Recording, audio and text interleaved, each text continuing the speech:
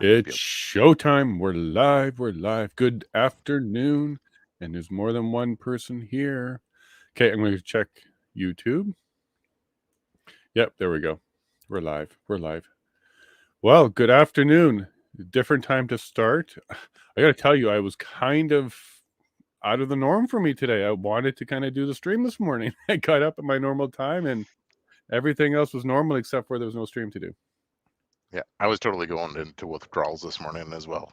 I was just like, Yep. wait a second, something doesn't seem right here. So I need my fix a chump at some point. Where's my yeah, fix a chump? Yeah, and I didn't get my morning break and my 2 afternoon morning breaks. Um, yeah, I kind of missed it all, didn't I? But hey, Arzario, you were here first. You joined us. You wanted to come and chat, and I'm really, really glad you're here. We went from 4 to 2, so make sure we're live there. We're good. Okay. So today I didn't know really what to do. We were going to do like a Brady Bunch thing, get a bunch of people here, which we can do. So if you are brave enough, go. Hi, Tammy. Go and take a look at the pinned tweet, and you'll see a link there. And from that, you can join the studio. And from there, I'll click a button and you can come live. Hey, Prairie. Welcome, Prairie. Did you have your farmer sausage? I'm obsessed, my wife says. I'm obsessed. Farmer sausage. Mennonite farmer sausage from Manitoba is great. Oh, Prairie knows. we get summer sausage down here from the Mennonites in near Kitchener, and oh goodness me, that is just fantastic. The pork or beef? It's a mix they actually do. So and just loaded with sodium though. Holy smokes!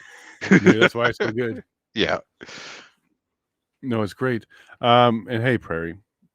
So we were going to do basically an Ask Me Anything. We can chat about anything. Hey, Mr. Green, welcome, buddy.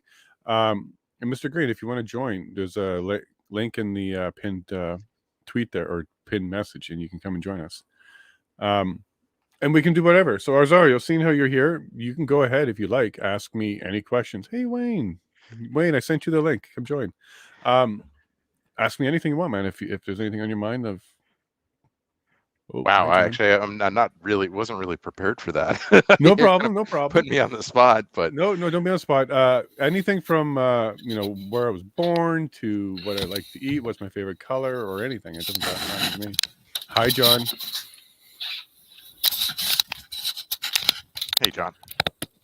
There he is. So we'll start with that. Jay, where were you born?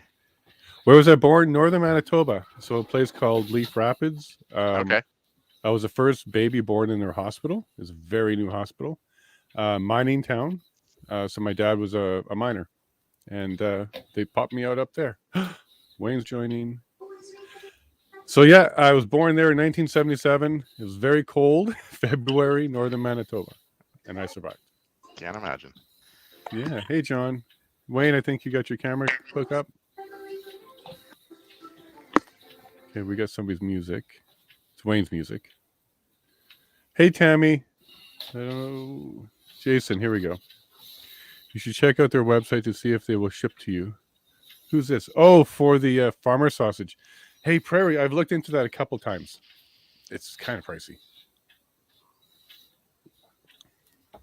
Okay, and we got someone else's sound. Is that John?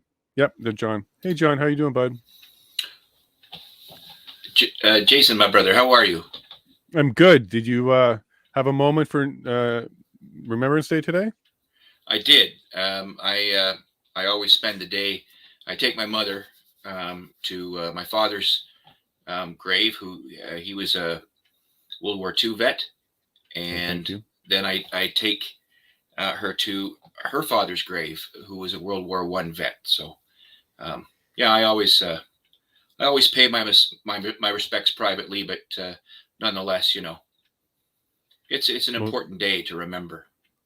No, thank you for doing that too. And Tammy, Feb 77, me too. Feb 14, Valentine's Day. What are you, Tammy? And Wayne, are you there, bud? We don't see you yet, and there's a mute microphone.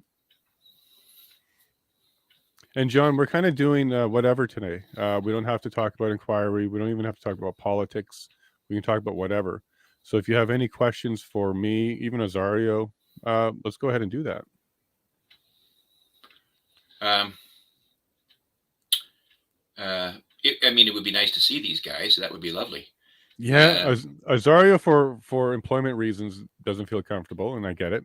Wayne will at some point, so I'm sure he's just working that out. Um, I mentioned, I know, Jace, you have a full dance card, but I mentioned to you before about making, this Partridge Family Brady Bunch episode a weekly thing. Mm-hmm. And it's something that I tune into. There's other podcasts on Fridays and Saturdays I tune into, really and truly just to hear other people's thoughts and, and other points of view. I believe that's a healthy thing to do. I don't always participate, but you run a tight ship here, and I really believe that you've got something that you can really run with. Thanks. You're a good moderator, and you know how to keep people, on track and focused. And I think that's very important. That's almost like a gift, really. Well, thank you, Wayne or John. That's okay. And also, sometimes these other podcasts, albeit well intentioned, sometimes they can get off on tangents, about personal things. Sure. It's probably not the place to talk personal business. But no, I've enjoyed your program. You've done a really good expose, and if you will, of this inquiry. And I use the term inquiry in a broad sense. Mm-hmm. But no, I thank you for that, and thank you also for being the guy that gave us insight into the actual convoy as it happened in real time. You were one of the few, and you didn't leave the front line, so you were there, and I thank you for that, John, because thank you. it kept me real. So I appreciate that tremendously. I will be replaying that over and over again, I assure you. Hey, Stunt, welcome, buddy. John, what's going on? Hey, you're here, buddy. You're here.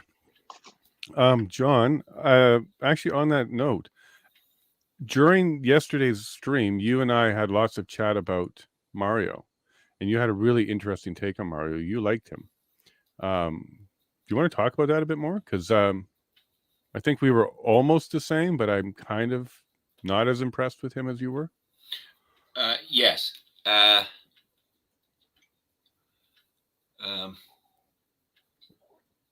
I mean, I suppose by now it's probably no secret. I am a retired police officer. Okay. And I was at one time employed by the same employer as Mr. DiTomaso. Okay. I didn't realize it was one and the same person. I believe he left the job as a superintendent. I didn't realize it was one and the same person until he mentioned that Bill Blair was a former supervisor employer. He used the vernacular. And then it dawned on me. Because DiTomaso, it's an Italian name, obviously, and my wife's Italian, but it's not a name you hear frequently. So it got the wheels turning. But the way he was sent there for a reason, and that was basically to represent the Ontario government and Doug Ford. There's no two ways about it, because he is a seasoned, for lack of a better term, presenter of evidence. And he knows, if you notice the difference between him and maybe some of the other convoy witnesses, that he did not run. He did not go on tangents.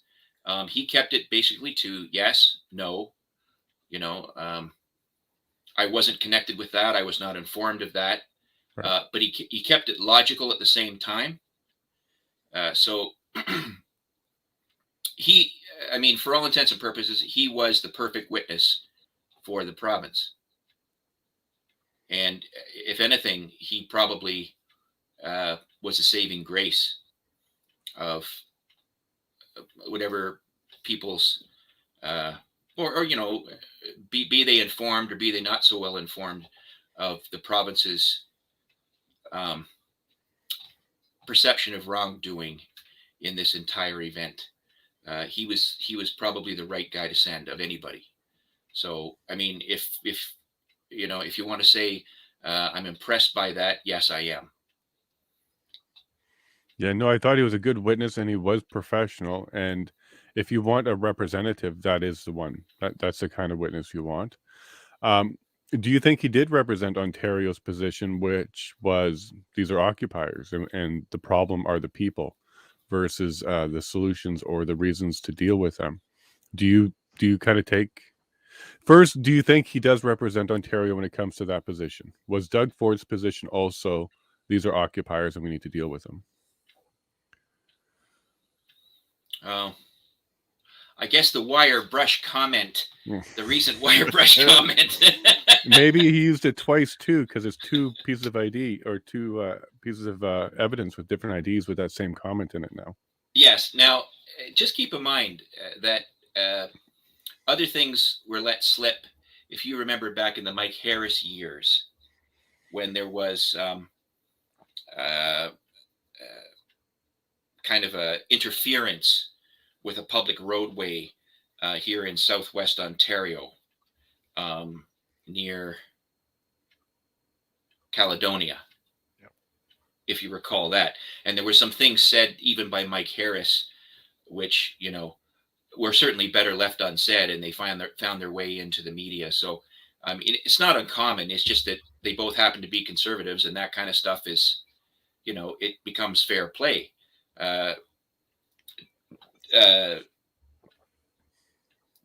My feelings of Doug Ford aside, Mr. Di Tommaso represented the Ontario government well, and their business. Right, like when they say we coordinated, we're part of the tri table or whatever. When they were cooperating and laying all that out, yes. But what about the position of they weren't for the charter protests; they were for the law and order? It becomes a thing, Jason, of it becomes rather, it's no longer black and white, it's gray. And it becomes very convoluted in that big scheme of things. Because technically, the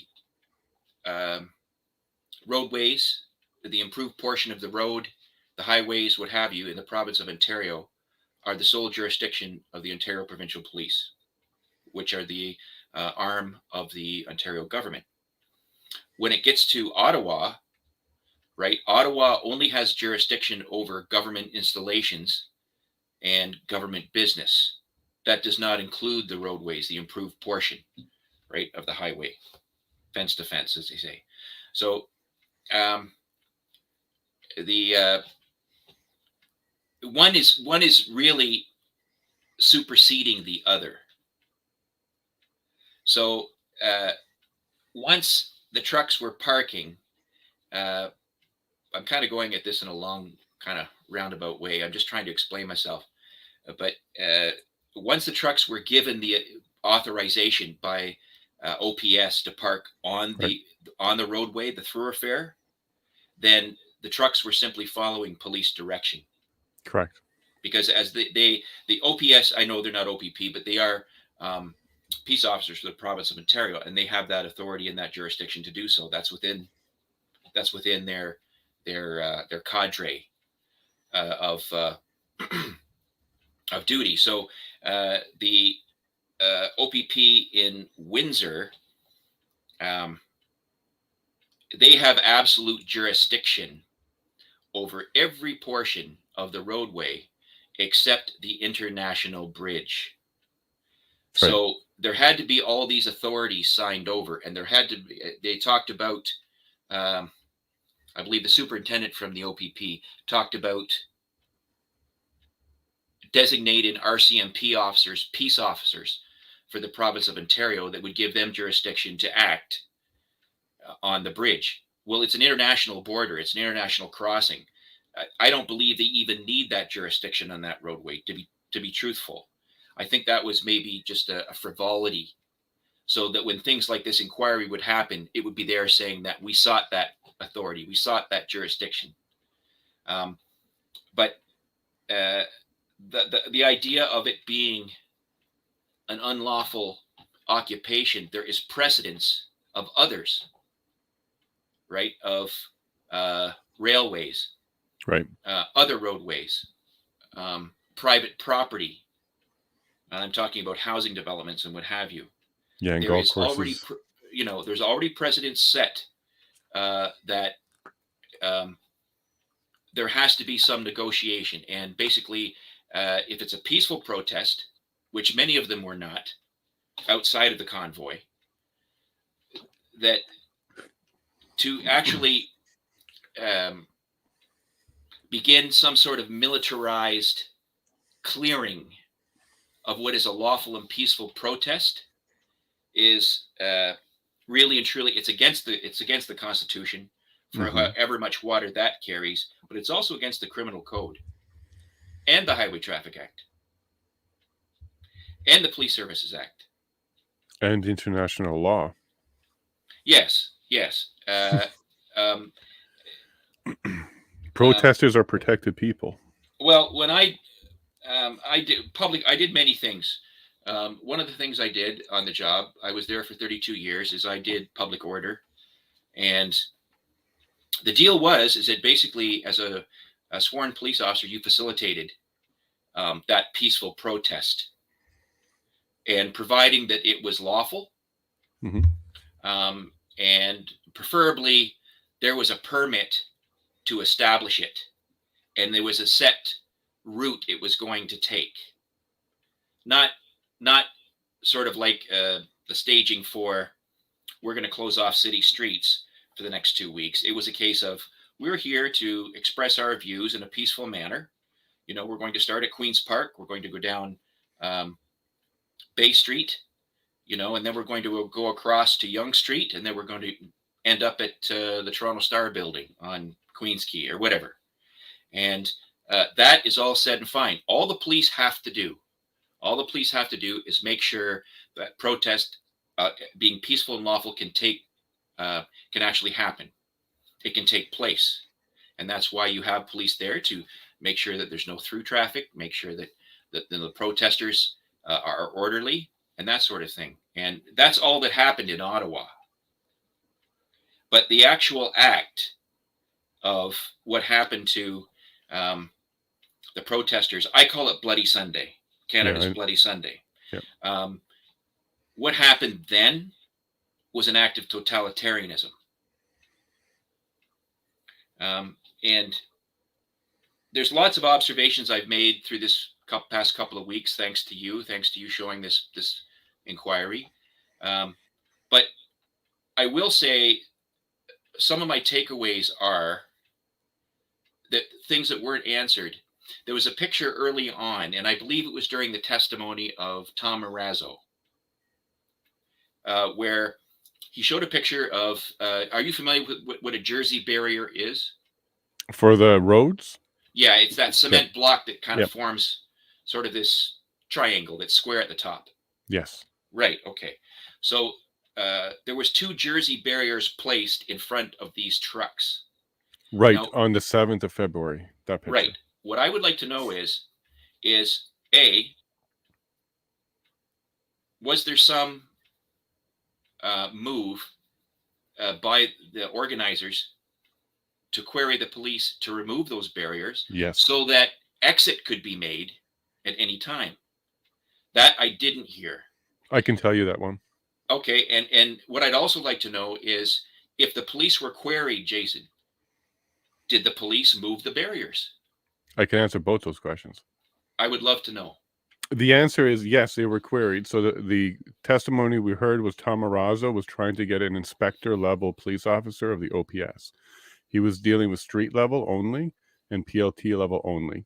Neither one of them were able to do anything. They both told him, we don't have the power to do it.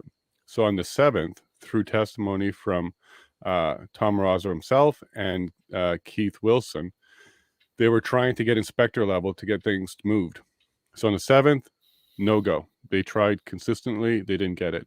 By the 8th is when they started getting responses. And nothing was still moved, though. The answer was we need approval from higher up.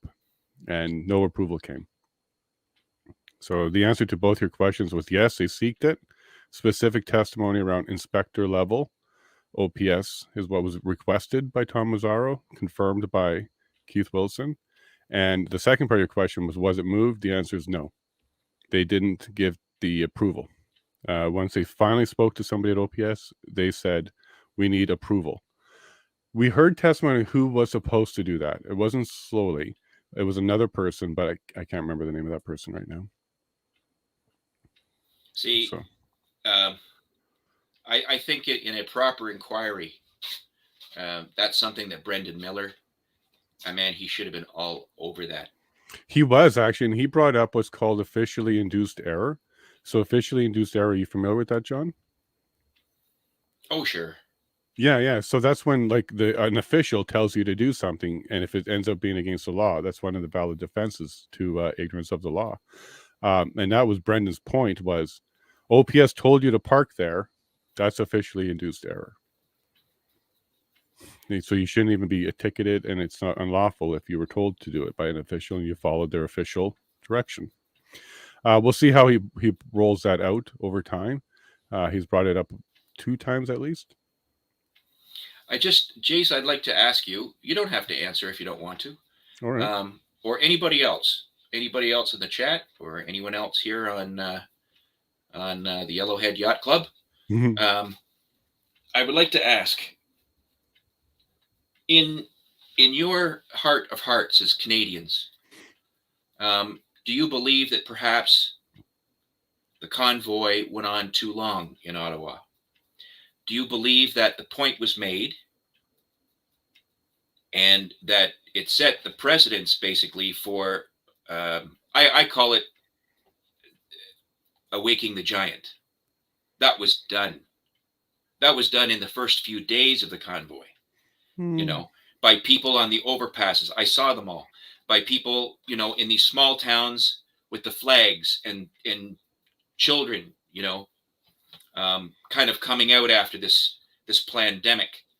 And for me, the point was made. They had established something, that hadn't been done in my lifetime. And I was proud of that fact. But I believe that maybe perhaps the convoy had proven its point. And then perhaps once those in the know, and I mean on the convoy side, got the word, like the hammer's coming down, let's call it quits. Let's get out of here. And we'll regroup, and we can fight another day. What do you think, Jace? Well, I'll start with, no, I don't think they stayed too long. What I think they should have done sooner was do the deal about moving the trucks out of the residential area, take the pressure off the residents and the businesses, and move the trucks to the fields and execute that plan sooner. Are you aware of the plan that the convoy was in the middle of on February 14th, which was to move the trucks to Van Cleek Hill and another farmer's field? No, I have no knowledge of that whatsoever. Okay, so I think that one's kind of key and important because that was an active plan that was being built and done, which all the trucks were leaving the residential area, taking the pressure off of the police, taking the pressure off the residents. All the trucks would be put, some of the trucks would be put onto Wellington with the rest in the farmer's field. And then the protesters would be bussed in indefinitely each day until they either gave up or the government sat down and talked. If we start doing things like saying, hey, here's your protest route, Bay down to King, or not Bay to King, that doesn't mean, does it? But Bay to Front to King over to Dundas or something. What would happen with the overspill? What if it got really big? What if there's way more people that showed up? And then what if the government is just going to play stalemate and they say, well, all we need to do is wait 2 weeks because that's the legal limit for protesting. So they don't even have to respond to us. They just wait the 2 weeks. I think John, at the end of the day, I don't agree with harassing people.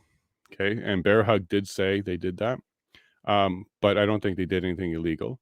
And I did feel empathy for the residents. And I did think that some of it should have been scaled back. And that's exactly what they were working on when the hammer came down. My opinion, John, was the government and Stunt, I'm going to go to you next, and then Rosario. But the government didn't want to set the precedence and the framework for an ongoing indefinite protest. And that's exactly what was being created at that moment when the EA came down. Had they just waited another day or two, they would have had the buses coming in with the protesters, and they would have been doing that for weeks longer. There'd just been a lot less trucks in the residential area. So, John, I do think they not only did they overreach, they shut down what was in the middle of being created, a very good, peaceful legal protest that everybody could have, at least on the police side, the city side, and the protester side, could have lived with. The federal government, that's a different question. But the city, the OPS, the OPP, and the convoy, and most of them, even Bear Hug, etc., were preparing to do an ongoing long protest. I think that's why we saw the EA come down so quickly and harshly, because we heard testimony yesterday that it was the evening of February 13th was the decision from the PM, and then the 14th it was being implemented. So it came down really, really quickly, and I think it was to stifle and stop what would have been, in my opinion, the perfect peaceful protest formula had they finished it, and that would have been busting people in. Now, Stunt, you were there, so you get a very different opinion on that. But what do you think about John's question there? Well, I don't think I also grew up in Ottawa, and I don't think that it matters whether you were there or live in Ottawa. The fact of the matter is, this is Canada's capital. And, I've owned lots of houses in the country. The city folks come out and then they complain about driving their car tires down the road through the horse poop. You do not move and live within blocks of Canada's parliament in the capital city and then complain about peaceful protest. That is not how it works. If you don't want peaceful protest within the law and constitution being a part of your life, don't live there. Just like if you don't want to hear trains, don't live beside a train track.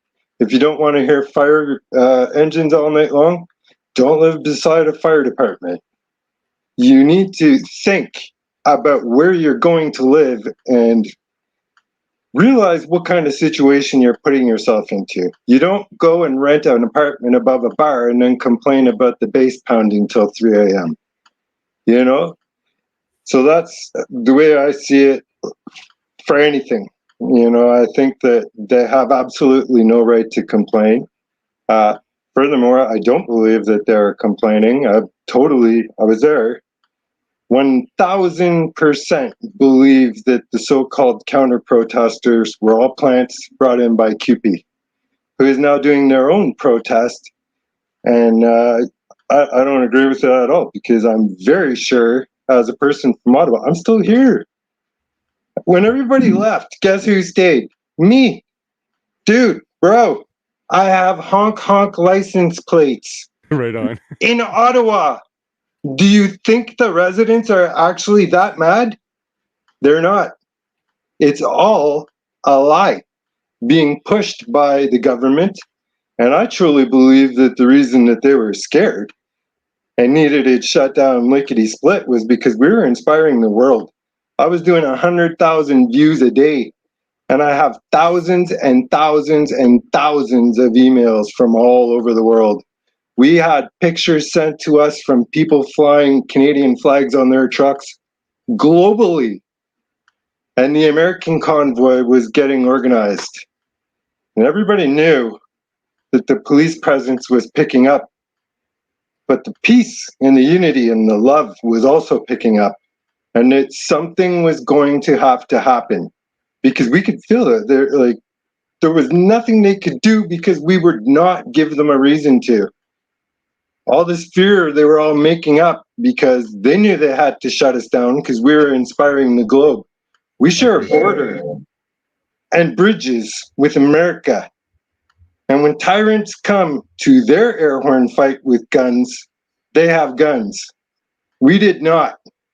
And it was no secret at all at the convoy that the government was going to have to do something dirty to shut us down because America was on their way to back us up. And it wouldn't be so easy to shut them down. And I think that that played a major part in it. It was Canada. We had trucks flying flags in Mexico, convoys. It was everywhere, man. We were igniting the world's most peaceful protest, and they were going to bring violence to it. They had no choice because it was spreading like wildfire across the entire globe. And it's still not over. It's still not over. I hope those people that didn't like our legal, peaceful protest, I hope they've moved. Because if things don't go right, and they're not, because the mandates are on their way back, there's going to be more protesting. And if they continue to bring dirty tricks to peaceful protest and start giving us maps and fields, we didn't need their fields. I'll tell you something, the people of Ottawa should be damn lucky because Operation Bear Hug never really happened. I live and have friends all over the green belt of Ottawa. There were fields of trucks that nobody ever got to see. We weren't allowed to go there and stream for the cops watching us what was going on, but the plan was if that convoy got shut down the way that convoy got shut down, this city was going to be choked off with the circular convoy. And what are they going to do then? Occupy? Occupy what? The city of Ottawa is damn lucky that they weren't affected because it was the cops that shut everything down. And for these Karens to be downtown in the Byward Market complaining about air horns at 3 a.m., first of all, it was nonsense. Vidstorm was doing night patrol there and showed it. There were not air horns all night long. The truckers had kids. Truckers needed to sleep too. It was actually pretty damn boring. At night, I was there waiting, always figuring that the tear gas and stuff would start at night. So I stayed there quite often late at night, and there was absolutely nothing going on except for me being embarrassed because I'm native. And the only thing to see was the natives eating out of the garbage cans at night because they were piss drunk and the barbecues and stuff were all shut down. That was literally it. Ottawa Byward Market turned back into regular Byward Market at night. It wasn't party all night long and air horns and stuff. It's not true. You know, like a whole bunch of what they say is not true. And I get kind of scared when people start thinking like it's okay to agree to protest routes, protest permits. Protest is supposed to be uncomfortable. And it really was not that uncomfortable. There was no churches burning, no statues being tossed into the river. The streets were literally cigarette buttless. I shit you not, watch any stream. I showed them every day. There was so much unity, you couldn't even find a cigarette butt on the ground. There was no homeless to be seen. There was no garbage. It was the most wonderful thing that has ever happened to Canada. And I'm telling you, it was like Woodstock. And if you weren't there and it happens again, you better get there. No matter what it takes. No matter what it takes, I'm telling you. And yeah, it ended way too early. Those people were there with a mission. The mandates are on their way back, so obviously the government didn't get the message. And we're about to be told to wear masks yet again. I've learned a lot since then, you know. It'll be a heck of a push this time back, that's for sure. It's definitely going to be a heck of a push. Because a lot of people have learned a lot since then. And there's not so many compliant people anymore. And if they think the convoys are over, they're not. You know, I can tell you for sure that there's things being discussed. That's awesome. Azario, we heard comments yesterday about hypothetical bombs in trucks and things along those lines. It never happened, and they even said hypothetical. We even heard a term like art of the possibility. And then you just heard from a man on the ground who saw the whole thing and was there the entire time, before, after, or before, during, and after. What's your take on John's question? I really pondered that over the last little while here, John and Jay and Stun. I was I thought about it at the time, and I was like, the time for you guys to leave was probably about 2 weeks in, and right after that point in time, you could have left with some credibility. And now I'm thinking about it after the fact, and I think that it had to come down to the invocation of the Emergencies Act in order to really show and display what the government had up their sleeve and what they were up to. And like this we're getting this whole expose right now of what the government was kind of thinking. They didn't want to engage the protesters, didn't want to have a conversation. And that was the thing that really stood out to me straight away, was that nobody wanted to talk about this other than the mayor trying to broker a deal of moving trucks. Like there was nobody from the provincial, and maybe the PLT teams were actually trying to negotiate a little bit, and some of that credibility got washed with Coventry Road and that type of thing. But nobody was really trying to negotiate. Nobody wanted to just have a conversation. And I think even somebody from the province, if they came in and said, "Hey, let's talk about what it is, that what it means to you guys. Let's understand your concerns. Um, can we come to some sort of negotiation here and potentially end this thing?" But that didn't happen, and I think that visibility to lack of negotiation awakened a lot of people. It really said the government doesn't want to hear this message.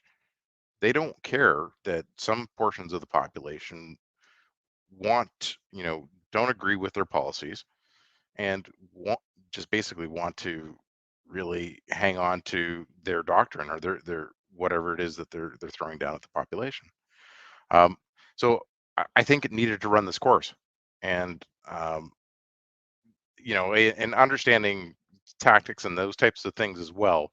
I think it's quite possible that there could have been a lot more potential incidents that were there, um, but it was the truckers taking the high road and not engaging, which drove all levels of government, all levels of policing absolutely bonkers, because they were waiting for something to happen and it didn't happen. And because as soon as something like that happened, then they're out. They were just like, okay, we can enact, come in with the riot police and break this thing up and take off. But nobody took the bait. And I think that was eye-opening for a good portion of Canadians, not necessarily all, because some aren't going to drink that Kool-Aid no matter what. But I really think that it had to run its course now. That's at least my position today. I actually like that. It kind of all had to happen the way it did, like a big chess game. Everybody had to take their moves, and the convoy was peaceful but taking strategic moves, and the government was signaling, but we had to wait to see what they did. Is that kind of where you're going, Rosario? Exactly. Yeah, it was back and forth, and as long as there wasn't an escalation of physical actions or anything like that on the ground, then you know you had a still remaining kind of in the constraints of a legal protest to a degree. You know, one everybody can argue whether this turned from a protest to an occupation and that type of thing. Um, but I neither here nor there. I still think that protesters had the right to be there to demonstrate the huge actions that the government was now placing on their lives and their livelihoods. That was, and nobody wanted to hear that, and that it's kind of disgusting on one hand, that a lot of our country folks dismiss that, like they didn't understand that so many of these people were directly impacted, and then they try to minimize it, and it just it wasn't ideal. I think the core message that was there was around the borders being now shut down to a group of people that had been basically busting their humps over the previous 2 years and deemed essential workers, Mm-hmm. and then now all of a sudden they're just being tossed out like trash. and I completely empathize with that, and I think it was the wrong move. I, I No, I still think it was actually kind of pushed on us by the U.S., but that's a conversation for another day. So yeah. Well, not only were they pushed away like trash, they even picked it all up. yeah, So, Mr. Green, it looks like Mr. Green Thumb is here, and you're an Ottawa resident. And what was your take? We heard from Stunt, but Mr. Green, what about you? Did you find they stayed too long, not long enough, proportional response, not proportional response? As somebody who lives in the area, what were you thinking, Mr. Green? I'm still downtown protesting almost every Friday and Saturday. C'est So, bon. Is there an accent there, Mr. Green? oh yeah, I'm French from Quebec, and I came from an authoritarian regime in Quebec, and I lived in Ottawa for 26 years. Um, I got considered at 9 years old as a criminal in my own province, where it kind of killed my everything, all my potential and all that. I had to relearn how to do things, which give me the perspective of the other side of the law, which it helped me do better with myself because I'd probably be down there doing bad things still because it's what needs to be to survive in the Quebec province, it seems. And it's going worse and worse and worse from what I'm hearing from my friends that are all moving across the country. I came here to Ottawa and I realized here the police officer are some of the nicest, other than the OPP. All the people that I know that are driving have problems with them. But Mhm. I never had a problem with an OPP, an RCMP, or an Ottawa police. And 26 years I lived here. I must be doing okay. Yep. I learned to go and learn I didn't learn a law degree, but I sure studied the whole library. I had times and I had a grudge against society to realize, well, it's not the authority that is my problem, is the law that's behind the authority. Because in Quebec, what we saw in Ottawa is exactly how Quebec City is every single day. So That's what. this wouldn't have happened in Quebec City. You're saying that they could have Oh, rolled it in there. happened many times. The I was charged many times to be in protest in Montreal, Quebec. Most of those places where I went turned into riot because the police are using those type of law to control the people, and they know how to push people down there. In Ontario, I never experiment that. I never experienced that. And I thought that was great until it came back to my doorstep because I live 25 minutes from downtown. So I'm not that far. And I realized that in some way, it's it's many questions together to ask if they should have stayed longer or not. If my opinion, they should still be there because our point didn't get across. There is still coming back with mandate, and they're still coming back with the mask. And I heard Ford mentioning that they're going back with the next jab, and now he wants the flu jab on top of that. And eventually it's like, how many people, like, I'm a medical patient. I got all my medical document, and the one thing I learned about all the medical document is you can't talk about it to people. You can disclose some stuff, but you can't talk about it. Well, what your doctor tells you, you keep it to yourself. But now I'm realizing for the last 3 years, that's all, like that law that was there is kind of been stepped on. Meanwhile, it's our human right to have those. It's not just the Constitution. The whole world agree on some type of rights that can never be taken away. And it's been many years now, not just in the last 3 years, but it's been what, almost 30 years now. I'm an advocate. I'm fighting against all the injustice in the world, and I'm looking at it, and now it's right at our doorstep. and we're kind of fighting it, but we're wondering how it happened. Industrialism happened. We let corporation take on the world. Now they own everything. Can we really fight it back? How long is it going to take for people to revolt? I think those are also a lot of good question on. I think that's what the government was trying to do. It's to find out what's the tipping point here. So that's why I'm saying I think the convoy should have stayed longer. Should the horn be louder and all that? Like I was downtown, I thought it was amazing. I love those guys for coming down because they give us something that most Canadian, after being stuck inside, lost. It's being an individual, and as an individual, we're allowed to process stuff. Mm-hmm. A- And go ahead. Oh, go ahead. No, I was going to say, because I was going to move to Charlie next, because what you're talking about, I think you're right, Mr. Green, that they were trying to find where our limits might be. How far can they push? What will we put up with? What will we accept? What kind of limits? Charlie, you fought for us. You're one of our heroes.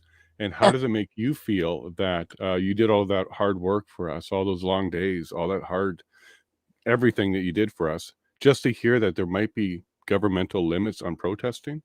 How does that make you feel? Well, can you hear me? First of Hi, all, by the way. Yes, you sound hi. great. I've never done this playing before. It's kind of interesting. Welcome. Thank you, and thank you for doing this. And hey, stunt dummy, honk honk, and Alex. Honk honk. um, as a Hello. vet, I'm going to say I was really disappointed in our government and actually in our Legion as well. When James Top marched across our whole country and the Legion turned a friggin' veteran away, I was scratching my head. Like, I didn't think that could happen or was allowed to happen. And so this is the first year in, oh, I don't know. My parents probably put a poppy on me when I was 5 because I come from a long line of vets. And this is the first year I wouldn't wear one and I wouldn't give them a dollar. And I feel really bad for the vets that deserve it. But I also am, I chose a side on this protest. And first time in my life I've ever expressed my political views. And they're not really, I'm not giving away anything really other than I think Trudeau is a tyrant and I think he needs to go. And Ottawa, I went as a single woman to see what was popping for my own eyes. And not once did I feel unsafe. Not once. I was downtown alone at times. And well, I mean, I can't say alone. Clearly, there was people everywhere. But, and I also lived in Ottawa when I was younger. And in my university years, I used to go to Ottawa to work. And I went to Canada Day, and this was like a big Canada Day, but on steroids, and a hell of a lot cleaner and a hell of a lot safer. And I will say though, when I went to Ottawa, the honking had ceased because of the order that they were put, you know, to shut up and stop honking. So I didn't get the honking, but I certainly got the Jake brakes and some other noises that came about, and the atmosphere, I'm going to say. And I was also there when the barricade was taken down around the memorial for the veterans. Yeah. And I was pissed off they put it up in the first place. It's never needed protecting. And why don't you ask that Nathan fella who got shot guarding the cenotaph? Why don't you ask him? Hey, oh, you can't. That's right. So all of a sudden we're going to put a fence around a friggin' no. So, and it was taken away, and the same as every other day happened at that memorial, only better. Like, there was a man on his knees scraping with a credit card the ice off of the spelling on that war. I mean, I was really brought to tears. What, like, just the atmosphere, the energy, like the vets that were there.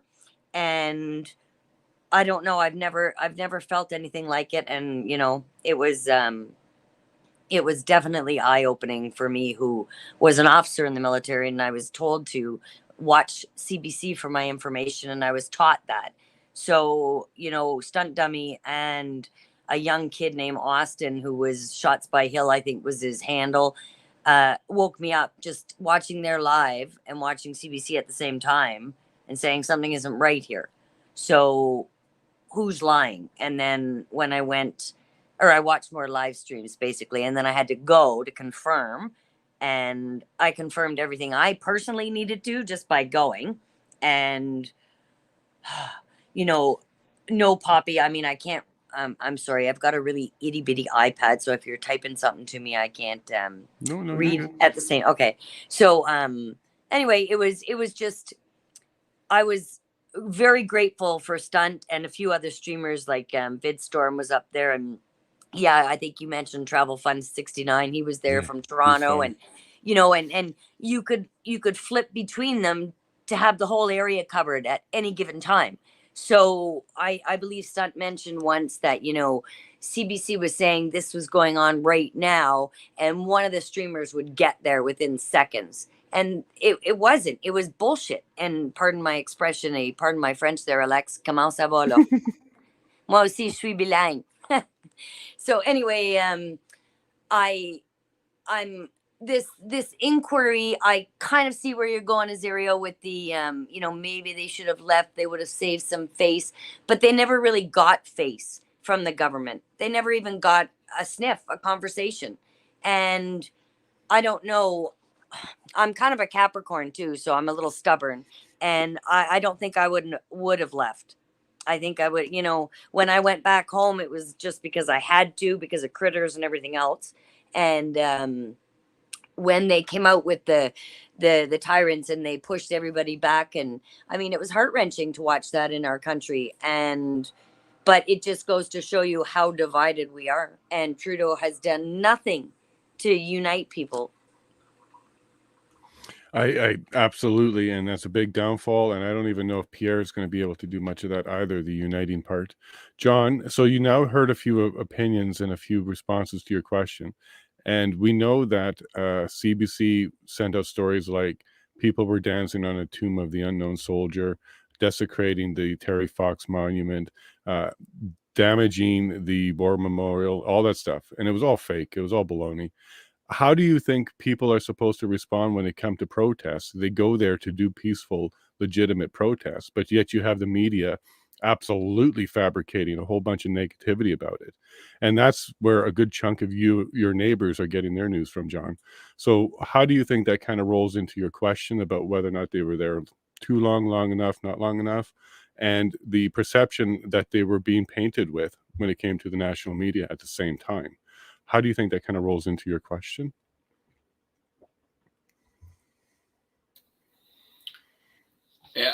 I will say, Jace, that everybody here, there's no wrong answer. So everybody has a right to an opinion. And I'm so glad to hear a variety of opinions, because that's what's most important in this country.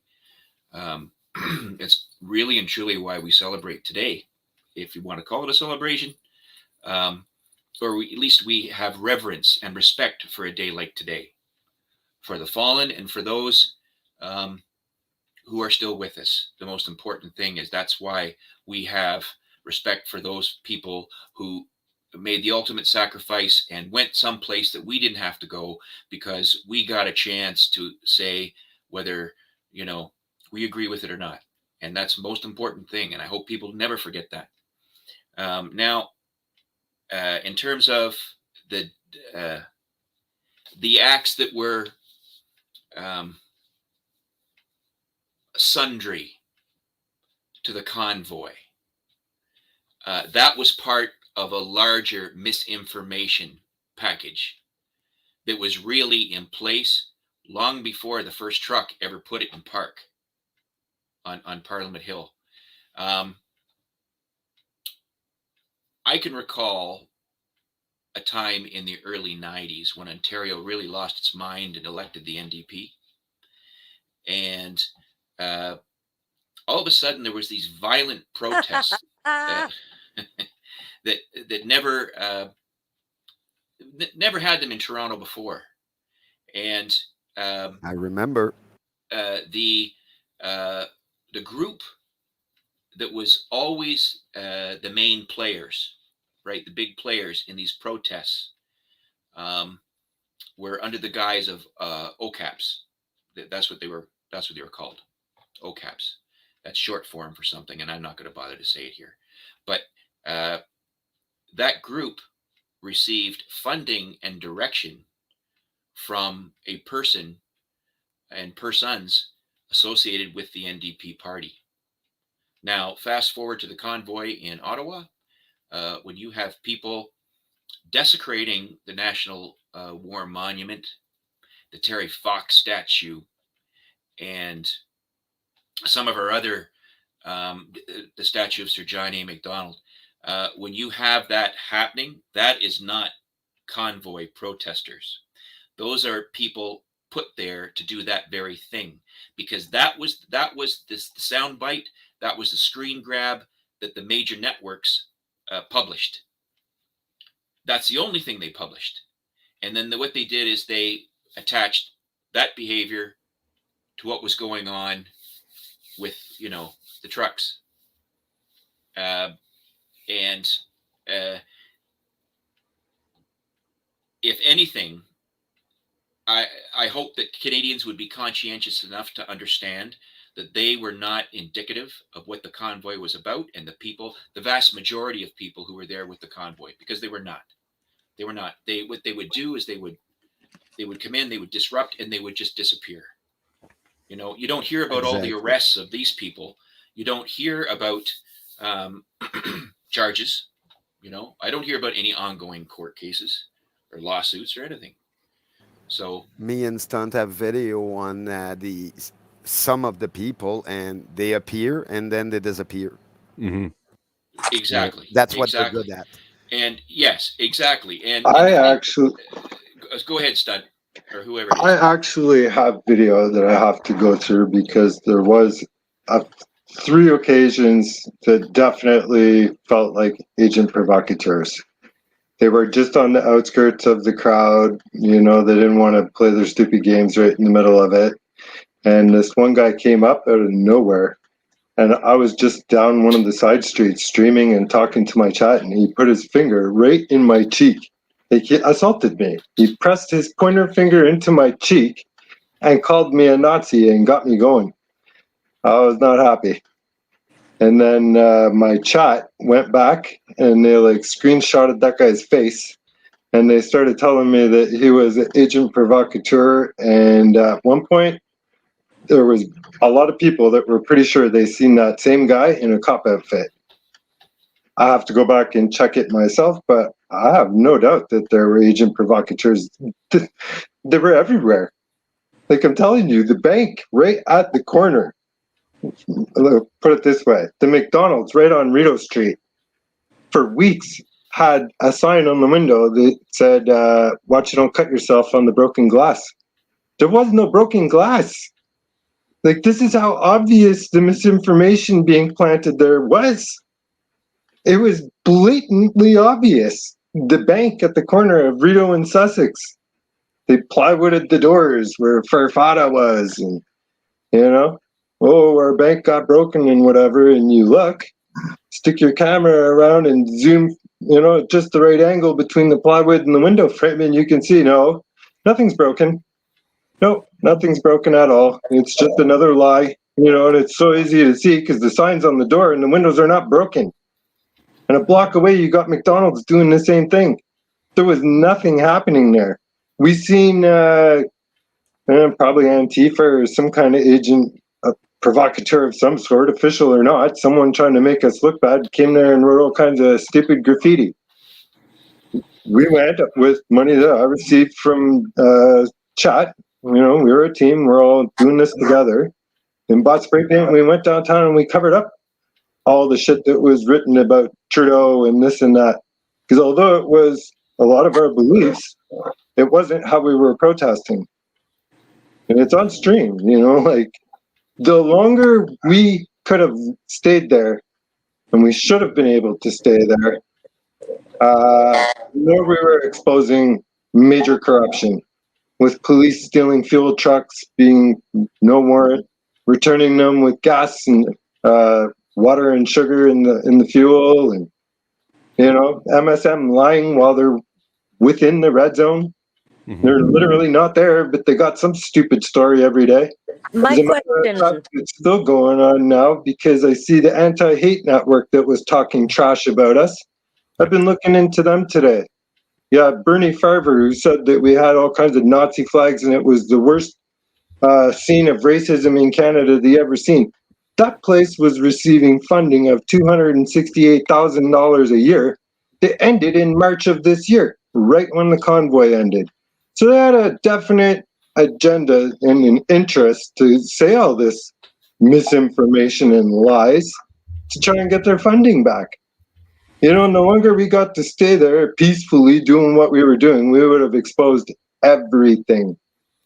Well, here's the thing, Stunt. Maybe you did. So the psyop was to give misinformation, was to demonize you, was to vilify the entire convoy and protesting group.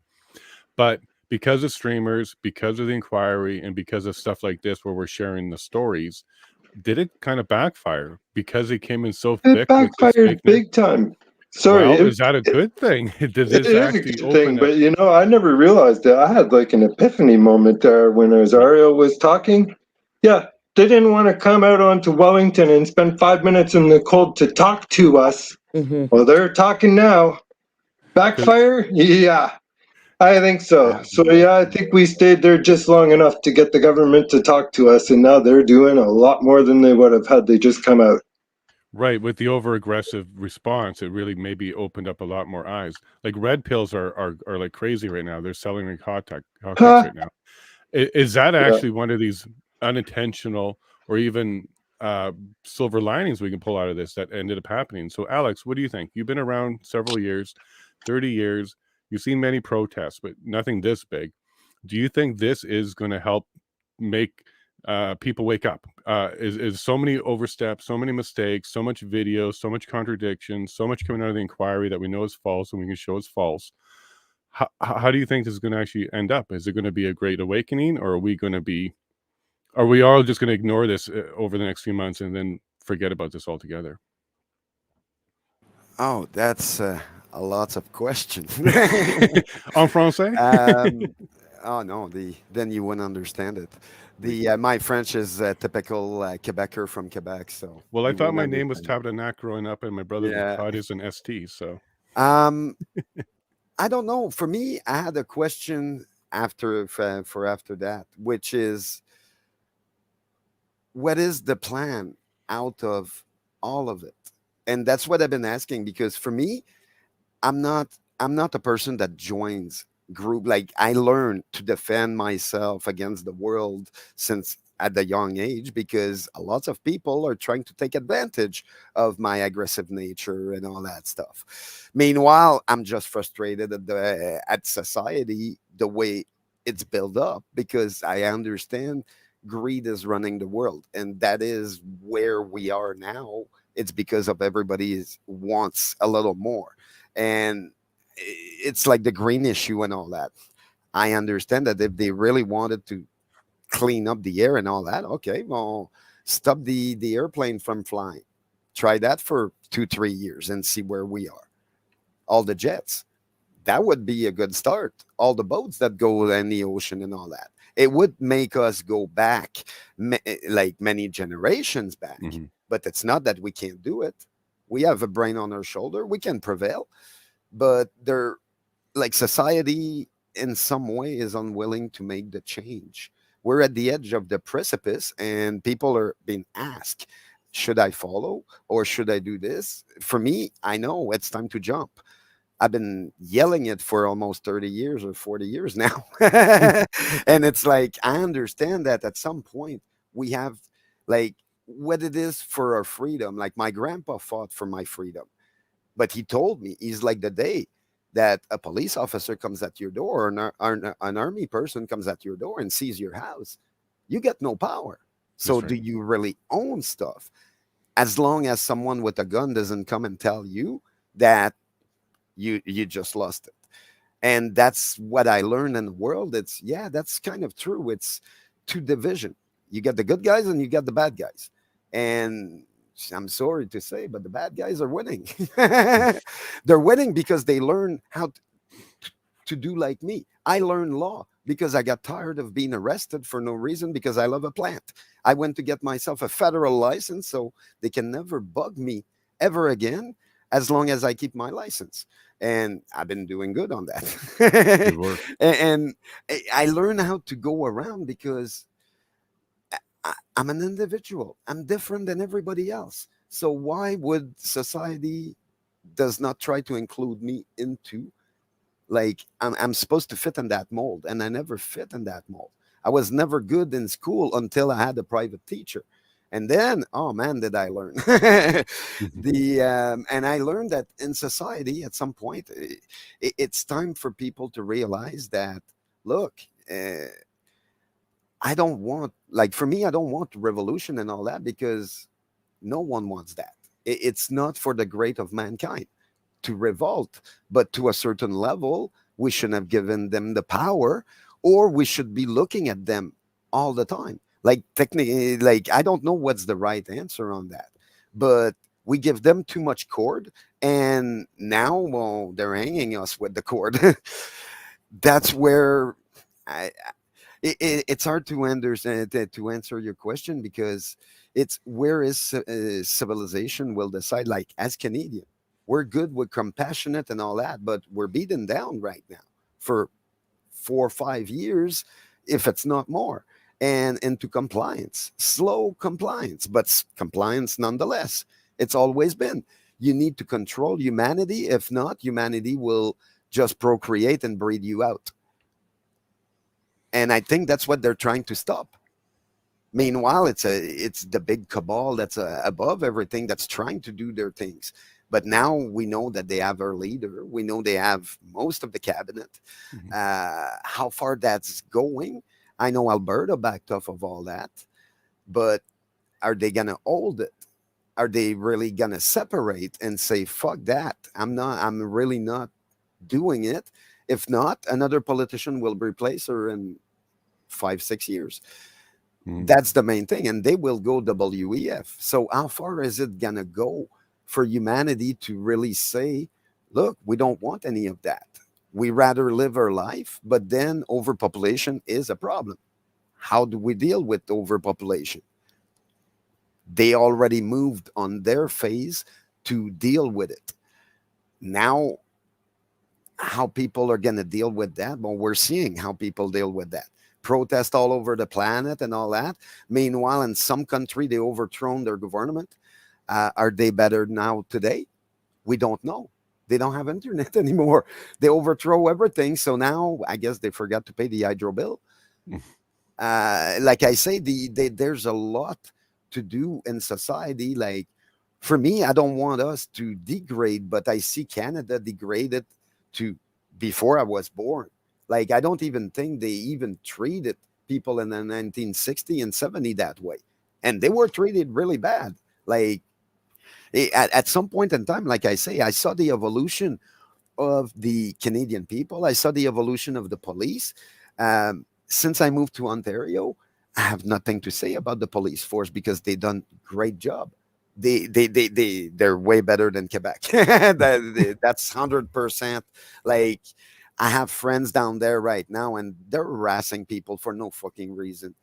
And it's just, oh, well, we need to know who you are and why you're walking on the street. It's like, what the fuck? Like, to a certain point, we need to, like, but for me, that used to happen all the time until I moved here. Here, it doesn't happen. But what I saw at the convoy, the way they were dealt with, it's like, well, we bring trucks and we bring peace, and we get answered by the brutality again. Are we in the 2022, or we're back to the old age where we all get beat up by clubs? That's Jeez. more the like that's where I think we regressed a little in the law system, as now they just did what they thought was right, and they didn't even ask questions. It's like, yeah, but we got hundreds of law that are built so that shit don't happen, but they didn't give a damn about it.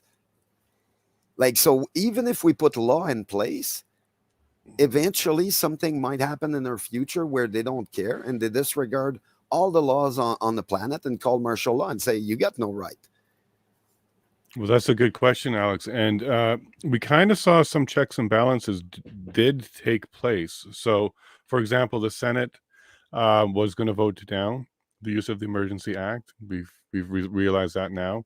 The OPP commissioner would not agree with the OPS's plans to do snatch and grab and other things. We had the MTO say no to using the way stations to slow down the truckers like Quebec and Manitoba did. And we even saw the army in Alberta and on Ottawa say no to being used as resources to use against protesters in some ways. So there are still some checks and balances that I think did step up and kind of help us a bit, because had any of those or all of those gone the other way, it would have gone even way worse for all of us. I have So a question on that. yeah, go ahead. Did they do that because they see the ship is sinking, Which one, the or they Senate? did Which that one? because since the pandemic happened, part of human civilization lost their compassion, it seems.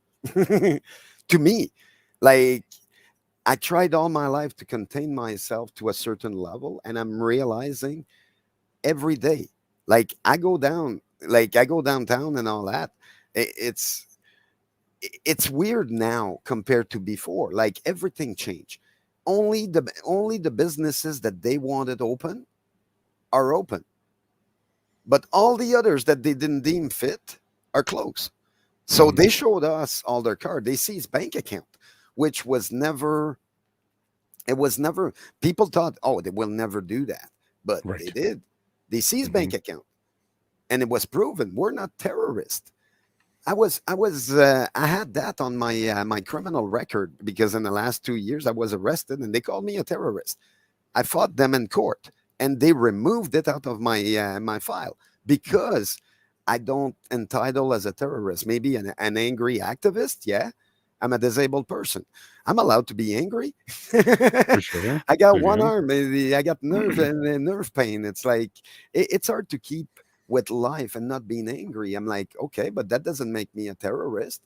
And then they're like, no, but you were there on that day and that day and that day. Your phone shows you there. I'm like, yeah. I didn't see any crime being committed by having a truck park on the street and having Mhm. a whole bunch of people offering me food because I was hungry and ODSP don't pay enough. So yes, I had no money. I went there to get fed. Like, for 3 weeks, I was happy. My roommate came with me and all that. And all we saw was love around us. Meanwhile, as a person in Ottawa, I was so angry. Like, me, I wanted to shake the whole castle. But I realized I'm like, I'm a Canadian like everybody else. I've been to many Canada Day in Ottawa. This was, it was different atmosphere. Like, Canada Day in Ottawa are not that festive. Like, people in Ottawa are kind of boring. I've been here for 26 years and I'm telling you, people lost the cheers. And now it's turning into, it's or they agree with us or they don't agree. And I'm like, that's what I was talking with a friend today because he's a business owner here. And he's not vocal about the stuff because he owns a business. He's like, look, I'm flying under the radar here. He's like, I don't want any trouble. I'm doing my little thing. And I'm like, he's been doing it for 20 years. He's got licenses and all that, but then he doesn't want any trouble. And I'm like, I understand, but since when that became a problem? You're not doing anything illegal. He's like, no, you're paying taxes. He's like, yep. Well, there you go. Don't worry about it. And it came to the normal business owner in this city in Ottawa are afraid of what is going to happen. Meanwhile, now we just got a new mayor. So things are looking up better as far Mhm. as I see. Two of the street downtown got reopened. That's what I was telling Stunt last week. Two of the street downtown and the market got reopened for they like it's vehicles on them instead of being just chairs parked on the side of the road where they can party. And that's where the Freedom Convoy keeps going. When every Friday and Saturday when they do the protest, they go down there. But now it's a normal road, so now it's kind of back to the usual. I wouldn't be surprised if they remove the blocks. I think for today they removed the blocks because they needed vehicle to go through. So eventually, I think that the it's reopening slowly, but it's 4 years too late at this point. What about all the businesses that are shut down? 90% of the business in Ottawa are shut down. Well, not 90%. It's more A like, large piece. yeah, it's more like 40%. But the whole downtown is paralyzed by that stuff. All the Well, business that used to be there for 30 years are gone. well, Now it's it's like that new across business. Canada, though. Yep. Across Canada, lots of businesses are closed down. Now, Charlie, sorry, Alex. Charlie, as a vet, first, do you mind sharing a little bit about what you've done? If you know, were anywhere, deployed or anything like that. If you want to share any of that, go ahead. And I also want to ask you, how did it make you feel to hear Alberta RCMP say, "Hey, we wanted to use Canadian Armed Forces, their equipment and their people"? How does that make you feel to hear a police force in Alberta asking about using Canadian forces on soil in Canada? um to me, that's basically when you there is no law when if you've gone to that extreme. And the police and the military are both trained very differently. And hmm, hmm. turning veterans against their own people, I think, would be one of the worst things you could do to a soldier, a serving person. You're putting him in the middle of a moral conflict.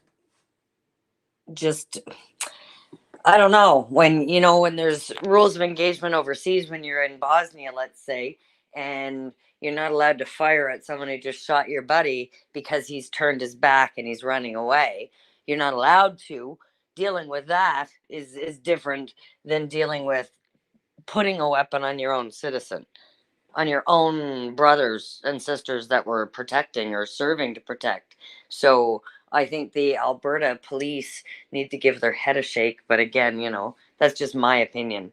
And I've tried very hard for the last 8 years anyway to ignore the mainstream media and not really pay attention to the news, because I found it's nothing but propaganda over and over and over. It's not what it's meant to be. And as far as service out of country, a few times here and there. I was also I've been happily divorced for 12 years, and my ex was a soldier who served overseas in Bosnia twice. So I'm going to say I did too, only because of what happened throughout. And my brother is very damaged due to his tours. And and my son now too is he was in Latvia, by the way, before there was a Ukraine Russia conversation in Canada. He was serving already as a Canadian soldier on Ukraine soil. So to say new is also bullshit, because why were we there long before it was spoken about? They were preparing back then. Yep. Well, It's like John mentioned, since the 90s, it seems the government found a way to use radicalized people and radicalized group, which at some point, yes, part of Antifa or whatever they're called. But then you look at it, and part of those people, I'm sorry to say, but they're part of the NT8 network also. The NT8 network was at the convoy, filming as much as they could, taking pictures and all that. Meanwhile, they're saying that no, they weren't, but at James Top, I was there when James Top arrived, and I got it on film that eventually the the NT8 network was across the street with the LGBTQ community, which I have nothing against, and they were there quacking in the middle of James Top trying to pay his reverence. And they were just using like the little bad tub, little quacker there. The duck thing. Yeah. They were using that. Meanwhile, it was funny. It lasted maybe 5 minutes, and then everybody yelled freedom so loud that they had to leave. The cops took actions, but the cops looked at them for 5 minutes. They didn't do anything. Meanwhile, that's one thing I never saw in Ottawa. It's a cop not responding to his duty as a police officer to help people and to diffuse conflict. And that's the one thing I didn't see No, for let's the turn to convoy. yeah, let's turn to John on that question because John's an Yep. ex or a police officer. John, could you, via orders, be told to advance on peaceful people? And if you were given orders like that, what would you do? I'm retired, by the way, Jace. Okay. Okay. Okay. In regards to your original question about you said the RCMP requesting Canadian military equipment, Equipment, yes. right, for the purpose of suppressing civil disobedience. Well, I don't know if they would use it to suppress, but they wanted to use it as part of their operation. Whatever that operation was to move equipment or whatever. Intimidation. For sure. Like, I don't want to go there and say they're going to use it against the people because all we Right, really right, heard right, was right. a request for equipment. I have a picture of their Okay. headquarters where they were located downtown, and that's where they were coordinating most of the thing. But then the Ottawa police at that time didn't seem to take orders from them. So it was three entities acting on their own, and that's why they're in the inquiry. One, like they're not as the police service, they're there as individual services because every one of them had different orders. So, Green Man, have you been watching this conflict in the Ukraine? No, I don't have cable, but I have a friend that goes crazy about that. I know Okay. about Ukraine and Russia for a long, long time. Like I knew So, we were down there in Bosnia and all those places. so you're aware, right? You're aware Yep, that I'm basically. aware. Oh, okay, so let me give you an example, and so everybody else could understand. Uh, the RCMP using Canadian military equipment, right, is the same thing as the Americans giving Ukraine their military equipment, their modernized military equipment, to fight the Russians. So in the grand scheme of things, the United States is not at war with Russia, but their equipment is. So it would be the same as the Canadian military allowing use of their military equipment by the RCMP, which I understand is lawful. That in fact, that would mean that the Canadian government is not at war with its people, but its equipment is. So Actually, I saw that in effect at one Stanley Cup in Montreal long, long ago, where the police asked for the LRAD and they ask for a militarized vehicle so they can contain the protester outside of this the stadium yeah, but because listen, Green Man, you can't bring hockey into the equation, buddy. This is Canada, for crying out loud. Completely different playing field. oh yeah, no, I know I'm just saying that that's Go where I Habs, saw the go. truck deployed. It's they brought that for the Stanley Cup, but it's got nothing to do with the hockey part. It's So more after the hockey. the Canadian Constitution does not allow for actual military personnel uh, uh, serving military personnel to act as a suppression, um, uh, a suppressive ordinance against lawful sovereign Canadian citizens. The Constitution does not allow that. So it doesn't say anything about the use of Canadian military equipment by other entities. So, Jace, to answer your question, it was an intimidation tactic. It really what it was.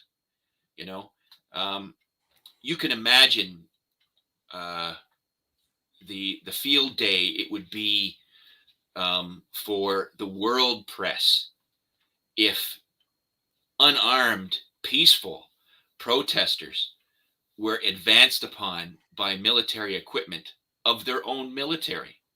Oh my goodness, right?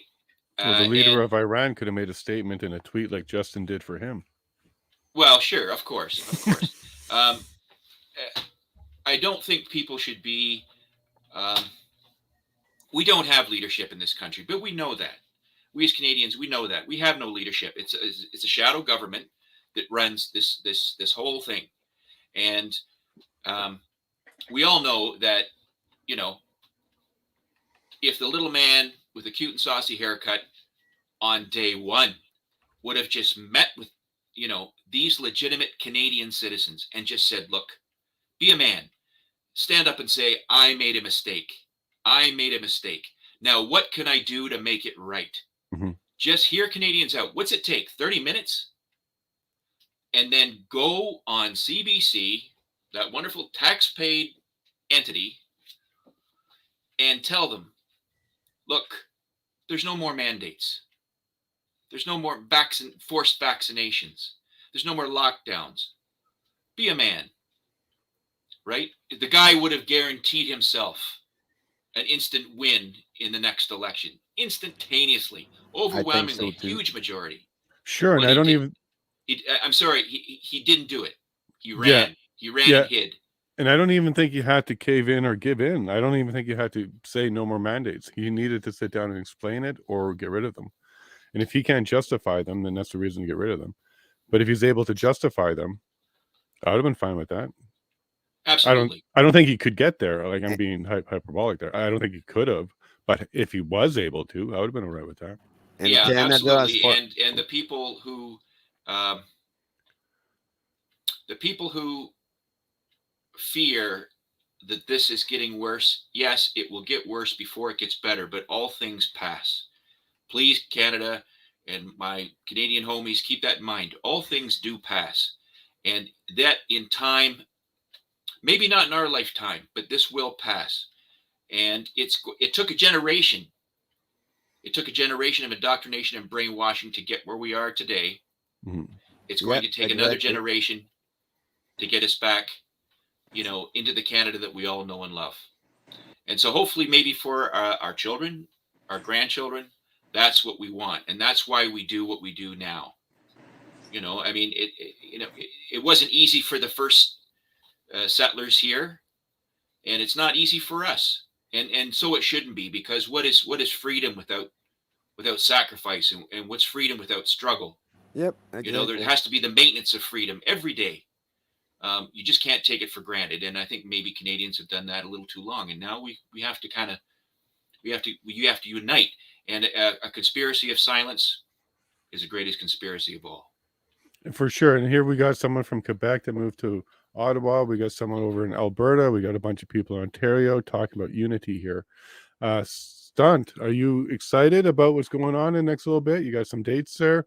And do you think, with what John and what Alex and what Charlie has been saying, that there might be a little bit more fight to do, but maybe this is starting to turn and maybe we are getting close to some victory here? What are you thinking, Stunt?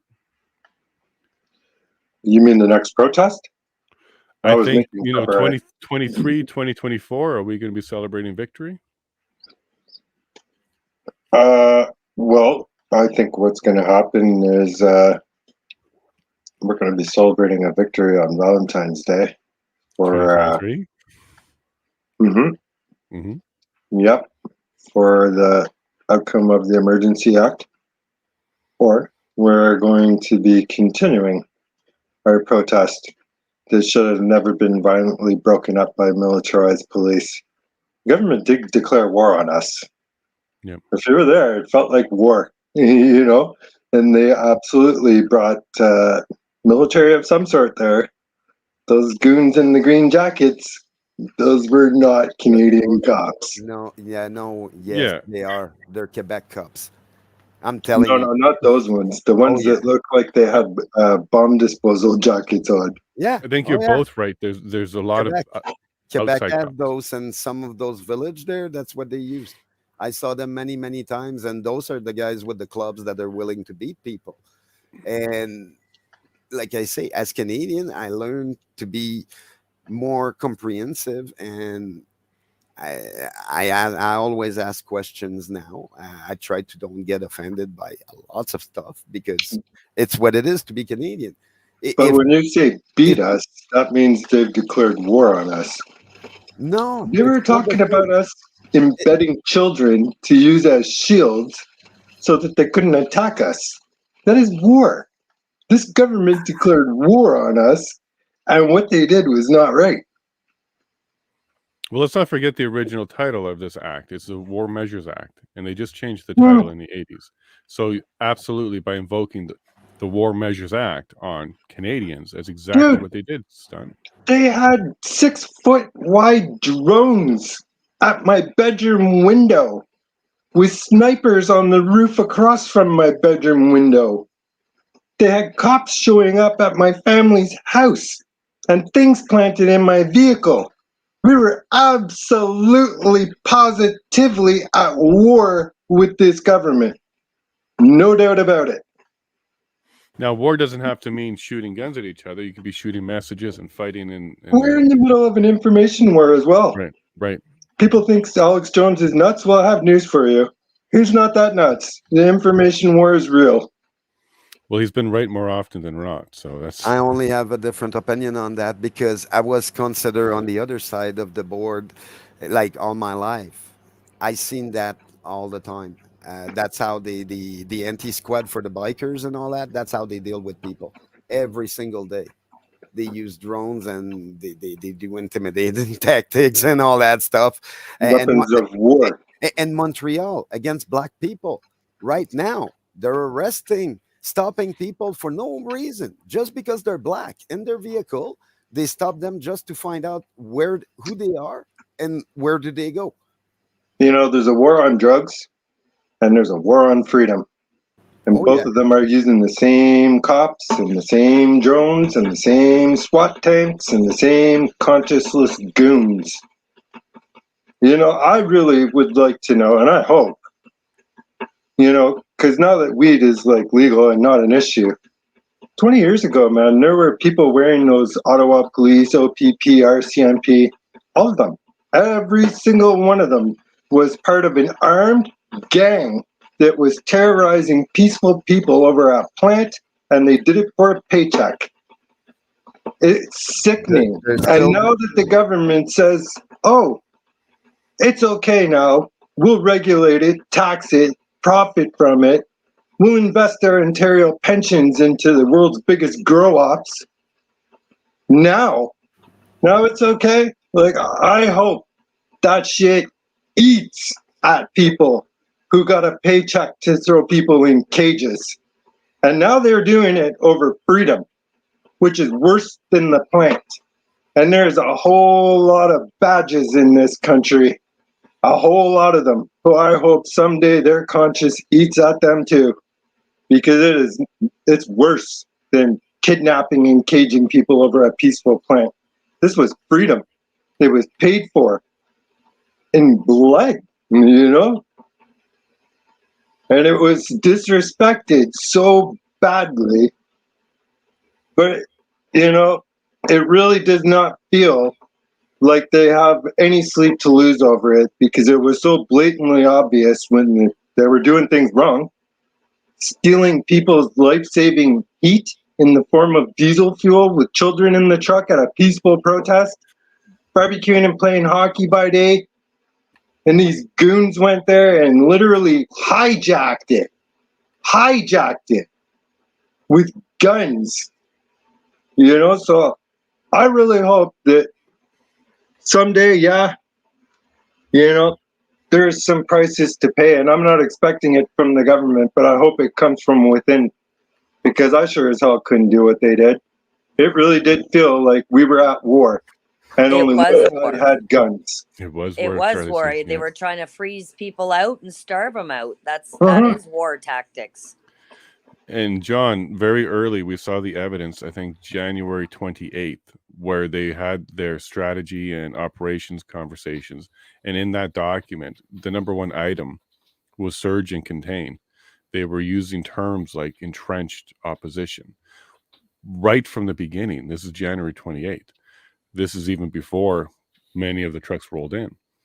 So I agree with Stunt, and I agree with Charlie and Alex right from the get-go, even before the truck started in BC and Alberta. They were preparing for war against its own people. Do you see it that way? And if so, what if this happens again and now we are aware because they've tipped their hand that they're looking at it as a war? Should Canada be passive? What do you think, John? In order, first of all, Eleanor, that's not a rifle. Yeah, it looks like See, a hockey stick. it's a CCM hockey stick attached to an Ontario flag. I used that for some political business back in the spring. Um, um, now, in order to declare a riot, you have to be able to articulate that the assembly has become unlawful. So those are the words you use prior to any policing action. Mhm. In order for for when these inquiries come up after the fact, it can be demonstrated that in fact these circumstances existed, and that is why these actions were taken. I will say, secondly, that police officers of my generation, we never signed up to be Big Brother. Um, there are two men who are still on the job, good friends of mine, and neither one of them public order members, and neither one of them wanted to go to Ottawa. And they made it clear, I'm not going. I'm not going to be part of this because this is not what I signed up for. And they were basically threatened. One was threatened with loss of promotion because he was on the list to be promoted, something he'd worked very hard for. And the other was threatened with Police Service Act charges if they didn't go. They didn't For have the option of simply not going. Sure they did. That Sure wasn't they did. not for the organization I worked for. They had no option. Why And why is quitting not an option? I well, was a mechanic in a career that is completely riddled with crooks. God bless you, Stunt. You know what? You know what I did when I couldn't fix it? I quit. I Here's would not attach my name to here's that here's a corrupt circumstance. Here's a crap. circumstance, Stunt. When you spent 25 years of your life I have. working. Just a minute. I When you have.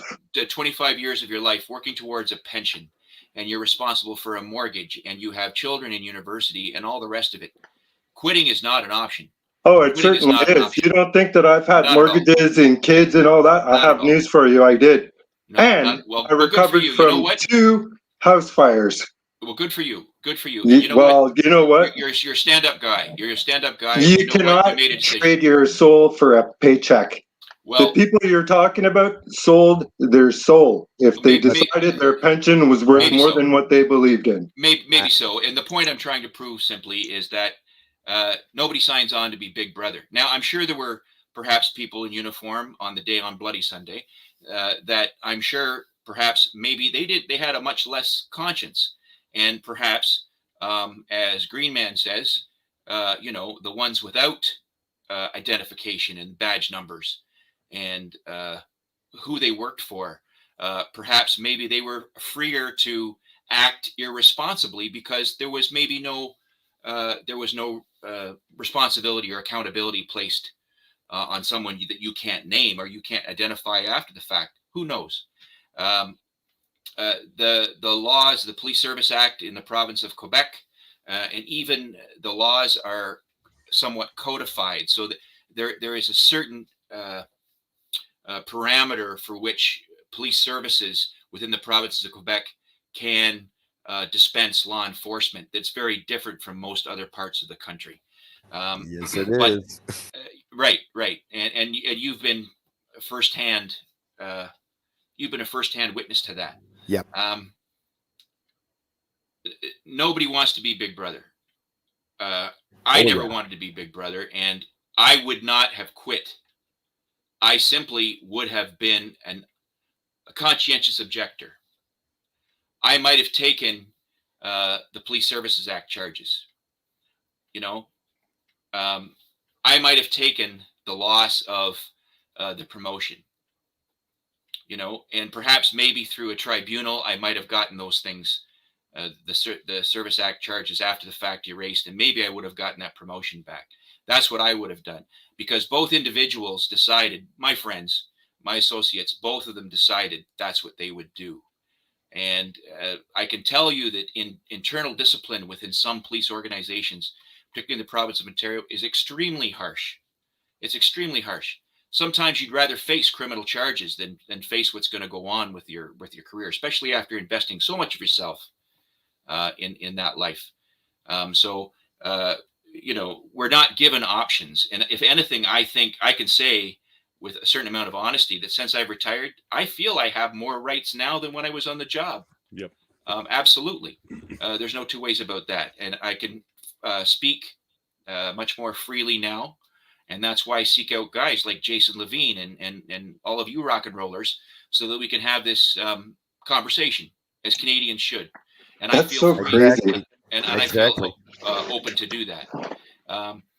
Just So today, I said I felt like I have less rights because I'm a streamer, and I feel like I'm constantly under the possible threat of a CBC article or something. well, And we the all are. C11 and stuff. Yeah. We all are. Everybody is feeling it everywhere. It's Yeah, just but being a cop, you would it feels definitely like feel like we're less living in rights. Cuba, but thinks about the Cuban.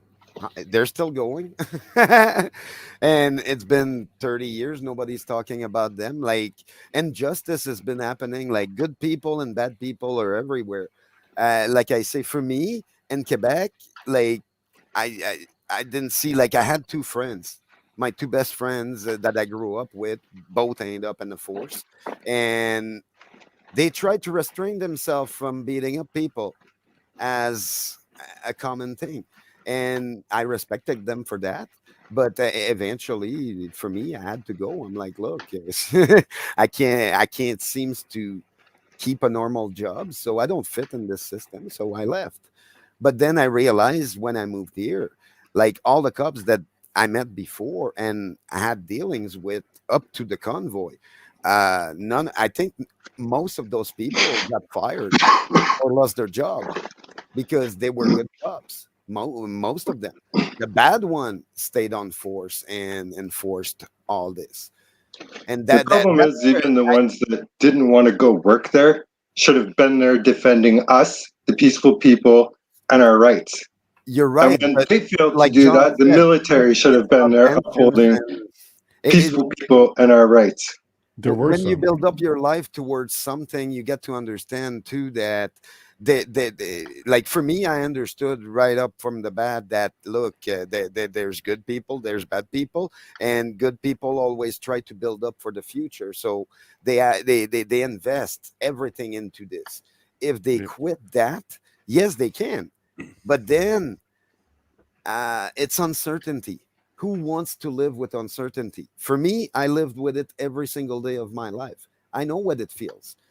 And every Canadian, that's what I was saying. Every Canadian is feeling like I've been feeling all my life for the The- last 3 years. And nobody likes it. And I'm happy for that because I'm like, look, I've been living my life in a system that doesn't include people, and it's not just the freedom, it's something else.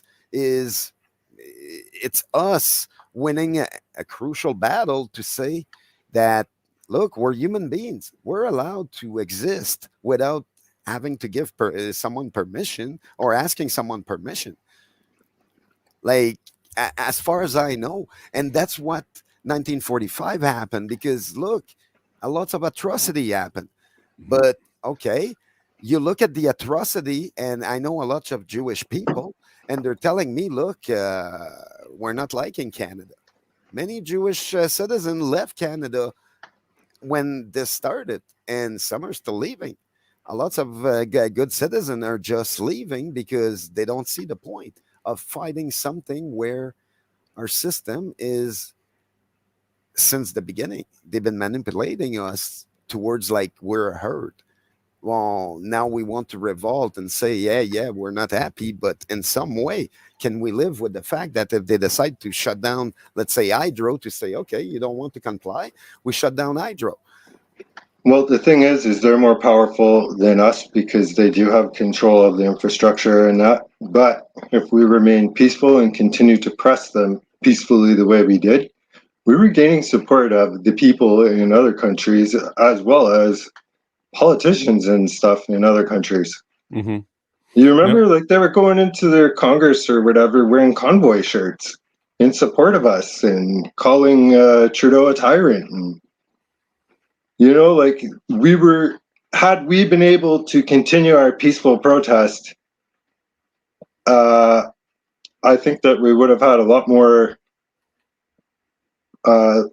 like, politicians and news agencies and stuff all around the globe, because they were reporting the truth, a lot of them.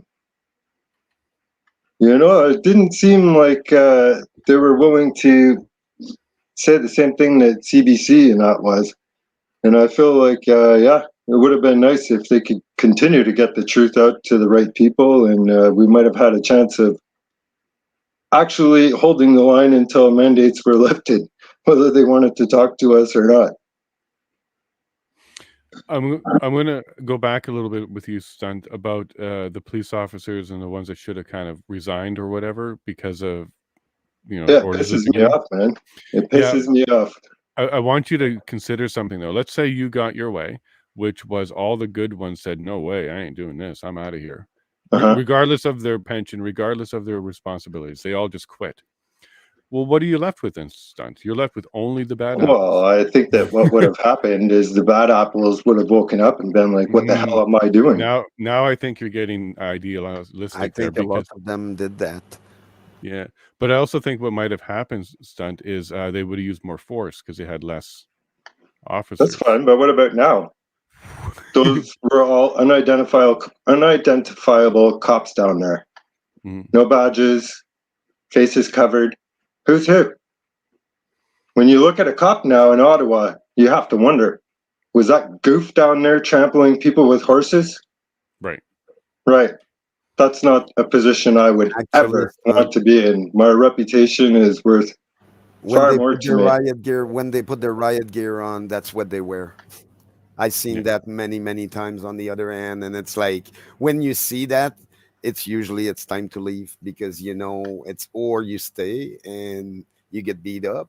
And like, for me, I saw that as that's where they're pushing too far with the law, which I experimented with, and that's why I left many years ago when I saw it happening downtown. Look, just to get downtown those days, I had to go to checkpoints. And the officer that were trying to interview me didn't like me because I was not nice with them one bit. It's okay, but that's another thing. You didn't have a truck there just to cross a bridge to get downtown, but they were doing it. Yes, but me and you didn't have a truck there, and we were painted the same as people who had a tractor trailer parked there with 3 weeks of uncertainty. I went to court because they put terrorist on my my criminal record, which was non-existent in 26 years. And now I was researching like that. Oh, you're a terrorist now. I'm like, what the heck you mean? So I went to fight it. I won, and they removed it out of my record because no, it's not. Yes, I'm allowed to go downtown. I'm a citizen. I pay my taxes like everybody else. I don't pay as much as a working person because I'm disabled, but I'm still paying. To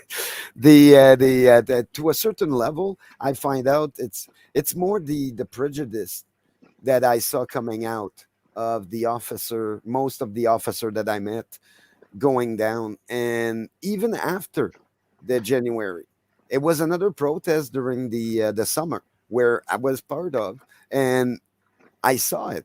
The police really they planned that one. They wanted to. Oh, they made us follow them. That is not how protest works. Like, excuse me. I got all the video about them trying to coordinate, and then they're on front of us, and they're telling us, "Okay, go straight," and then no. Yeah. Group split in half, and that created. I'm like, but yeah, those trucks. How can you get a truck in front of Rideau Center in the middle of the day when you had police barrier all across both sides of the Rideau Center? You can't. Well, that's the thing. They're talking about allowing us to take the trucks away and continue protesting peacefully, and they would bus us in and this and that. Yeah, right. Yeah, right. The barricades were up there for months. You couldn't get a protest in there for months. Trust me, I put an air horn in a stroller and tried to sneak it in there. Not that easy. I They're was gonna bring us I was down there peacefully on buses. Yeah, right. I was That's what they were mentioning gonna it tell four us. So years we got ago. our trucks out of there. Yeah, 4 years ago, I was mentioning Trudeau got accepted to get 86,000 round of tear gas. Hmm. So obviously, to a certain level, they use it? No, not really. They didn't have to.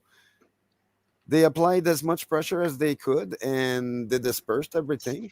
And now they're dealing with the fallback. But the fallback are not good because they didn't really have a reason to go in. Those people were peaceful, and that's what we're hearing at the hearing. But does the hearing matter? I say yes, it does in some levels. But does it gonna have any consequences from what I'm seeing? Not one bit, other than tarnish their reputation for what reputation is today. He's still gonna get his pension. Meanwhile, the Jody Brable is not allowed a pension. Right. Because you got, Oh, well, geez, yeah. don't get me going on that. Yeah. Well, Oh, yeah. Charlie, maybe we'll. There's a lot. There's a lot in the last 40 years that happened that a lot of people haven't paid attention because they've been good citizens. I totally agree with Stunt on that. Shame on them Hmm. to a certain level. I got nothing against the good working people and all that, but everyone sees the dirt on the corner of the eye and they choose to look the other way. I choose not to and look at where I end up. But I understand. I took that burden. I live my life. I try to be as much happy as I can. But when I see injustice every day, every single day, and now they're talking, bringing back the mandate again and stuff, it's like, it's not going to work. And I'm afraid of what's going to happen because we're good people in Canada. What happens when we crack? Then what? Well, here's what I'm worried about, We don't Alex. want that. No one Yeah, wants that. yeah. Here's what I'm worried though. If we keep doing this division, we keep doing this fighting. He keeps pushing hard on division. What if we decide that this government is just garbage? We can't trust it anymore, and then we seek assistance from a global power. Could that Exactly. be? Could that be divide and conquer? Is that what we're Yes, looking but at that's here? where it becomes dangerous because there's a big thing going on right now with the world, and they're Hmm. looking up to Canada. It's like how that is going to be perceived and who's got the most money. We both know there's two big party out there that has the most amount of gold on the planet, and they're ready to buy. They're willing to buy anybody. But then, like I say, I don't. At some point, I think change will happen. I hope it's a good one. I hope, but from history, and I read a lot of history, and yeah, it's never good. Like it's gonna be a rough future before it gets better. It will get better, but it's gonna take a while. And yeah, usually it's a pretty hard time. In the meantime, people should start storing food and stuff like that for the one day that who can. Well, to let you know there, Alex, I'm homesteading. We've got a fish pond and we got chickens, and yeah, we could close our gate and be good for months. Um, and that's because we kind of saw the writing on the wall. We have to be All the self-sufficient. pharmacy in the big city here are empty of children's Tylenol. Tylenol, yeah. It's a massive thing. Everybody's complaining about it. Meanwhile, we got like for adults, we have Tylenol. It's everywhere. Like the shelf are full. But Meanwhile, not for for the kids, children. they don't have them. So, Charlie, we heard from John what he would do, and we understand from Stunt what he would expect police officers and stuff to do, and he's not wrong. If you were still active and you were got an order and they were declared as hostile insurgents, occupiers that are entrenched, and you were given an order to march, what would you do? And what do you think your soldiers beside you would do? I believe I would probably have a case of anal glaucoma where I couldn't see my ass going into work. Yeah. And I believe I would raise stink letters as many as I could and hold off any orders until Senate passed it to actually make it legitimate. Okay, well, let's say Senate did pass it. So EA got dropped, Senate passed it, and the order came down from the ranks, legit, to march. What would you and your comrades do? If Senate passes it, then it's a basically, isn't that what our democracy is for? We Well, voted it's the a lawful stupid bird order. in. Right. It's a lawful order. So as a soldier, if I was still serving, I would have to toot the lawful order. I believe it would, But I believe it would cause a great deal of stress, and I believe me personally, I would back away. I would go out on stress leave, sick leave, whatever I had to do, or leave. And I did actually, when I retired from the forces, I worked for Nav Canada for many years, and I did leave that corporation because of their line versus my morals. And I said, no, no, I'm done. So I did give it all up because, again, I'm a Capricorn. So it's very easy to say hindsight, what would I do when I was serving? And I was younger then. So who the hell knows, really, because I thought differently too. And after watching, like, I feel this whole thing would be different if Trudeau would have waited for Senate to pass it or not. And what the slime bucket did was, the minute someone in his ear said they're gonna turn it over and you're not gonna get it, he said, oh, we don't need it anymore, it's over, don't worry about it. Mm-hmm. It was seconds. It was within like minutes of Senate saying one more vote for us, and Trudeau was done. And as soon as they were about to have that vote, just before it happened, Trudeau stood up in the House of Commons and said, we don't need it anymore. It's not an emergency. But I feel he illegally forced police to do something that they shouldn't have been there doing.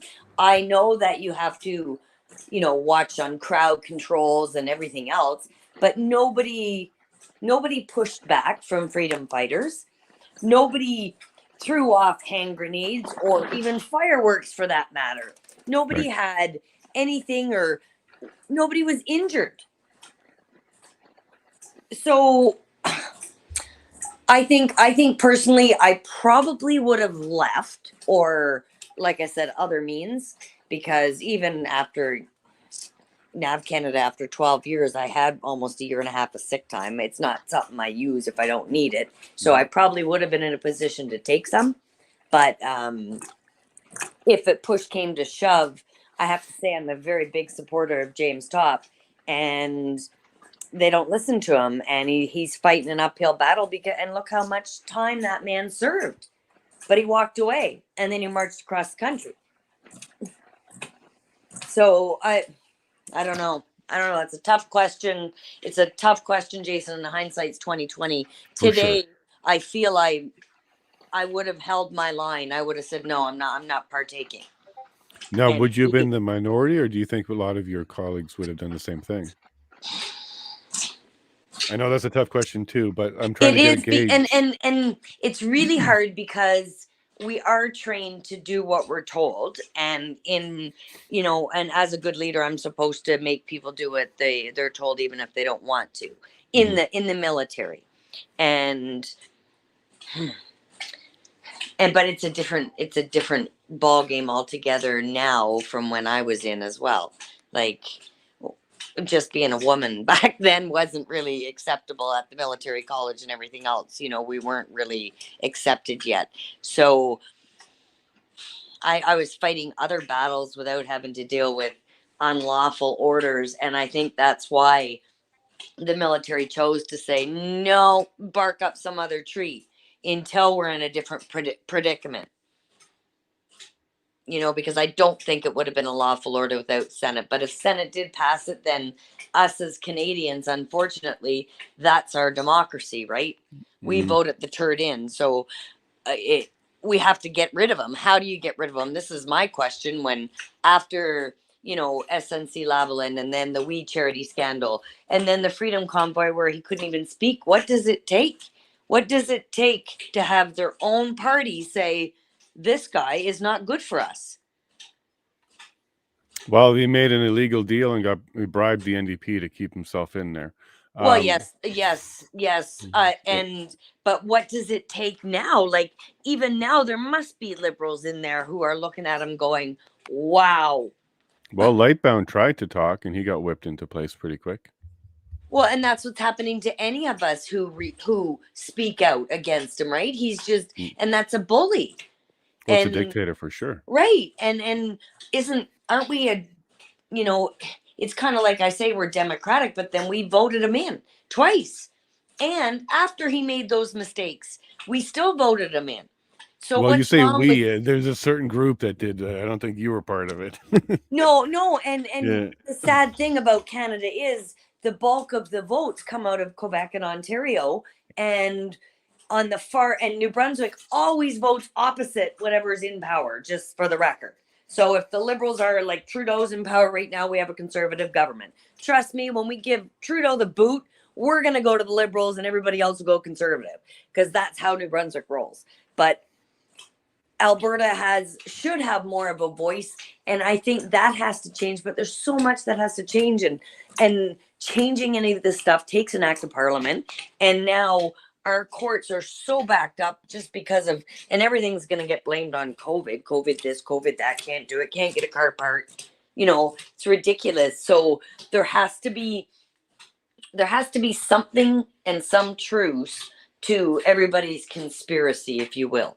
And I'm not going to say all of them are correct, but I think there's truths in many of them, and they have to be looked at because something is going on with our government.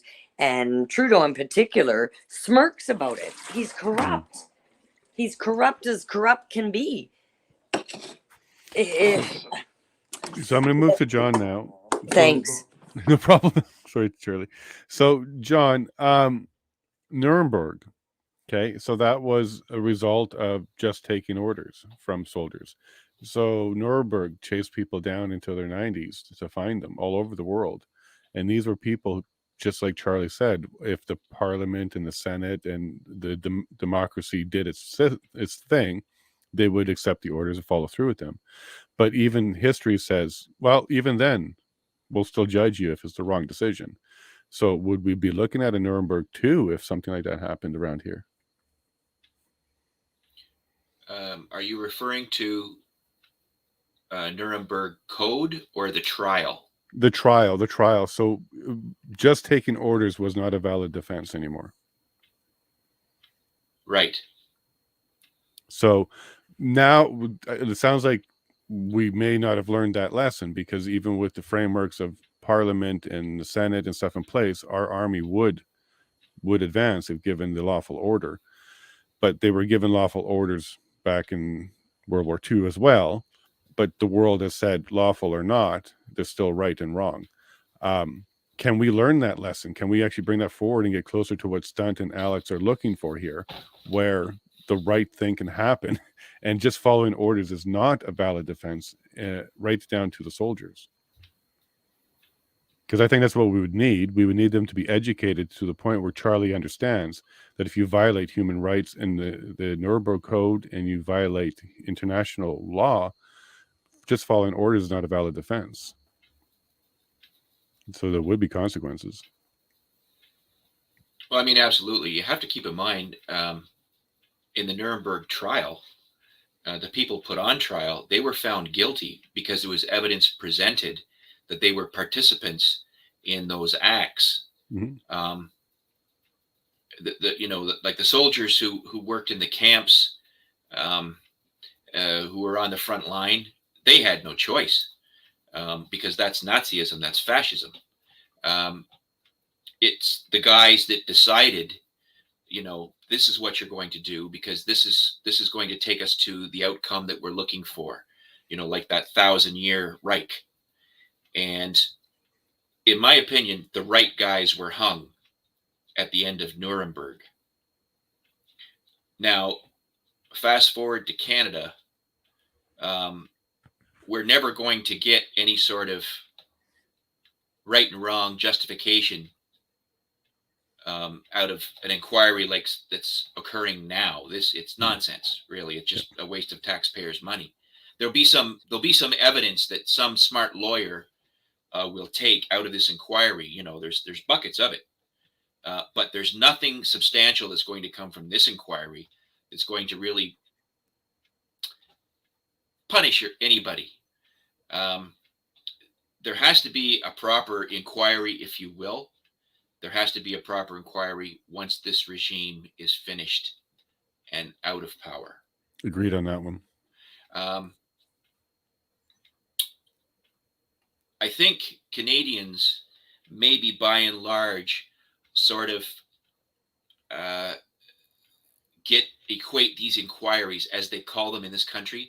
They equate them to uh, the Robert F. Kennedy inquiries into organized crime in the United States way back when, which they were interrogative inquiries, and there was going to be criminal charges and jail time come out of that at the end of all of that. It's not that doesn't work that way in Canada, especially when you have an inquiry that is presided over by the current elected government. It's calling foul on himself. Like, how yeah, do you really it's just expect not it? going to happen. It's just not going to happen. And probably the best example is the police hierarchy this past week. I mean, I've never heard so much use of the word "we." Mhm. I don't recall. I was not informed of that. That was not at my level of involvement, so on and so forth. I mean, those are just pass the buck diversionary comments. Um, you know, there's nothing that came out of this inquiry that's substantive. You've got Doug Ford not showing up, but certainly by his wire brush comment. Mhm. I mean, I think that really kind of gives a really good perspective for most Canadians where exactly he stood on the whole issue to begin with. I was And disappointed to see that. yeah, and it's the same thing with the little man with the cute and saucy haircut, right? He's never changed his tune. He has no understanding of the rule of law, like he says Canada is based upon. No, it's not. And you were referring, Jason, to the military, perhaps with better conscience, not working against the sovereign Canadian citizen. Um, that's a constitutional sort of thing. And that, in my opinion, that's what makes this EA unlawful. Because no one single party can open up the Constitution and alter it or change it. Right. It has to be a debate in Parliament, and that debate is going to take months. So what took place over the course of a weekend, or what we were led to believe was a weekend, it was probably already in place, and it was probably already authored um, by you know, by conspirators who, in my opinion, were no different than the Nazis Right. for what they did with their intention of I can't think of the name of the meeting. Uh, it was about the final solution, and it happened in Berlin. I I used to know the name of the meeting. I can't think of it. Maybe somebody on here can look it up. It either began with a C or a P. It's one word, and it was the meeting. It was a meeting that they had amongst the Nazi hierarchy about what they referred to as the final solution. The one in East Conference. One in this conference. Yes, that sounds about right. Now, One SC conference. Sorry. that's it. So what happened is that every one of the people that participated in that conference were prosecuted, and I believe the majority of them were executed. Now, in my opinion, after this government is finished, there should be an inquiry. And everybody that took part in that conference to create that unlawful Emergency Measures Act doctrine, it wasn't a document, it was not lawful, it was doctrine against Canadian citizens. Those people should be put on trial. And that's not going to come out in this inquiry. But that's how I feel. That's it. Actually, guys, a Nuremberg trial 2.0 was made, Where? and Actually, I got the videos and all that, but YouTube won't allow me to share them. Like two of them, I can't share, but I have them on my page. It's one of the first video I shared. One of them is available. The other one, I can, if I can send an email, then I can send it to you. There But were yeah, signs all over the convoy saying Nuremberg 2.0 is coming. it's been a while. It's been done, and Justin Trudeau has been found guilty and all that with a lot of world leader. They just all dismissed it. Meanwhile, it was done. It's just it was made in Europe, where the Nuremberg trial was made, the last one was made, and it was legit. It was a judge there, and it was many judge there actually, and they analyzed all the information that they had, but it was about what we can't really talk, and on that they were found guilty. But then every world leader just decided not to, like they had the Moderna fucking leader, they had a whole bunch of people, whole bunch, like it was pages and pages and pages of guilty people. Meanwhile, the world just decided not to look because it was on YouTube, and then it got banned out of YouTube. So it disappeared pretty quick, but I have it on video. So that's awesome. And but I think the problem with that is it's not going to be recognized and enforceable, right? Maybe that's why everybody's ignoring it, even though That's what I think also. yeah. It Now, was nice Jace, that they made uh, it, but Jason and Green Man and Stunt and Charlie and everybody else. Now, I don't want anyone to think that I'm comparing, um, the utter despicable evil of the final solution in Nazi Germany to what transpired in Canada No, I on don't our think Bloody anybody would make that Sunday. mistake. No, oh you're no, right. Okay, I don't I want anybody to totally think understand. that. It's the ideology behind it that people willingly took part in what became a criminal fraud. Right. Right, so there needs to be some accountability at some time. It's just not going to come out of this Yep. this inquiry. We all know that.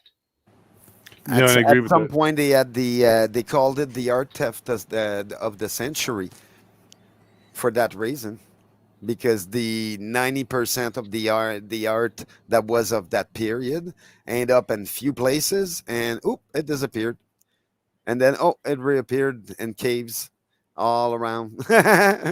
It's like, yeah, it's well documented at this point. Well, and some good news is, John, we got stuff like this. It's going to be close to the Nuremberg 2.0, where it has no enforcement power because it's a citizen-led inquiry. But this is a good start, I think, and I think this is kind of headed where you're going. But I also proposed on a stream or two a while ago something I called the CCIA, so the Canadian Citizens Inquiry Act, which would establish a framework where inquiries can have powers, judicial powers like subpoena power, the power to charge, the power to for perjury and for oath. So we can go ahead and have inquiries that actually have subpoena power, so we can say, JT, here's a subpoena, you're coming, sit down under oath and let's talk. um, do you think that would be a good first step, is to kind of push not just citizen inquiries like we're seeing here about the COVID response, but push for a framework where we actually have judicial powers like subpoena and oath for perjury? All good. It's all good, Jace. No matter what, no matter what, it's all good, and it's something, right? It's something. Um, um, Like, for example, you're you aware of in go ahead, Ontario, man. the police have a citizen-based commission board that reviews police officers under the Police Services Act. So there's some citizen power there when it comes to policing. What about expanding that just for government, all levels? So you're referring to the OIPRD. Correct. Okay. Um, yeah, it's fine as long as it's arm's length. Arm's length is very important. They can't be really on anybody's payroll, but um, their own. Um, uh, I myself, uh, I mean, you're a nice guy. Uh, I'm not so much of a nice guy, I would like to see inevitably the regime that's in Ottawa right now. I'd like to see them arrested for treason, Me and too, actually. I'd Yeah. like to see them stand trial as criminals. Well, You I'd like to know, chase him to Cuba so And he how retires. do we make that happen? well, Because it's not. Yeah, Green Man, it's not going to happen with what we've got right now, my Not this friend. parliament. No. No, it's going to have to come thereafter, and there has to be a will by the new boss. There has to be a will to say, okay, this is what we're going to do. And I think the best way to shake Canadians' mentality as to what has really gone on in the last, well, since we've had the current group in Ottawa, I think what really has to take place is that these people have to be put them in jail, Bird Orange, parade them in handcuffs. You know, treat them like the criminals they've behaved like, because everybody's been soft soak, thinking that this is all okay. You know what? And we just have to, deep throat it and swallow it later. And we may not like it, and but it's supposed to be for our benefit. Well, it's not for our benefit. It's not. It's a hostile totalitarian regime acting against sovereign citizens.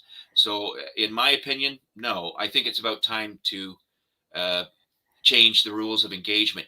The best way to treat these people at the end of the day is take away their money. That's the best Or thing to lock their do. bank account, you mean? Take away their money. They don't get it back. Take trust fund babies' money away from them, all $20+ million of it. Give it back to the Canadian taxpayer. Maybe we'll all get a break on our taxes with that 20 million. we You know, also need to stop the bank from ever doing whatever they did ever again. They learned their well, lesson, Like they Alex. should lose the right to manage people's bank account. They should lose that right. Like clear and simple. Yes, they have the money, but look, they're untrustworthy. They seize people's bank accounts. So every single bank that did that should lose their license and not be able to restart. That used to be a consequences for big corporations and all that and company until money took hold of everybody. Like I say, it's the greed. People want more, more. Look, I live with barely anything, and we're not. Like I got a roof over my head. Yes, it's a crappy one, but it's still a roof, and I'm happy about it. Like I used to eat steak and shrimp all the time, and eventually I decided to leave my greed behind. And then since then, I live with barely anything, but I learned to be happy. I'm like, okay, so to a certain level, I understand when you build up your career and all that all your life, you made some choice that you need to follow through or go with another flow. And it's the hardest thing to do. For me, I happened to done it when I was 17.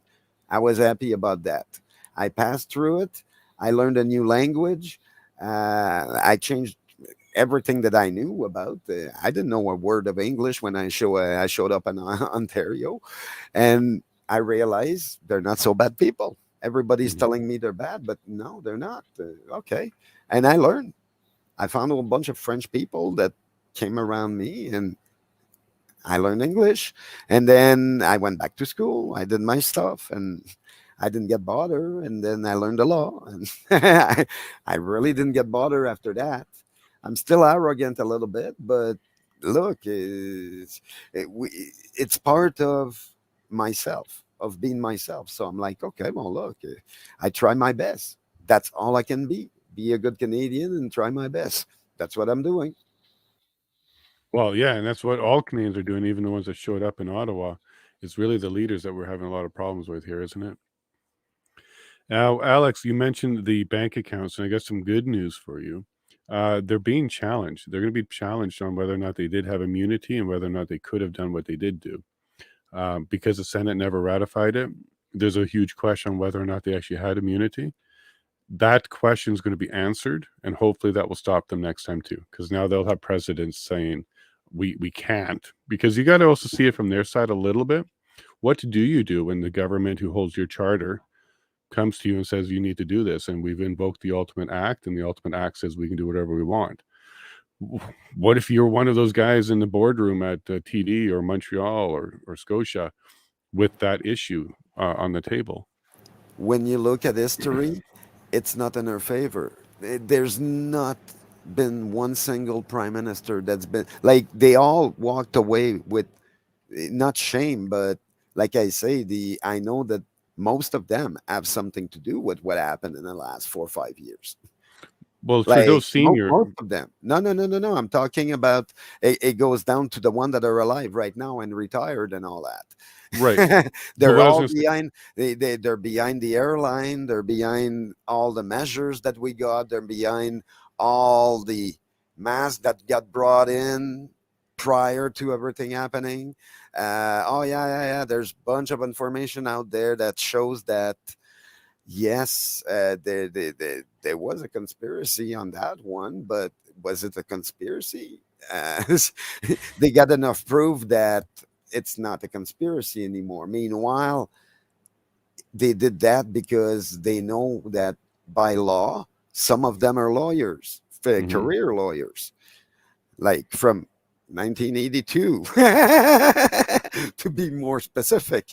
Yeah. And oh yeah, I lived through that motherfucker, and it's like, yeah, most of them were Quebecers, and it's sad. I thought that we would have one good prime minister that's Quebecer one day. I'm hoping for him, but I haven't seen him yet. He exists and he's not bilingual, and I think Canada should accept that one day. Yeah, that too. That too. It'd be nice to have one from BC or somewhere Maybe else. it's you. Oh, I Is don't Somebody think who Green? so. Is speaks English Alex? I'm only. too angry. You know what they say when you're in the room and you can't find who you're looking for? Maybe it's you. With somebody who speaks English only. Yeah, that should be allowed. Actually, I'm pro every language Yeah. as much possible. Well, because we have that bilingual tradition of our leaders, we only get 12% of the Canadians that qualify for that, and they all come from the Quebec, Montreal, Ottawa, Toronto corridor. Show them your triangle. When It's you fascinating. when you I think love it. about it, when you think about it, CRA headquarters, Quebec, Shawinigan, most of the prime minister, Quebec. Oui. There's a big correlation in that, and the reason why it keeps going back in a circle. But it seems eventually Canadian might find out. It's like it'd be nice, but yeah, the like I say, it keeps happening over and over and over, and it seems time is the only immunity that they got. But nothing ever happens to them. They retire with their pension and they're happy ever after. And we don't hear about them until a pandemic shows up. And So here's what Stunt was asking me to show, and here's a little research I did, and yeah, here's the Canada Triangle. These were all our prime ministers are from. We got Joe Clark Yep. out of the Calgary area, and we've got Kim Campbell out of the BC area, but yeah, that's it. at some point in time, yeah, Kim Campbell, I heard about her at the Yeah. time. I thought she Yeah. did good. Mulrooney for a little bit went after Mulrooney, so she wasn't elected, but Joe Clark was elected for a little while. Mulroney was in Montreal. So all the rest are in this triangle here. So the east part of this triangle is all early Canada. And all of them had massive scandal. Look at that. And, Yeah. and now Trudeau fits right in in that circle. Trudeau and then Pierre as well. Pierre's born in Alberta, but he's from Ontario. Mr. Mulroney he owns Air Canada. So all the mandate that showed up, all the restriction, all that shit, no flying and all that, it's all him.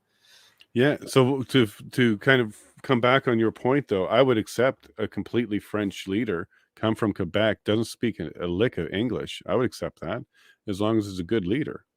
And Exactly. maybe that's where we're in trouble, because we're always trying to find the elite who have bilingualism in them, and that's all we're choosing from, by design, by the way. Well, I think someone with 3-4 language might be better. Why not? Right? Mandarin first? Is that what you're trying to suggest there? No, not one bit. Yeah, what? But hey, You know, if she's on our side and she does not go with the politic of her ex country and all that, I have no problem. I'm open. Some of them have good ideas too, C'est bon, very good. as long as they're Canadian, Canadian first, and Yeah. always. Well, Quebec is my experiences of living there was it was much more free than the other places I've been in Canada, and they were much more firm in protecting their freedom and their way of life. Yeah, but that's what they show with the convoy and all that. That's what they show. Yeah, But well, I wouldn't mind for at that all. generation, they've been beat it down and all that for like I don't know. The like I say, the I'm happy for the newer generation that don't have to live through whatever I lived when I lived down there because I wouldn't wish it on anybody. I wouldn't do that to people. And they call me a criminal because of it. It's like, yeah, no, I don't think so. Are you familiar with Quebec Bill 15?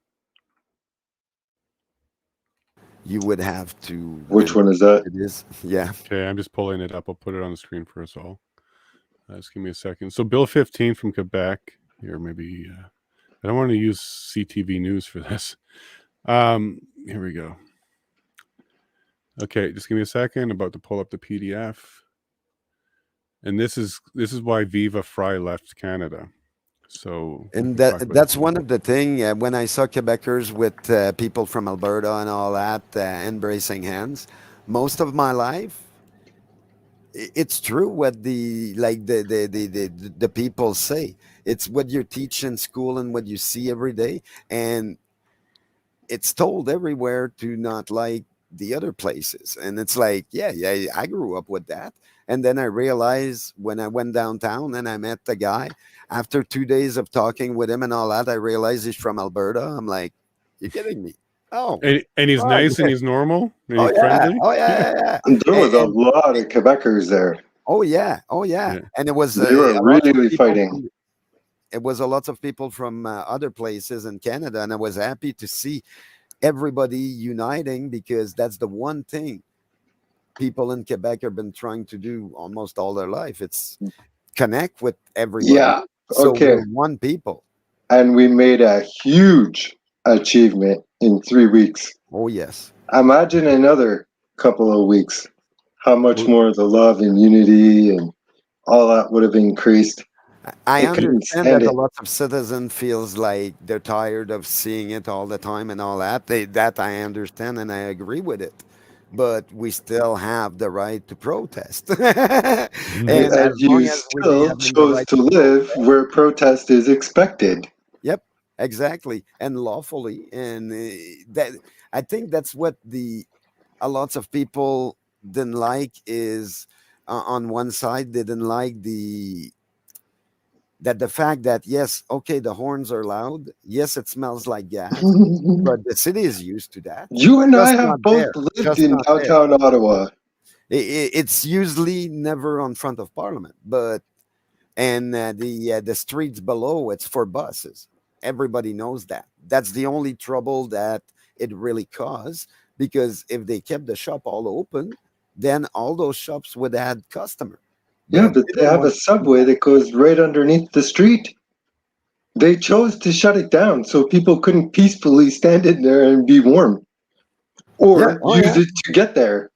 They chose to shut down the subway. It was totally not being affected by trucks at all. Okay, so I'm going to just kind of pull us back to this one, guys. This Quebec Bill 15, if you don't mind, because railroad is nailed it here.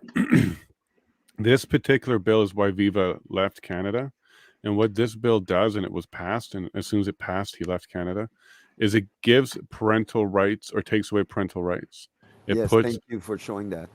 Yeah, it puts the right for decision of youth into the youth's hand, and the state will support the youth in the youth decision without parental involvement, consent, or approval.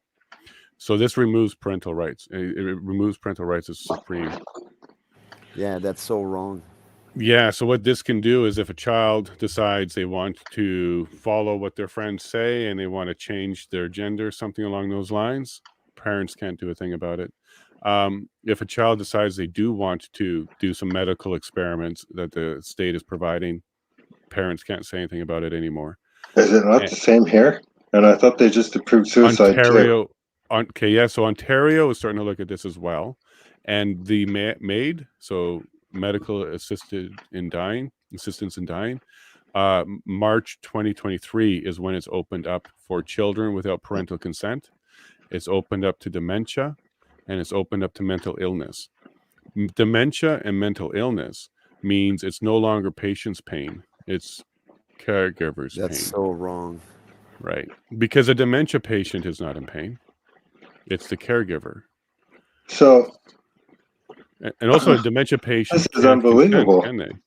So the Yeah, that's government, it's always been kind of funny to me because I would say like this whole transgender thing is the equivalent of following schizophrenics around and telling them that the voices in their head are real.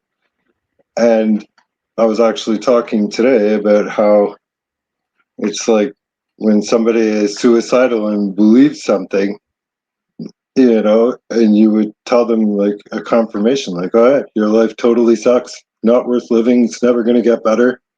And not only is the government now saying that, yeah, you can be whoever you want, now they're offering assisted suicide without parental consent, which is pretty much saying, yeah, life sucks, go for it.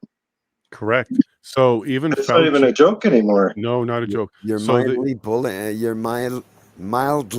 putting it, stunt. I'm losing my words. yeah, I'm gonna start Je fucking so swear. m'excuse. so the The NIH, yeah, the yeah, I don't NIH, know. Yeah, it's so wrong at so many levels yeah, and that James is they're right here. allowed that 10,000 Canadians used MAID last year. So 10,000 Canadians got government assisted suicide last year. because what happened is What? when they're in corporations' hand, most of them technically can be chosen to be turned to that. Go through MAID and all that. Then they empty the door and they bring new batches of people. And that's exactly what we saw in 1945 and all that. They're about to let go all the people that have mental challenge and stuff like that that can deal with stuff. If the people that are in those house don't really want them there, it gives them the right to get rid of them legally. That's so wrong. I just don't understand. Like, these people are depressed. Of anybody that has, uh, I'm trying to say the right word, that has like uncommon or unusual or non-conforming or whatever thoughts in their head, like things differently, you Yeah, know, me. depression would be the easiest one for them to try and fix. If somebody's suicidal, that's like depression.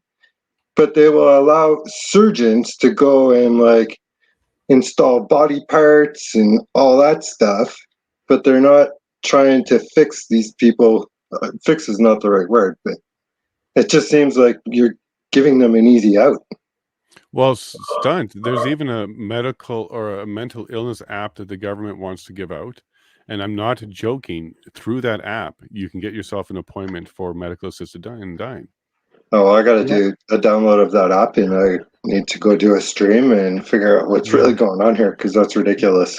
Yeah, their goal is to get you on an app and swipe left to die type of thing. Call me stunned when you do it. Yeah, I will. You keep a key for the van in case I end up in jail, or you can come and hold the camera till we both get arrested, whatever. There's no jail. We bring a lawyer.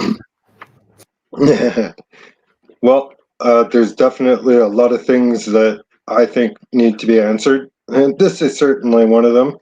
I was informed that there's a chest feeding class for men. That's something that I believe needs to be answered. Mhm. And, the convoy and the mandates was really just the beginning for me. This country makes absolutely no sense. This world makes absolutely no sense anymore. And there's a lot of answers that we need. And I'm glad we have the inquiry to get some. I definitely don't think that it's going to be like a miracle here. But No, I definitely also think that, yeah, we should be holding the line in any way we can until this country makes sense again. well, here's the medical assisted dying March 2023 for mental illness. If I'm not So how mistaken, come they the used to court throw system, people in jail for trying to commit suicide? How come you were not allowed to take your life in the privacy of your own home before? If you failed, they dragged you off to jail and humiliated you with suicide outfits and stuff and held you captive. And now they're going to give you a comfy little pod with some probably drugs and some music piped in. What is going on? it's called population control. Well, it kind of seems like odd timing with everything else that's going on and can't be explained. It's what they want for their future, but their kids are not gonna go fight war. Their kids are gonna go to nice college. They're never gonna have that options. Read But this line, guys. our kids will. Well, That's this what is they need child to. abuse, in my opinion. I like to see like the same right for rich people and normal people because right now they look at us as we're peasant and we're a commodity. These And it governments has been are a long, putting long time. really. It's been a long, long time. Like I see the black fought for it in the state, and yes, they got the right to prove now with Black Lives Matter and all that, and I'm super happy for them. The I got a bunch of friends that they're black, and I'm happy about them. They're good people. They're good workers. They Yeah, do but their you didn't need a movement to know that. Black lives yeah, have always mattered. exactly. I treat other people the same way that they treat me most of the time. We might have disagreement. We're Canadian. We're able to take shit, as far as I know. It's part of life. We don't always agree with people, but it seems in the last few years that changed. Like people don't want to have debate anymore, and even if it doesn't make sense to them, they should still have those debates because they think that life is going to go back to normal, and that's all too up of everybody. And if it's the way it is now, I don't think no one wants to go back to what it was just prior to that because now we know what's happening. Well, Aneta here has it bang on from Facebook here. Mental health, ADHD, Yeah. depression, disability, autism, physical disabilities, hurt feelings. The list goes on. Identity is going to be on that list as well. And it's called eugenics, people. I don't think she's wrong. And No, me either. here's where they're hiding the term. They're calling it mature minors. So if you want to look into this, that's what they call kids who are going to make the decision themselves. Mature minors. After the Interesting term. video, after the beginning of a show that I watched, where I'm not gonna say who was on and what the show was about, So if I would think that they would qualify for this, but I don't know. But Well, who's going to be JT's caregiver, and can they fill out a form? if we're allowing mature minors to take their own life, what happens when a mature minor takes a life and ends up in the justice system? What is minor not a thing anymore? Are we going to send children to prison with adults when they take a Yes. life? Well, If they can take their own. they're desexualizing them, right? They want the age of consent to come down. They want the age of voting to come down. They want them to be exposed to sexual material in school at younger ages. And here's what the NIH had to say. You know who the NIH is, right? The National Institute of Health for the U.S. This is Fauci. Okay, this is Fauci. This is his organization, and they condemned Canada's pediatric euthanasia, is what they call it. They don't use the term mature minors and MAID. They use the real term, pediatric euthanasia. And if you read this, they say don't do it. You don't have enough information. There's too much assumptions in your document that you're laying out here. And this is the wrong thing to do. And the recommendation from the NIH was life affirming care. That's what their recommendation was for these situations, life affirming care. So Fauci, as some of us say, is one of the evilest guys around, right? I had a question when you come back. His book, right? He even says this is too evil. So, Canada, what are we doing? We're months away from turning this switch on. What are we doing? And why is nobody talking about this? But Seriously, like everything, we're about because to start letting children through the everything has state been decide planned to for do many something like many this, and we're years. not doing anything about it. It's been a plan for many years, Right. and it's coming to actions. And just like the camp outside Ontario, they're still building them. As far as we know, they're still hiring doctors and all that outside the city. Yeah, so when they saw that, yeah, the convoy kind of put a wrench into their plan. They thought that they'd be able to do all this stuff, and the law would not prevent them from doing it. Everything be normal, and people would just go along, and people fought. So they're like, "Whoa, okay, we got to pay attention to this now." But Absolutely. Like what really all three of these categories bother me. These are all vulnerable people in our society: children, mentally ill with dementia, and then mentally ill with other issues. These are the ones you have to protect, and all three of them are making the list in March. all those camp turned into the suicide pod, the whatever it's called there. It's what will be in those. Like they just relabel it after. Oh yeah, they know about it, so now they relabel the whole place as, oh no, it's not a concentration camp. People Mhm. won't be detained here. No, they don't. They go to die. It's pretty much, there's no detaining anymore. They bypass the whole system by the law. Mhm. So that's what I mean. To a certain level, we need to talk about whether we are what, who can we get, and how many people do we need to change the law that they can never do have that much power ever again. They can't change anything out of our system anymore without people being present, physically seeing them, and there's no bribe involved. So there's no lobbyist either. We need to cut the big corporation right out of the algorithm, because obviously they're paying they're paying way too much money, and greed is a problem. Well, Alex, well, John, Alex has got a good point here. Like, how do we go and fix this? And it's more than just voting a couple people out, isn't it? Like, we got to get Exactly, more it's than. going to take years to do process and get information and go in court, but the court system can be flooded for years, and from what I'm seeing, not much will happen. Even if it goes to the Supreme Court, he's not going to see jail. Yeah, So, Justin. No, I don't. I think you're right. I think oh, even if not the just 40. Justin. I'm talking about the whole Liberal cabinet, the NDP, everyone that went. Like, I got no problem that they went with the vaccination and all that. But what I got a problem with is, we all know the legal system takes years to Mhm, approve that mhm. stuff. It needs to go to trial before everything. And Yeah. I rather wait that long to get the proper medicine than anything else. And by removing us of that choice, because you want an easy pill one or pill two, I'm against pill. I like a plant. Sorry, I'm still alive and speaking. And yes, I've been sick here and there. Yeah, it's called a cold. Everybody's got cold. Everybody's been sick once or twice in their life. Well, after 4 years, I've been sick twice. So not too bad, and it's not something I didn't walk from. 3 days later, I was back up and doing my thing. So I didn't have any trouble. I didn't do anything different than before, except waiting in line to go to the store. Oh man, that was a bitch.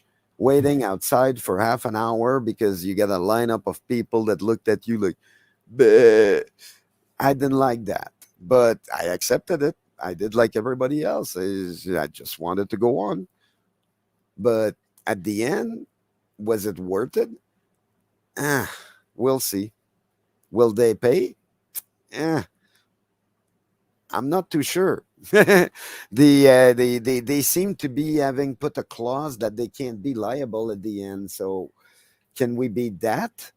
Uh, Well, there's going maybe. to be trouble with parliamentary protection and immunity and cabinet immunity, and My, there's going to be. most of the lawyers of the country should be jumping on this shit, but Hey, they're not. listen, no, no, no, no, and let me tell A you lot why of they're them not. are, but a lot of Yeah, them no, are not. And it's I'm surprised that most of them, 90% of them, are not jumping on this and saying, hey, we're suing, regardless of I'm whatever. not surprised, and I'll tell you why, Alex, because I'm in the Law Society of Ontario. Yep. Very early in the COVID thing, we were required to take CRT training, or we lose our license. The Law Society is very woke.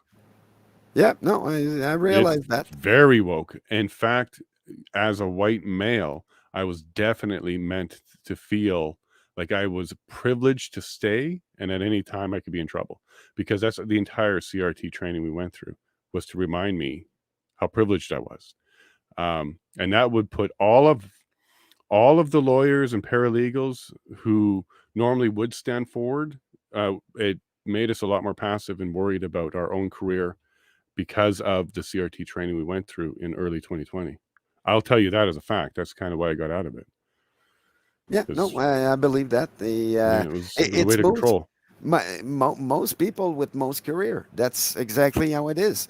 Like I say, for me, I didn't fit in that mold. I can't Hmm. comply that much. But it's okay. Like I live the after effect of everything, and all my life I live poor, but I understand it's part of life. I Is enjoy the more the moment. So I brought this forward for Anita here. Anita, look, the federal government didn't have to take the vaccine. Okay, here's a whistleblower. The video I did, Anita, go check it out. It's on my YouTube. Well, it's still there. Federal employee talking about how everybody didn't have to, but especially if you were elected and you were an MP, you were exempt. But if you were an employee, there was ways to get around it, but it was very, very, very, very, very hard. And if you listen to this whistleblower, you'll hear how hard the federal government came down on federal employees to shut them up, to do what they were told to do, and have consequences if they tried to do anything else. So this is worth a good listen to see what a federal employee themselves had to go through when the federal employee, their employer, the federal government came down. And then the actual leaders, all MPs were exempt. You didn't have to do it. It's against the law. Actually, it's against the law to restrict an MP. So MPs like our PM were exempt from this mandate. So It's so wrong.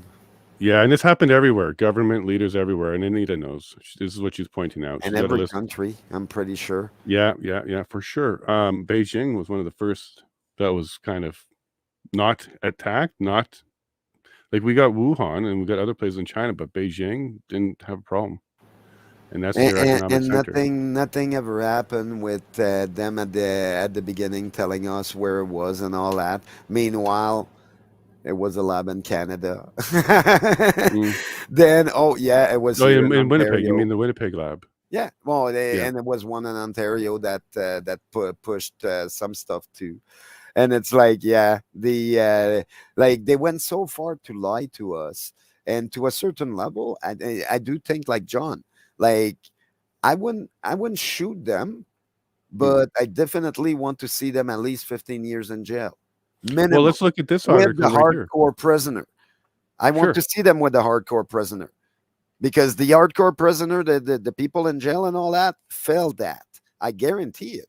Like they had no choice in the matter. They were treated like herds in jail, and they're still treated like herds. Like people that sat down on the sidewalk as a protest in Quebec are still in jail today from the beginning, and that's 2 years now, and they're still in jail for no fucking reason, because they sat on the sidewalk in the on front of the parliament and decided, hey, you know what, I'm not happy.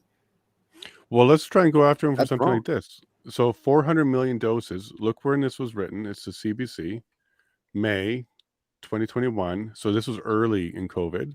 And at this time, they said 2 doses, you're done. But they ordered and procured enough for 10 doses for every man, woman, and child in Canada. So at the time they're telling us 2 doses, you're going to be fine. They have 5 times that on order. I do want to clarify something here so that people don't get confused. They didn't order 400 million and receive a big shipment that had 400 million vials in it. they placed a procurement in that had variation in it, which meant as the variant changed and you needed the booster variants, it was built into the contract. So from day one, they knew they needed more than two and they would need variant boosters, and they bought 2 doses and 8 boosters for everybody. And they didn't stop there. There's actually a little bit more. And again, CBC, Canada, we can trust if it's on the CBC, then there's some truth to it in that this is not what they want us to see.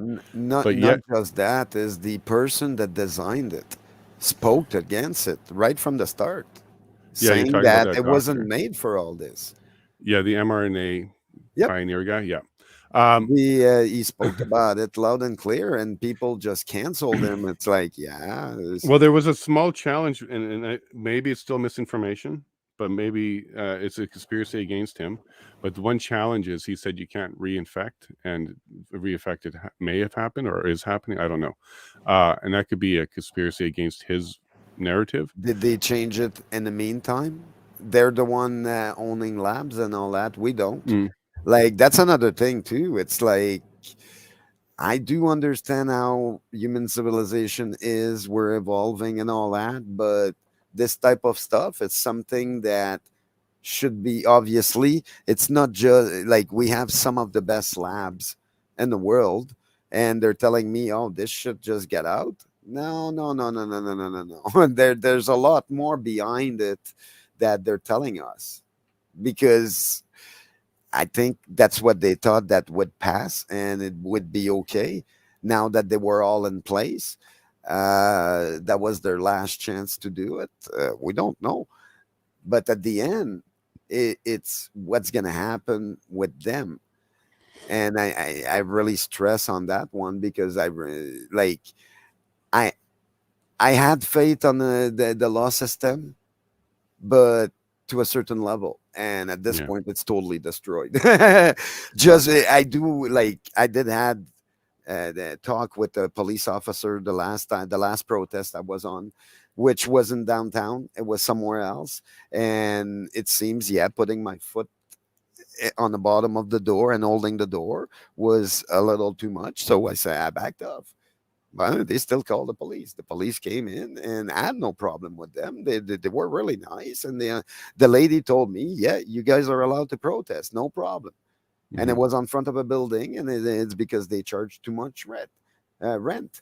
So they had no problem with me, but I guarantee those police officers weren't downtown when in February when all this happened. That's what I mean. To a certain point, the federal government decided to hire other province police to come down on the citizen of everywhere in Canada. And that is also another reason that we should make sure that they can never do that ever again. Well, Other Eleanor, than if it's terrorism and whatever, but whatever it was, there was no terrorism there. Period. It was joy and barbecue and fish and chip that I'm craving since then. Oh man, those fish and chips were so good.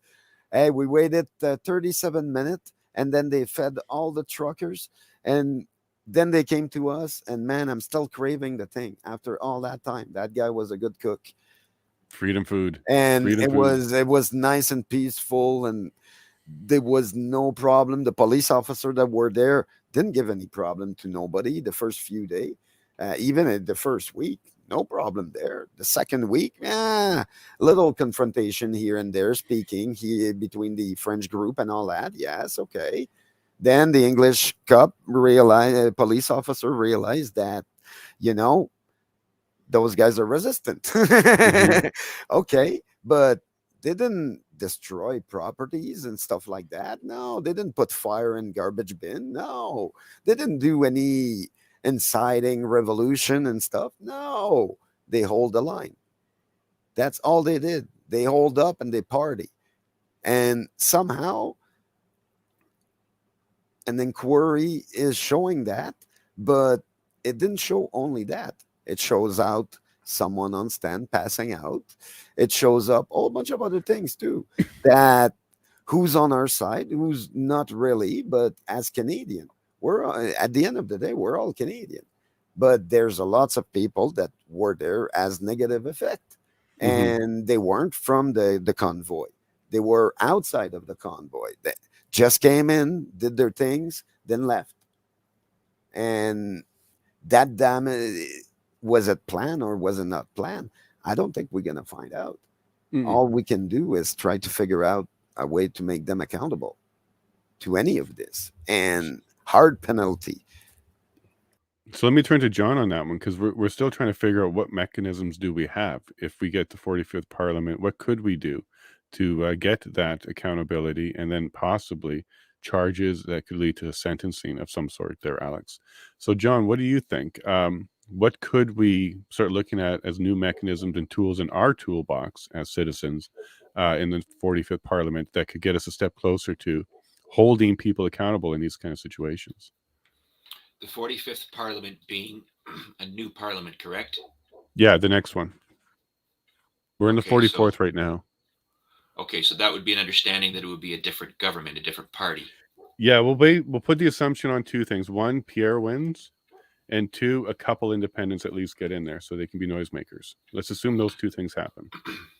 Well, um, you know, sometimes we have to go to from A to Z first before we can actually make it to B.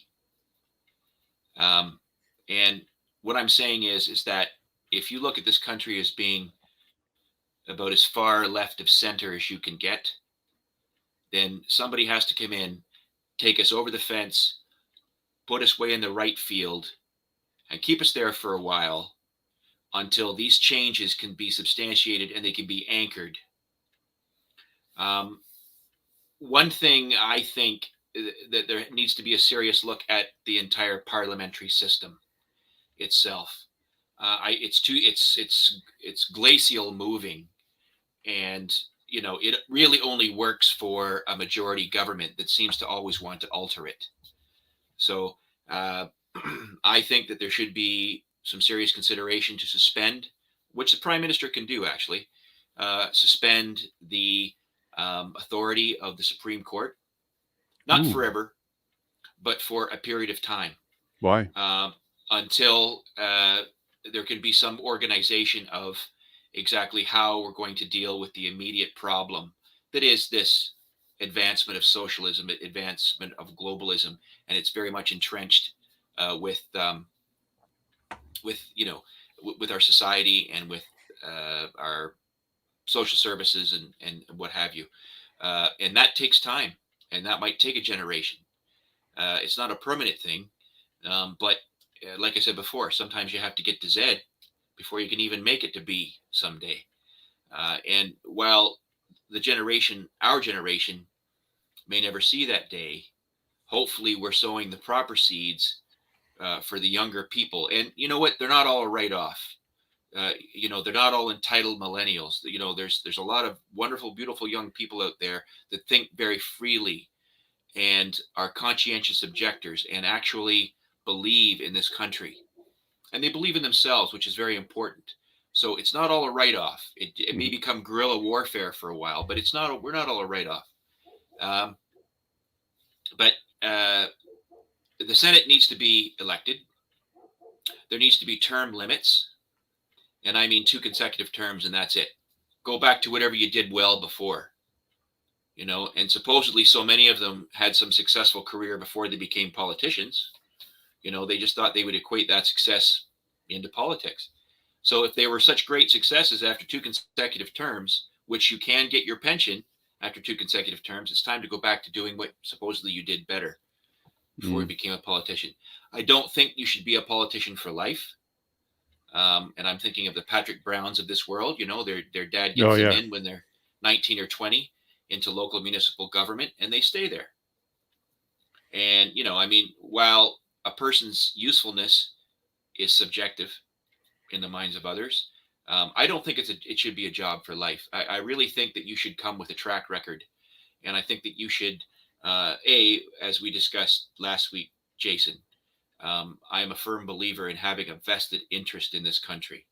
And you can be a Canadian citizen. Yes, that's very important.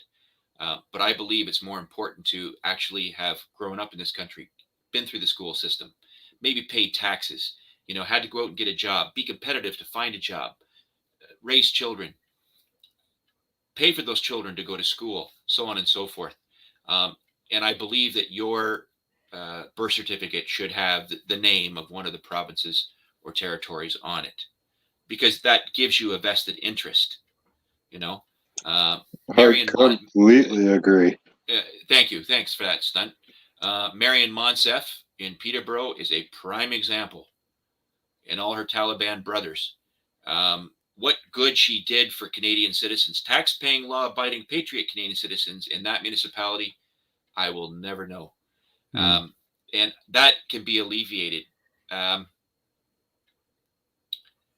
It's not an overnight solution. It's not going to happen in 4 years of the 45th Parliament, as you say. Right. It's going to take a generation. And so there has to be a train of thought. There has to be an ideology and mentality that goes with that and sticks to that,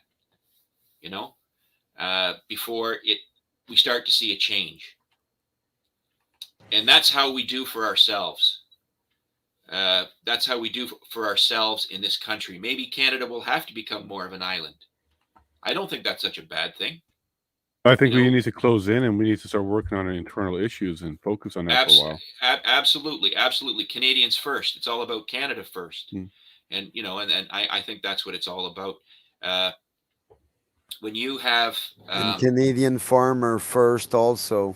Absolutely. Canadian farmer. Like I'm pro farmers, like you wouldn't believe. In Canadian business, the whole world needs to be green. That way, everybody can feed themselves. That'd be great. Well, you know what, Green Man. You know what? You should be able to walk into a shopping mall. You should be able to buy, a sweater with a nice big maple leaf on it. That when you pull back the collar, it says "Made in Canada." Yes. Oh, yes. Right. And absolutely. Everything like the garlic we got shouldn't say China on it. It should be Canadian garlic and by province. Absolutely, man. Absolutely. So, it's going to take a long time, Jace. It's not just going to be, maybe not even in our lifetime. Because Canada is not acting independently anymore. It's this global regime that manipulates everything. It's in the United States. It's in their electoral system. It's in their government, so on and so forth. It's New Zealand, South Africa, Europe, Australia, you name it. You're listing off all the young global leader graduates right there. Exactly. So all of them from those countries. It's everywhere. And when you have a person who says, just fresh out of political science and whatever university they took it in, and they say, you know what, I'm going to be a politician. I went to school for 4 years, so I'm very capable. They have no life experience. Maturity is probably negligible. And then all of a sudden, they get into politics. What they want to do is they want to trough feed. So they'll be a political tourist. They'll go anywhere they can to make sure they can stay at that trough. And the problem with that is that you'll get somebody who doesn't stand for anything. They'll go for anything. That's the problem. There has to be some unity. And I really believe that was the eye opener for this big convoy to begin with, in that, you know what? People said, hey, there's somebody who actually thinks like I do.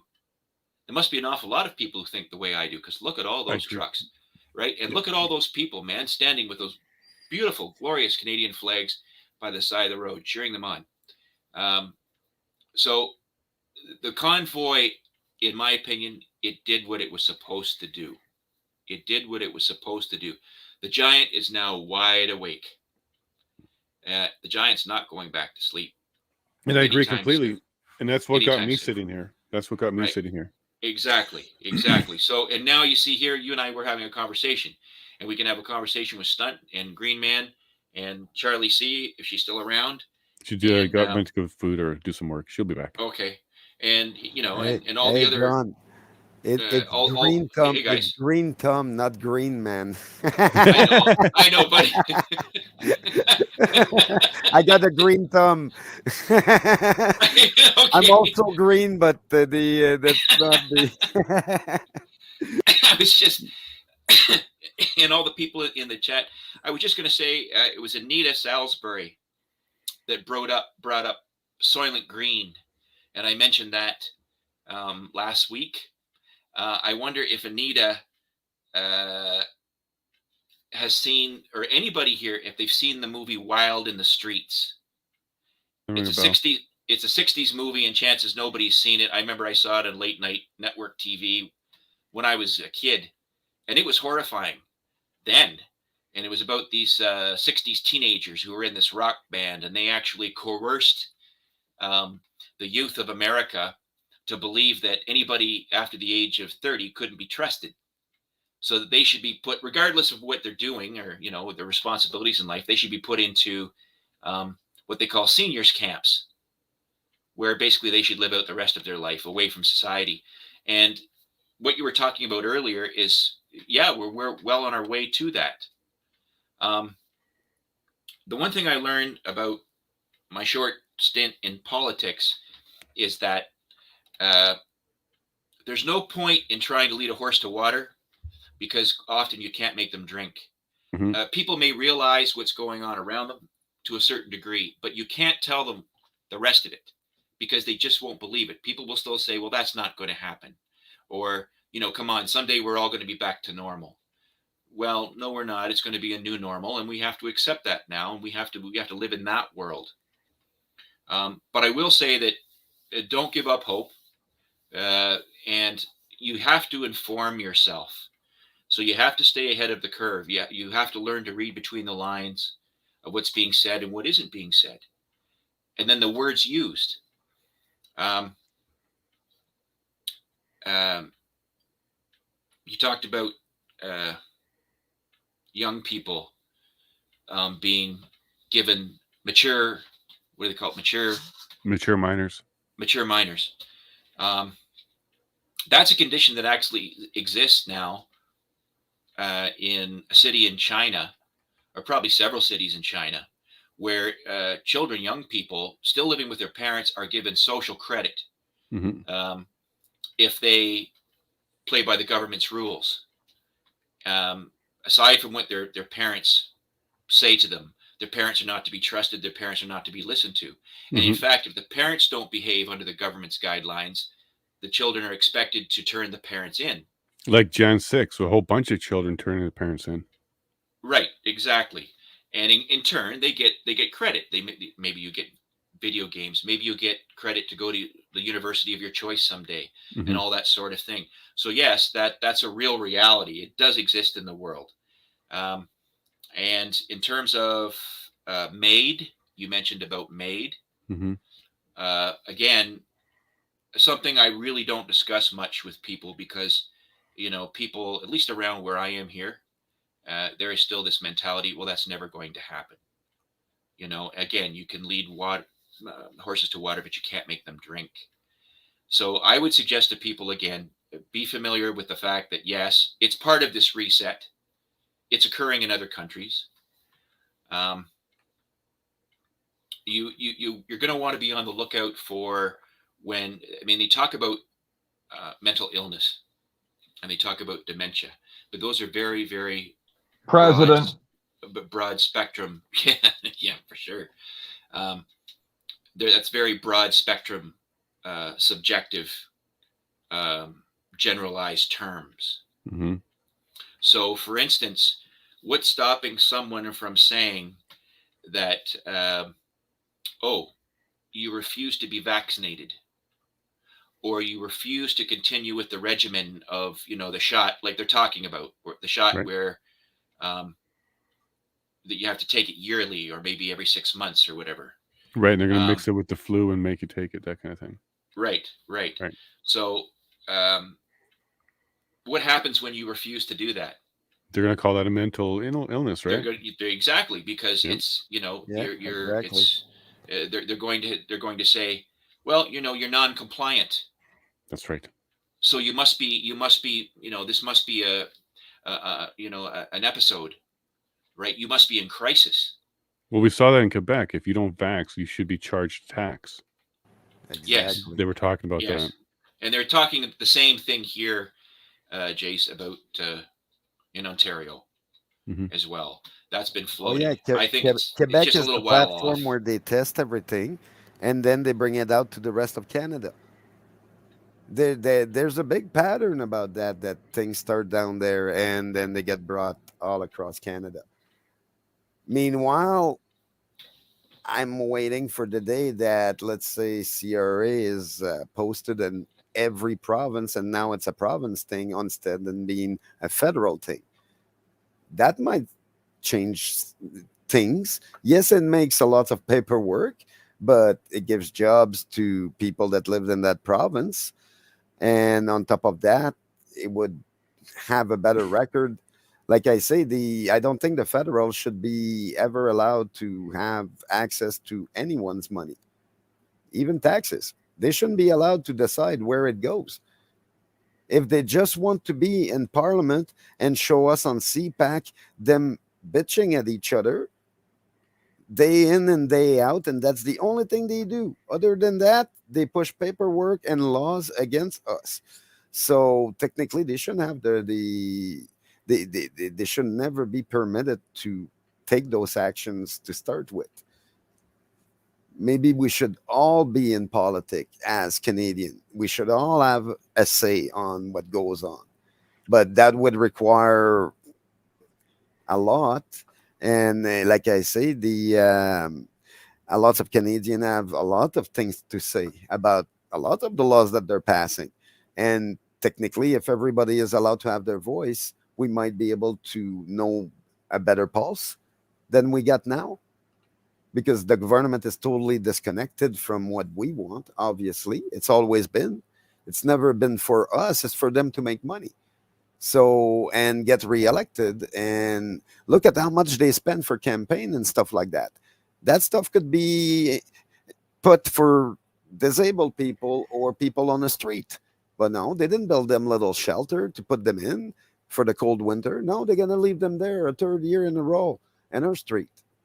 It's And citizens that are taking care of them because they look at them every day, and though the people don't have, just they didn't have before the pandemic, and now they got even less. They sleep on little heated vents downtown, and they're stuck with the fentanyl problem. And instead then focusing everything, like, for me, I understand the main issue is what happened with the emergency act and all that, but I'm seeing the damage done inside the city, and it's not going to become normal other than the corporation's going to buy everything, and we're going to be more screwed because now they want high price, and we can't nobody can compete. Like, they removed the everything I learned to do in my life, what John was talking about. They learn to grow up and have kids, have a job, all that. I was happy I was in it. I didn't really fit in because I didn't have the affinity of just following rules all the times. But I understand it is a great concept to have kids and all that. It's great. I just didn't. I'm happy. I'm kind of happy that I didn't get there, because, man, I'd be pissed today, because it'd be my grandkids right now that all this stuff that has to go through this, and that I don't think I can take. But that's me. well, let me turn to 10th on this one, because 10th, you don't have children, but you have a really good view on how this world is really working.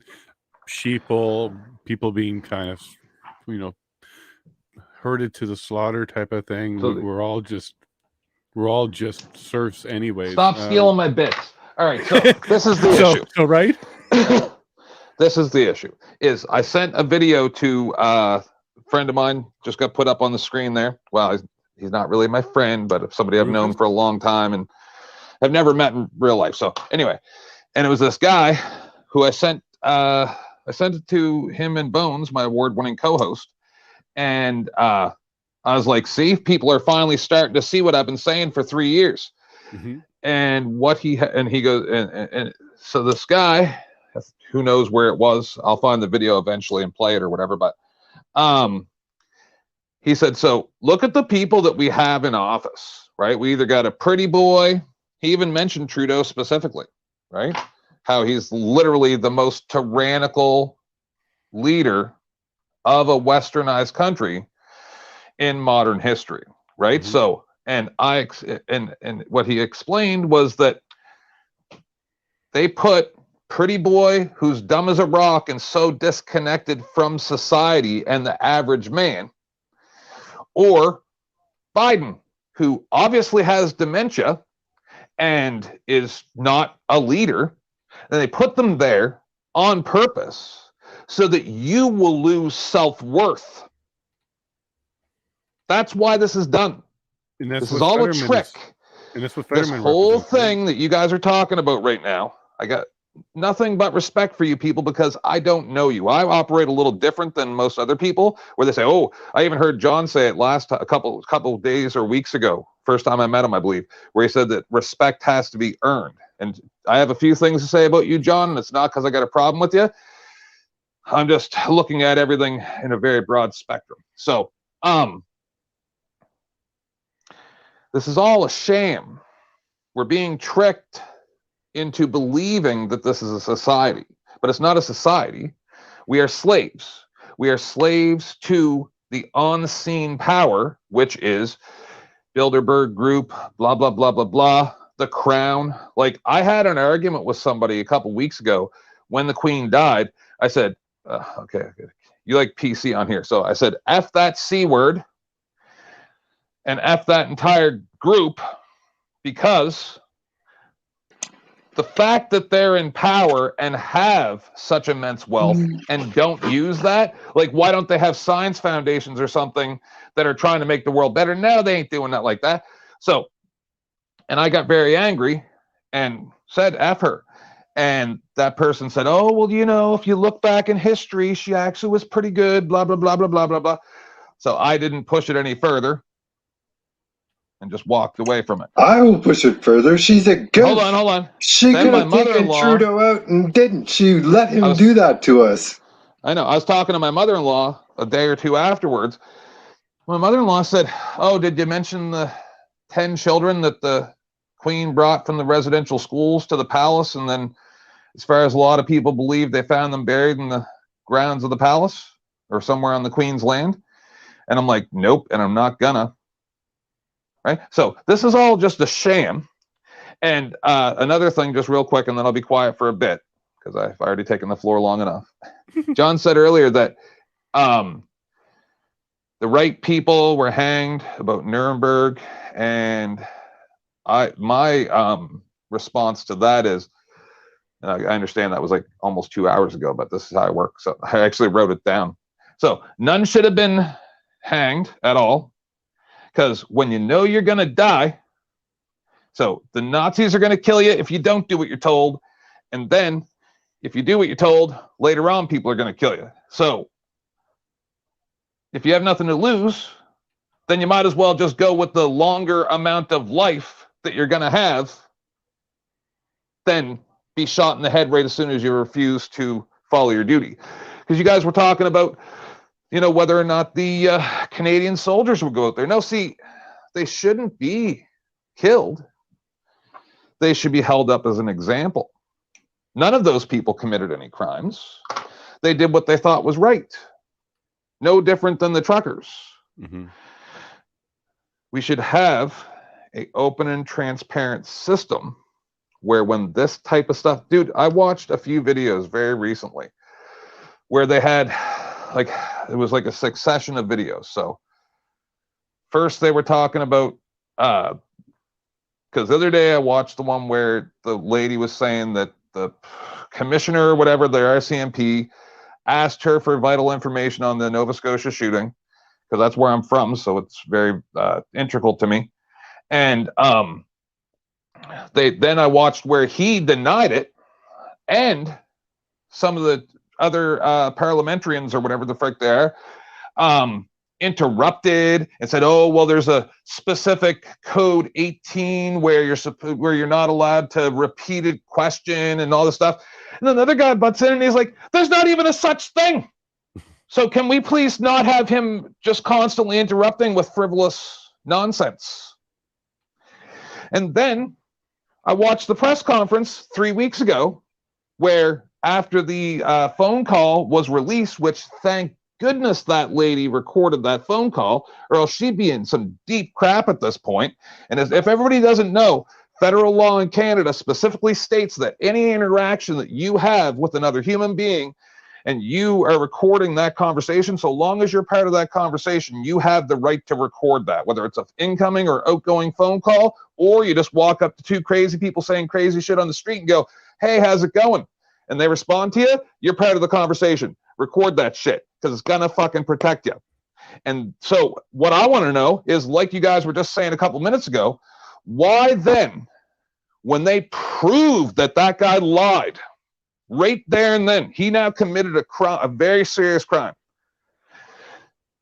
Why is he not hauled off in handcuffs and paraded on CTV News? Why?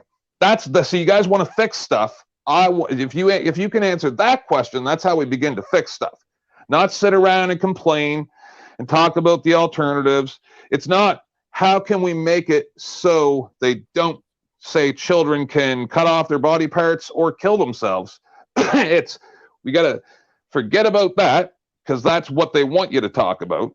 We got to figure out why he's not hauled off in handcuffs. And there's a really simple answer. Because you are a piece of livestock to be disposed of. When you become inconvenient, you will be disposed of by any means necessary. It does not matter about what the law is. Doesn't matter about how much you feel about it. Don't matter, it's going to make your family sad. Please stop believing that you're people. Please stop believing that you have rights and that laws protect them.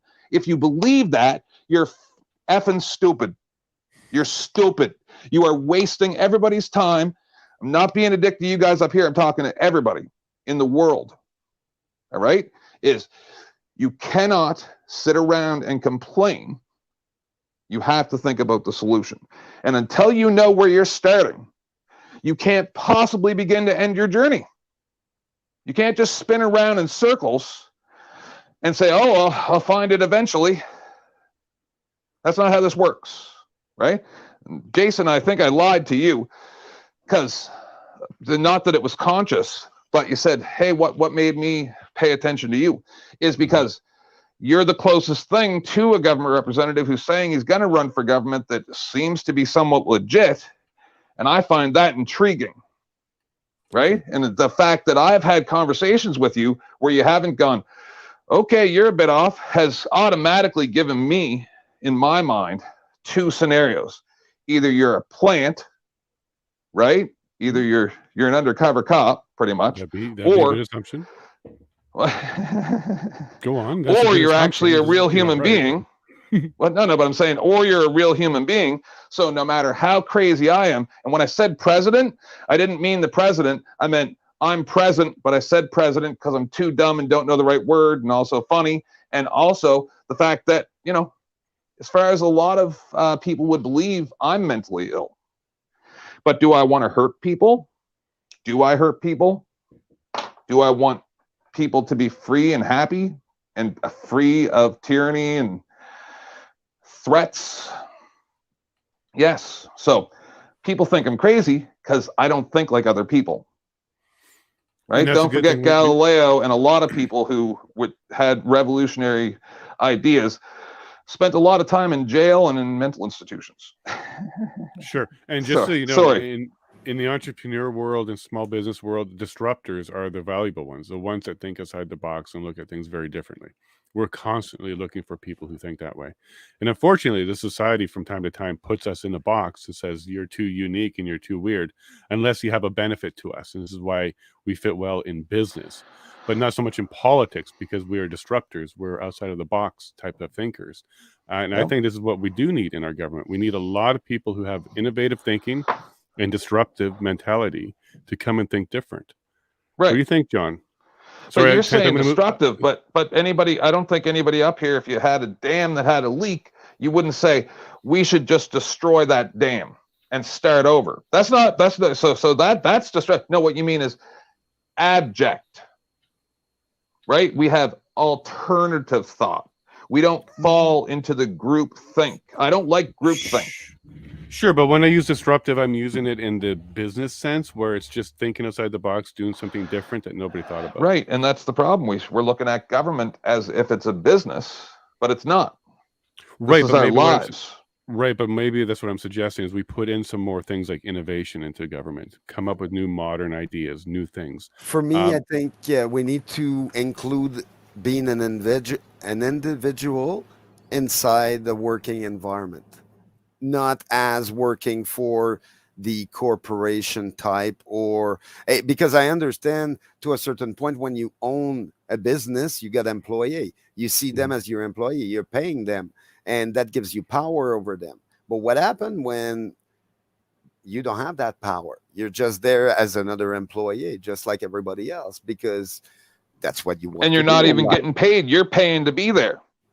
Yeah, well, that too, that too. You get the same thing than everybody else, and everybody. If someone wants to have their hair pink, they can. If someone has, well, like I say, there's always like pursing. I got nothing against pursings, but yeah, there's some type of work that you can't do the same than others. And I have friends with tons of pursing, and they would scream at that one, saying, "I can't do anything," and it's like, yes, but do you really want to sand wood all day with those? It's like, yeah, right on your finger. No, I don't think so.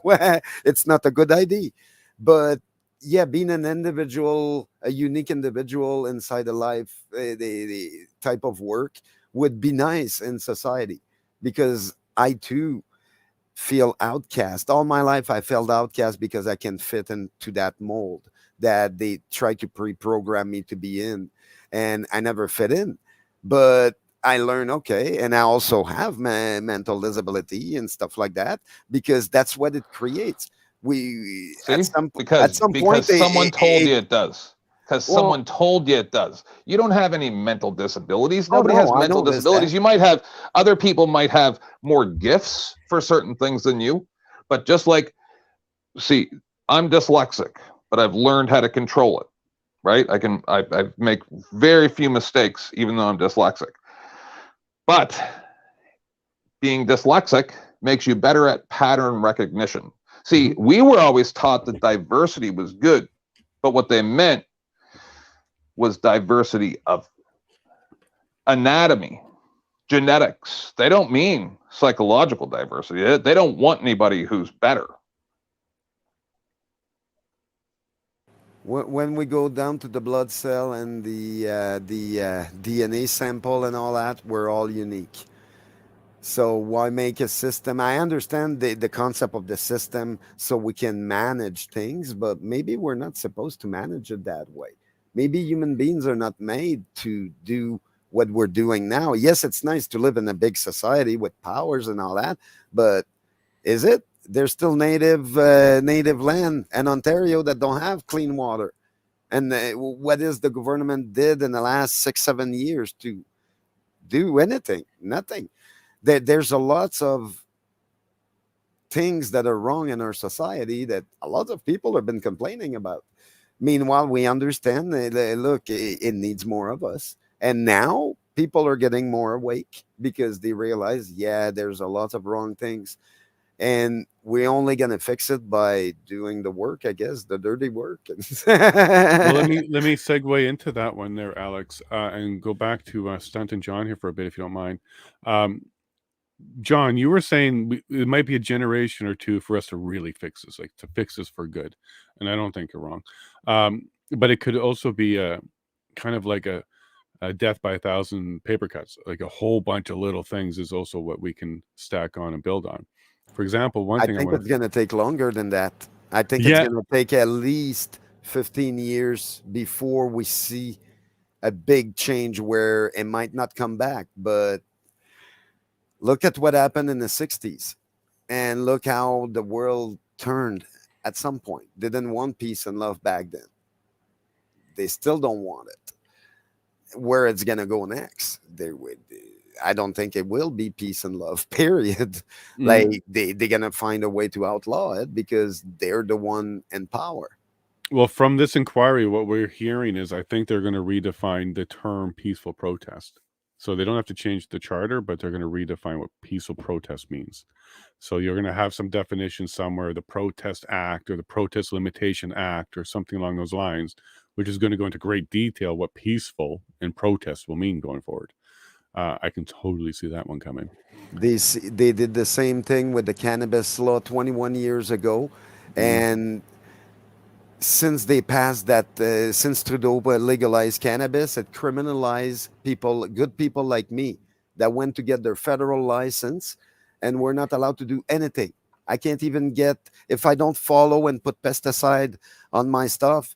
I can't sell it to a store. I can't do anything, and I need a license that I can't afford because I'm a low income person.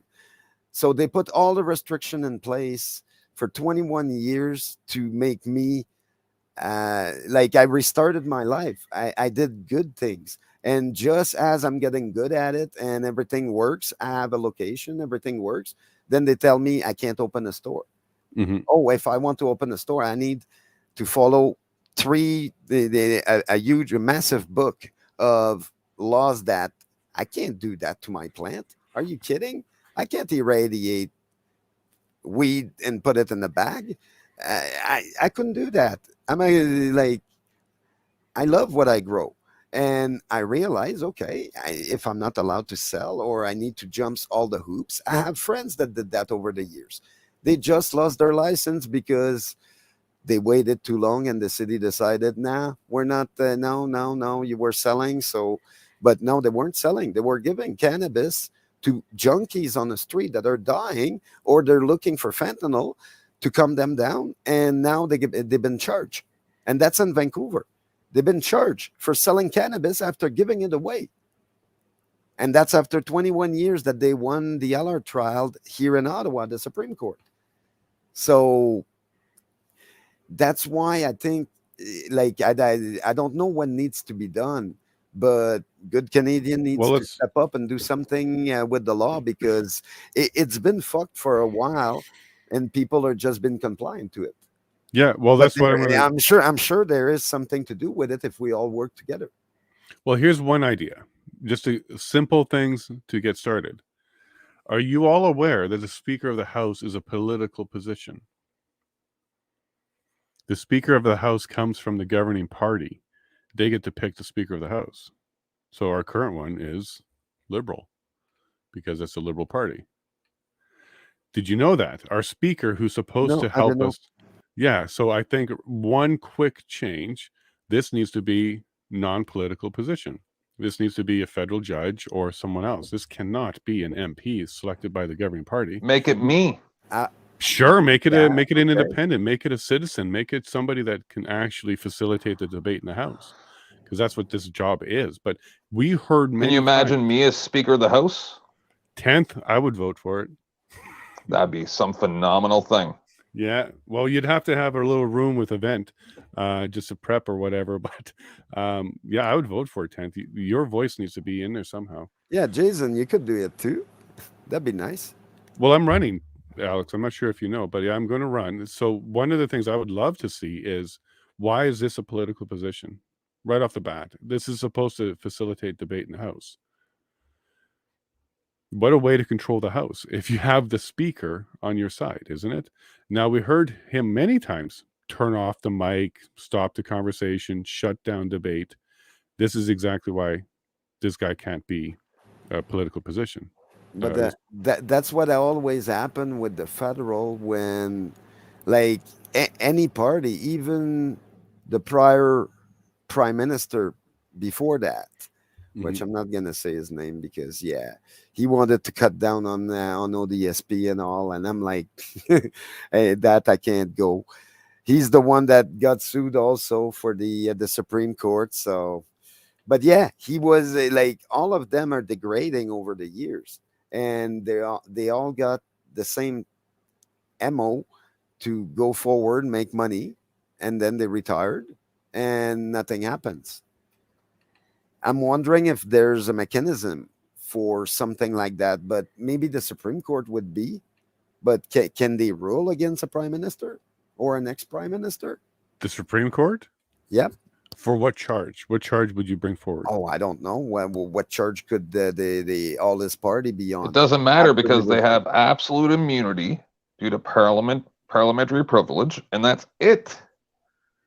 Well, that's okay. So, but 10th, there is limits to that. Like, if you went and shot somebody in the house, I wouldn't help them. Yeah, it would. There are limits to it. But Show me where either- it's written. Where's what's written?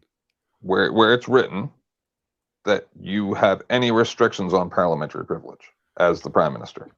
You actually just like Trump said, he could walk out on Wall Street. No. Shoot somebody. Trump didn't say that. Untouchable.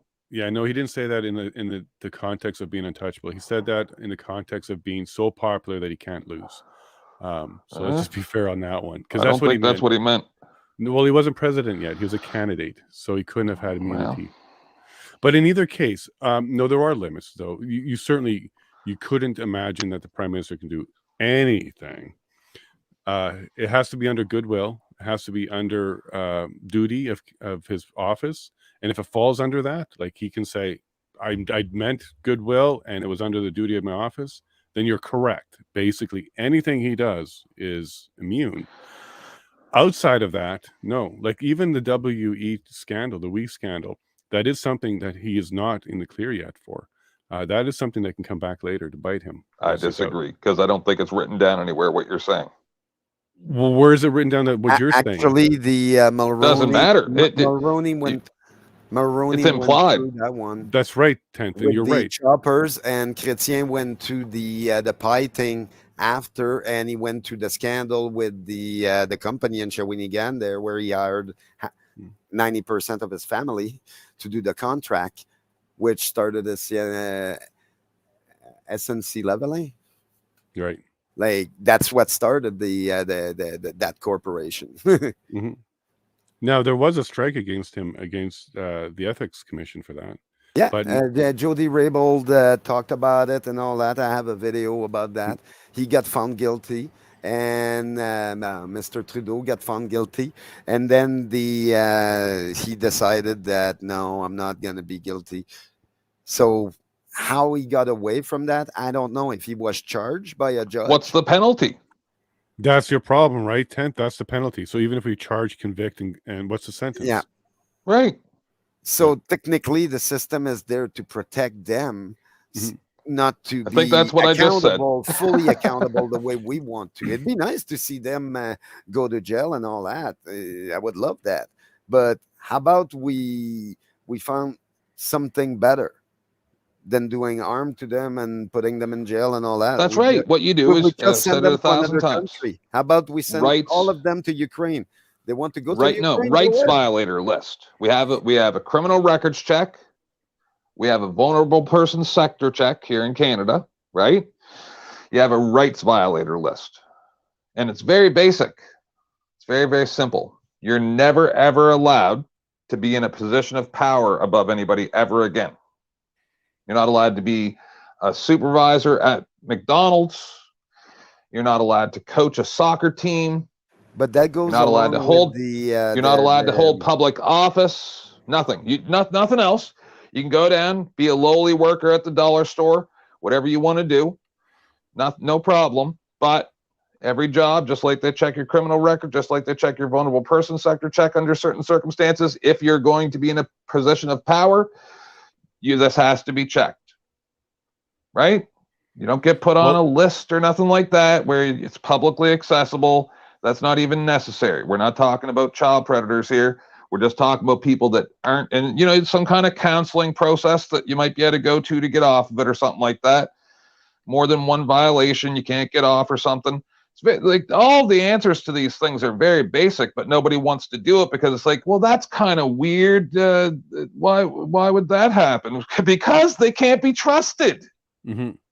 Well, immediately, I'd like to have a transparency, something where every meeting, every phone call, every text message is always available, being collected and open. If that cop hadn't had that recording of that phone call, she would have ended up in jail. Guaranteed. The only thing that saved her was the recording to that phone call, and then Buddy had lied. Straight up lied. There was like 5 people on that phone call. That saved her. hmm And you're not wrong. Donald Best, who's been on my stream before, and he spent an entire lunch with me. He's an ex-cop who was put in jail for 62 days because of corruption against him. He's got one heck of a story about this. And you can find it on my YouTube as well, Donald Best. He exposed so much, and he will tell you, 10th, that not only is the system corrupt, there's just really no way for citizens to get actual justice, even when they're targeted. Now, what helped him a lot was he recorded some lawyer conversations, which eventually he was able to play, and it helped him. But you're dead right. Like, everything needs to be recorded, both sides. All police officers should be recorded. All MPs should be recorded when they're on the job, et cetera, et cetera. In the last 26 years, I have had the police called on me and sent to my home over 100 times. The Really? only thing that kept me out of handcuffs was that I record my phone calls. Every time the cops showed up, I'm like, yeah, what do you want? You know, and I'd just be holding my phone. They know I'm recording. Right? Mhm. So it's like, it's a defense. The police aren't going to come To and a arrest you certain on false level. accusations if you say, I got it recorded right here. And they're like, can we listen to it? And it's like, nope, we can play it in court. Go ahead and arrest me. Let's do this. Yeah, but don't get. You have to also think that whatever you're recording can be take away. Then you Like just need to they be can shut careful down what the you're saying, signal. don't you?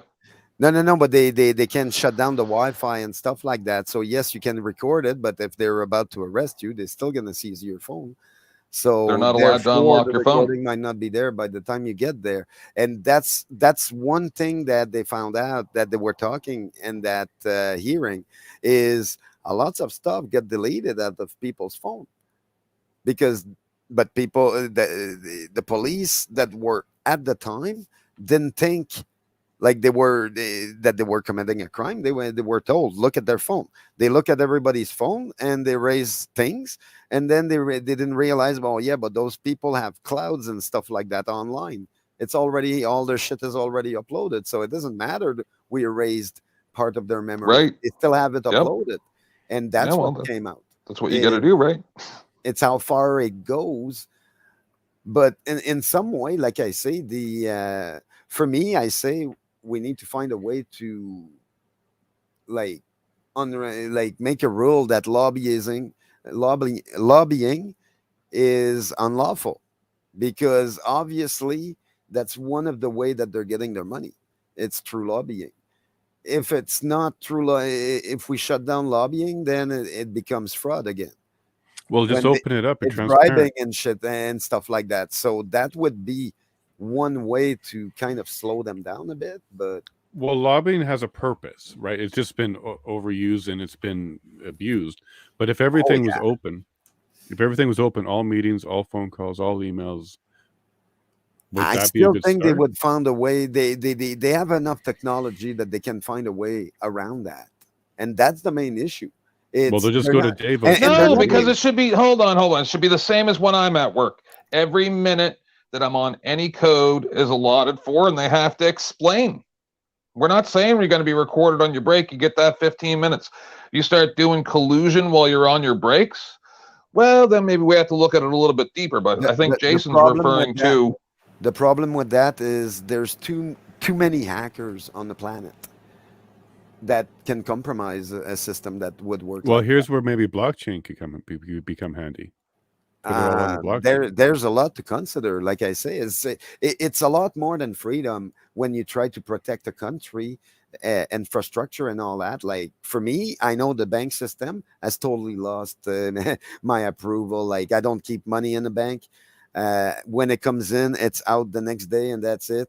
And Mhm. I hope they don't shut that down eventually, because I understand the power. They can. But then, if they do shut that down, technically my landlord won't be able to pay his rent either. So it doesn't really matter if the money came in. I just need to make sure I have food. And where are they going with that type of power? And I saw with the convoy what they did to all my friends. My bank account wasn't seized. I was happy, but they tried to put something on my criminal record that was almost gone at this point, and it was enough that I had to do something, because I find out that they overreached on every level, and what's to stop them from doing it again and again and again and again? Through history, it shows when someone tries this stuff, they usually, when they succeed or they almost succeed, they try again, but a different way. And who knows that that's not what the second person that will, they might get elected, is not just like that. He's been waiting all his life. He's an economist. He's going to know what to do. But who says it's for us? If I Well, look at it, none of the political parties supported the Freedom Convoy from the beginning except one. PPC. And it was for political reason. But was Yeah. it was it a bad thing or not? It's not to me to say.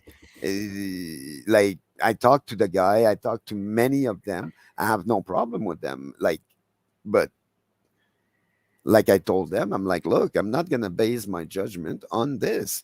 I'm basing my judgment on who's gonna do what they say they do. And from what I'm seeing, there's many, many, many years that politicians don't do what they say they say publicly, they don't do it. Right. And maybe one And of they're the not biggest held accountable for that.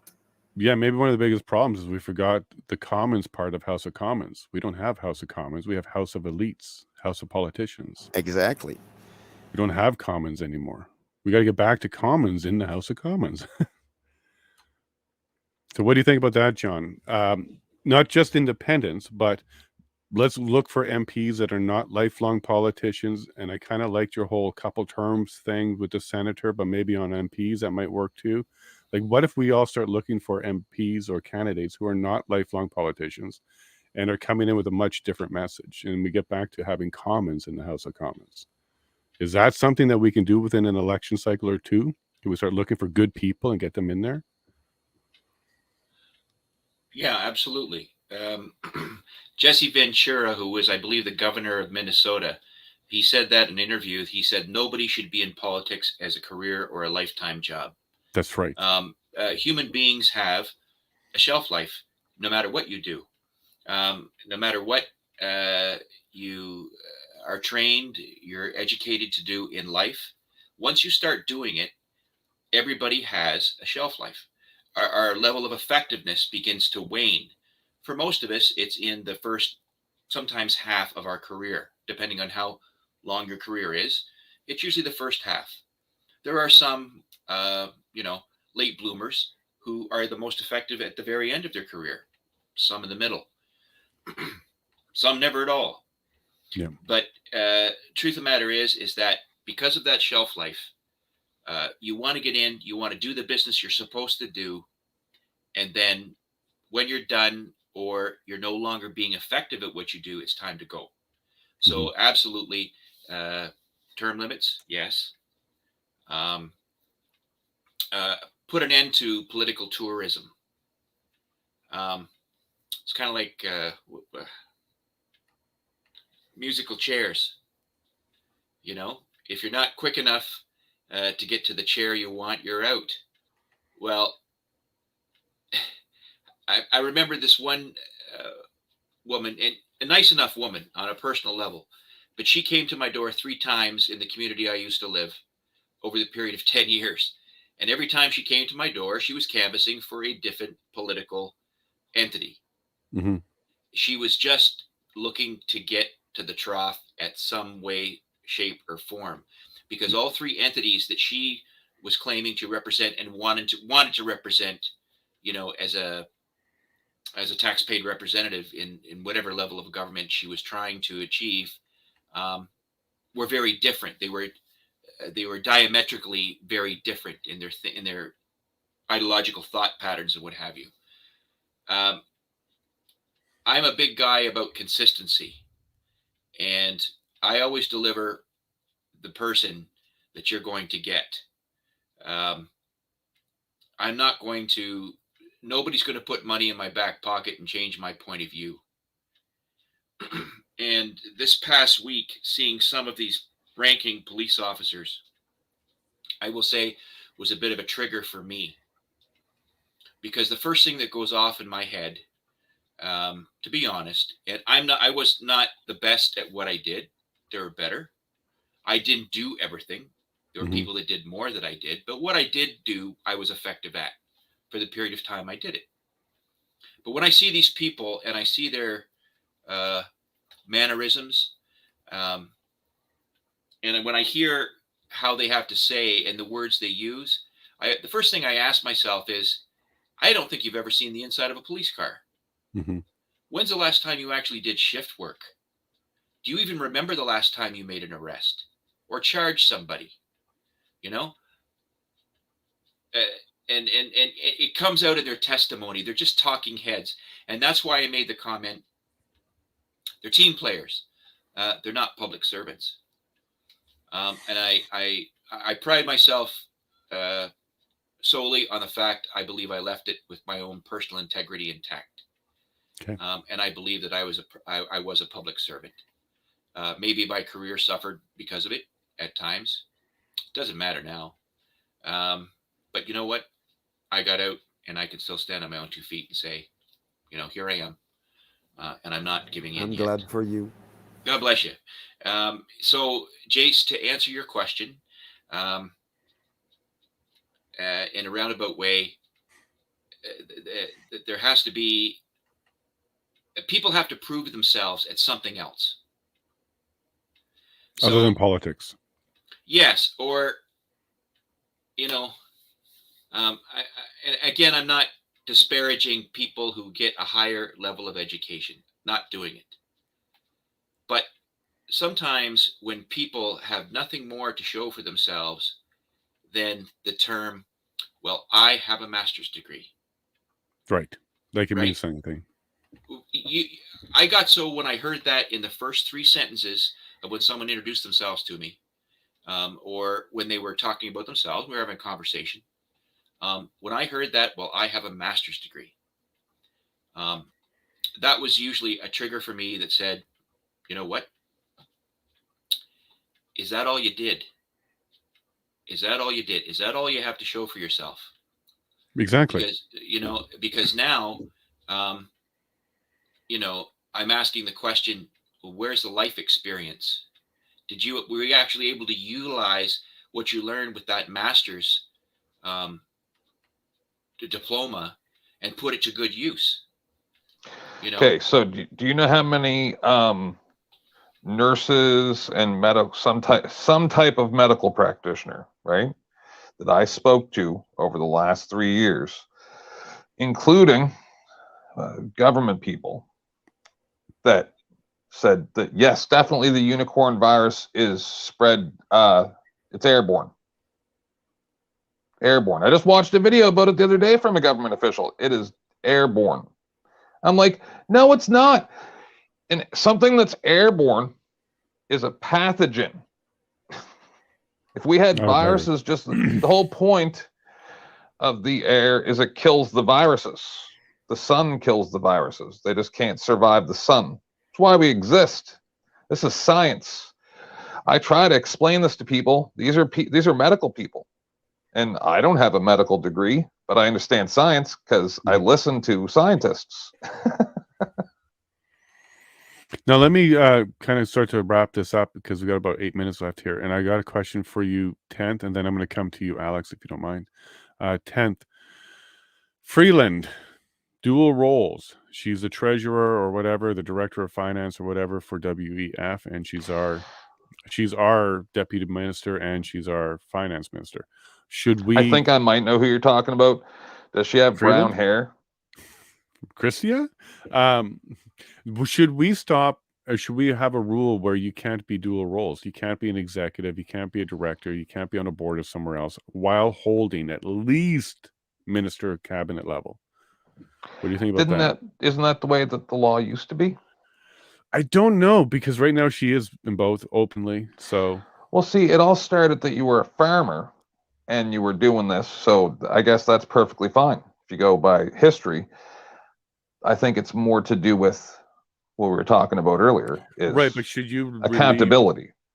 accountability too, but should you also be in two? Is that not a conflict of interest to be on two boards like that, or in two high position cabinets like that? I don't know. Well, let's ask Alex. Alex, what do you think? Do you think we should, our elected officials, at least on the federal MP level or higher, cannot be on boards? Like the president of the United States had to put all of his stuff into trust before he could take office. On that, I'm with what John was mentioning earlier. To a certain level, I don't think that as they go in politics, their salaries should be capped to a certain level, but they should Yes. never get that type of power. And they should definitely not have more than one agenda. And they should be scrutinized like a lot more. That's what John was mentioning. They should be looked at a lot more and what's their life experience, what's everything they've done in their life.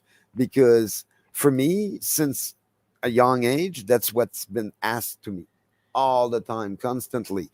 What I've been doing. Like they're asking me the proof all the time. And yeah, it's part of life. I learned that everywhere I go, everything I try to start, I need to show up like you go for a bank loan. They Well, sure get a lot there's of a, how about documentation. see, you're smart.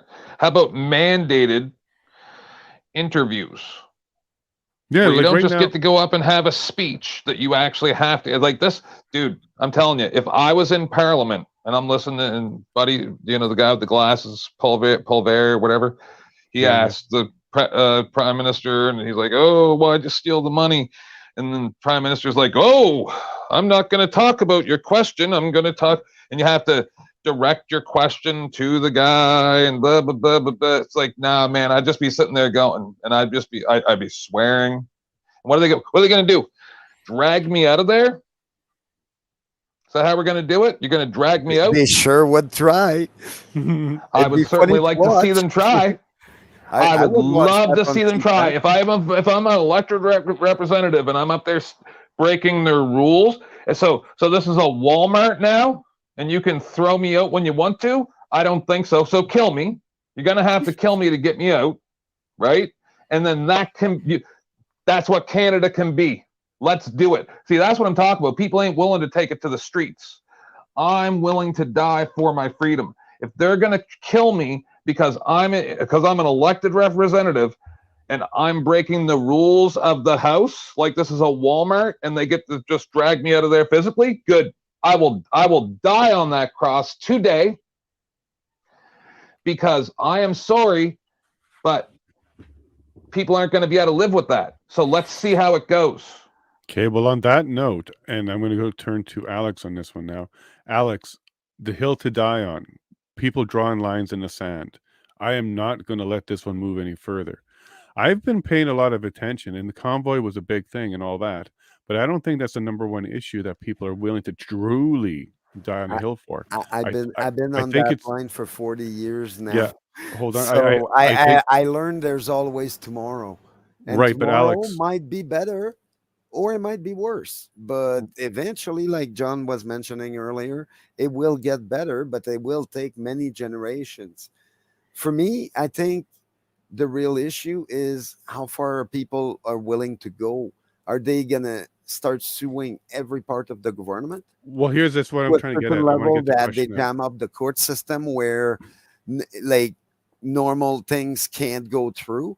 That would that be an effort that would be okay or a good one? I have no idea. Lots of people have tried that, and it seems the court is spitting it out, and they're not going with one type of narrative. Meanwhile, I understand they've been trained all their life to go through a certain process, but that process is a bit off now, and everybody seems like one side seems to be okay with that, and the rest are like, man, yeah, this guy, like, we're not talking about parking tickets anymore and all that. Right, But right. there's a lots of people on the hill that, like, tonight and tomorrow, that some of them, their car will be fucking ticketed like you wouldn't believe. Like, the guy gets 6 tickets a day. Meanwhile, like they ticket him every 10 minutes. because he was there only an hour and he got 6 tickets. And in court, the judge fucking ruled against him, so he had to pay 6 tickets. And now he owes something like $81,000 and fines. And they're trying to find a way to stop him, but they can't arrest him because he's too public. He's always on the stream. There's always people around him. So they're trying to figure out ways. Like today wasn't an issue because everybody was down there watching under the rain, watching for the veteran parade. Meanwhile, Mr. Trudeau wasn't there, from what I heard. He's out of the country, So, I understand. like, he doesn't even care about the veteran. What do you think he cares about? The underlying department. Okay, yeah. So my question though, Alex, is going to be this one. Our rights, the convoy, vax, mandates, these are all issues that we're all starting to fight through. But I think that there's one new issue, or it's not so new, but there's one that is definitely going to let a lot of people step up and say, that's it. This is the hill I'm going to die on. And that's children, coming after the children, doing all of this pronoun stuff, this gender identity stuff, I the was sexuality. willing to die the day I was born. Right. But I'm that not I think, afraid. I'm not afraid of dying. Like I no, say, but you're a I'm different waiting for breed. the revolution to start. But I what I'm hope it trying to, doesn't come in my generation by the time I'm alive. I hope it doesn't come. it But No, doesn't but see, yet. that's the whole thing. That's what you got to learn from the trucker protest, nonviolence. no, I Because learned from I my agree with grandpa that was violence. all I agree with traumatized from the violence war. if you're sorry. I learned from my grandpa that was traumatized from the war with PTSD.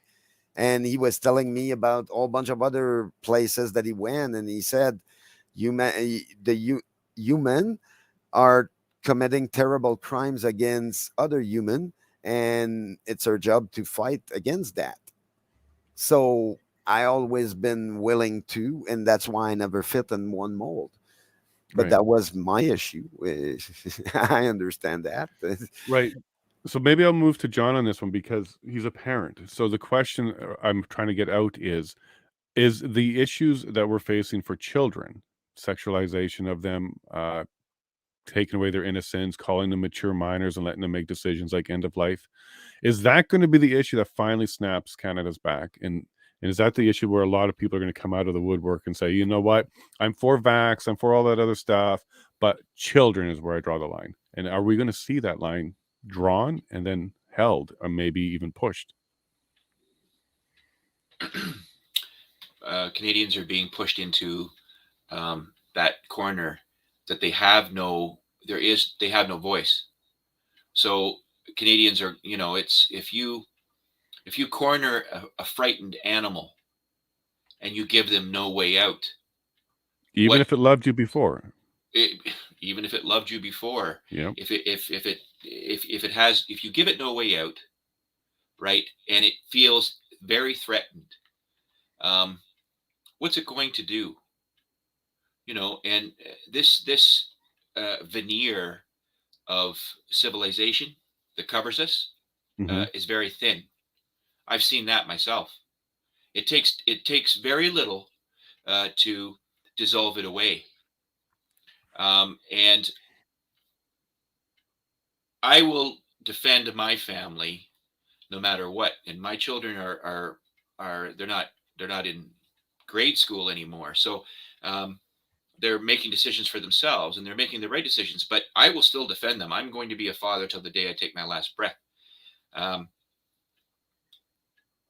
The Canadians have to be able to inform themselves. But when you still have people standing in line to get their third, fourth, or fifth shot, like sheep, but they're still pointing a finger at the ones not standing in line, saying, you're an anti-vaxxer, right? You're evil. Then people haven't gotten to the stage of the game where they're angry enough to do something about it, right? There's this disillusion of the family. There's this dissolving of our resolve to be able to think clearly, because we're getting it. I mean, we're all wrapped up, in this crap, right? The great brainwasher. Yeah. And there's a whole generation. This is where they live their lives.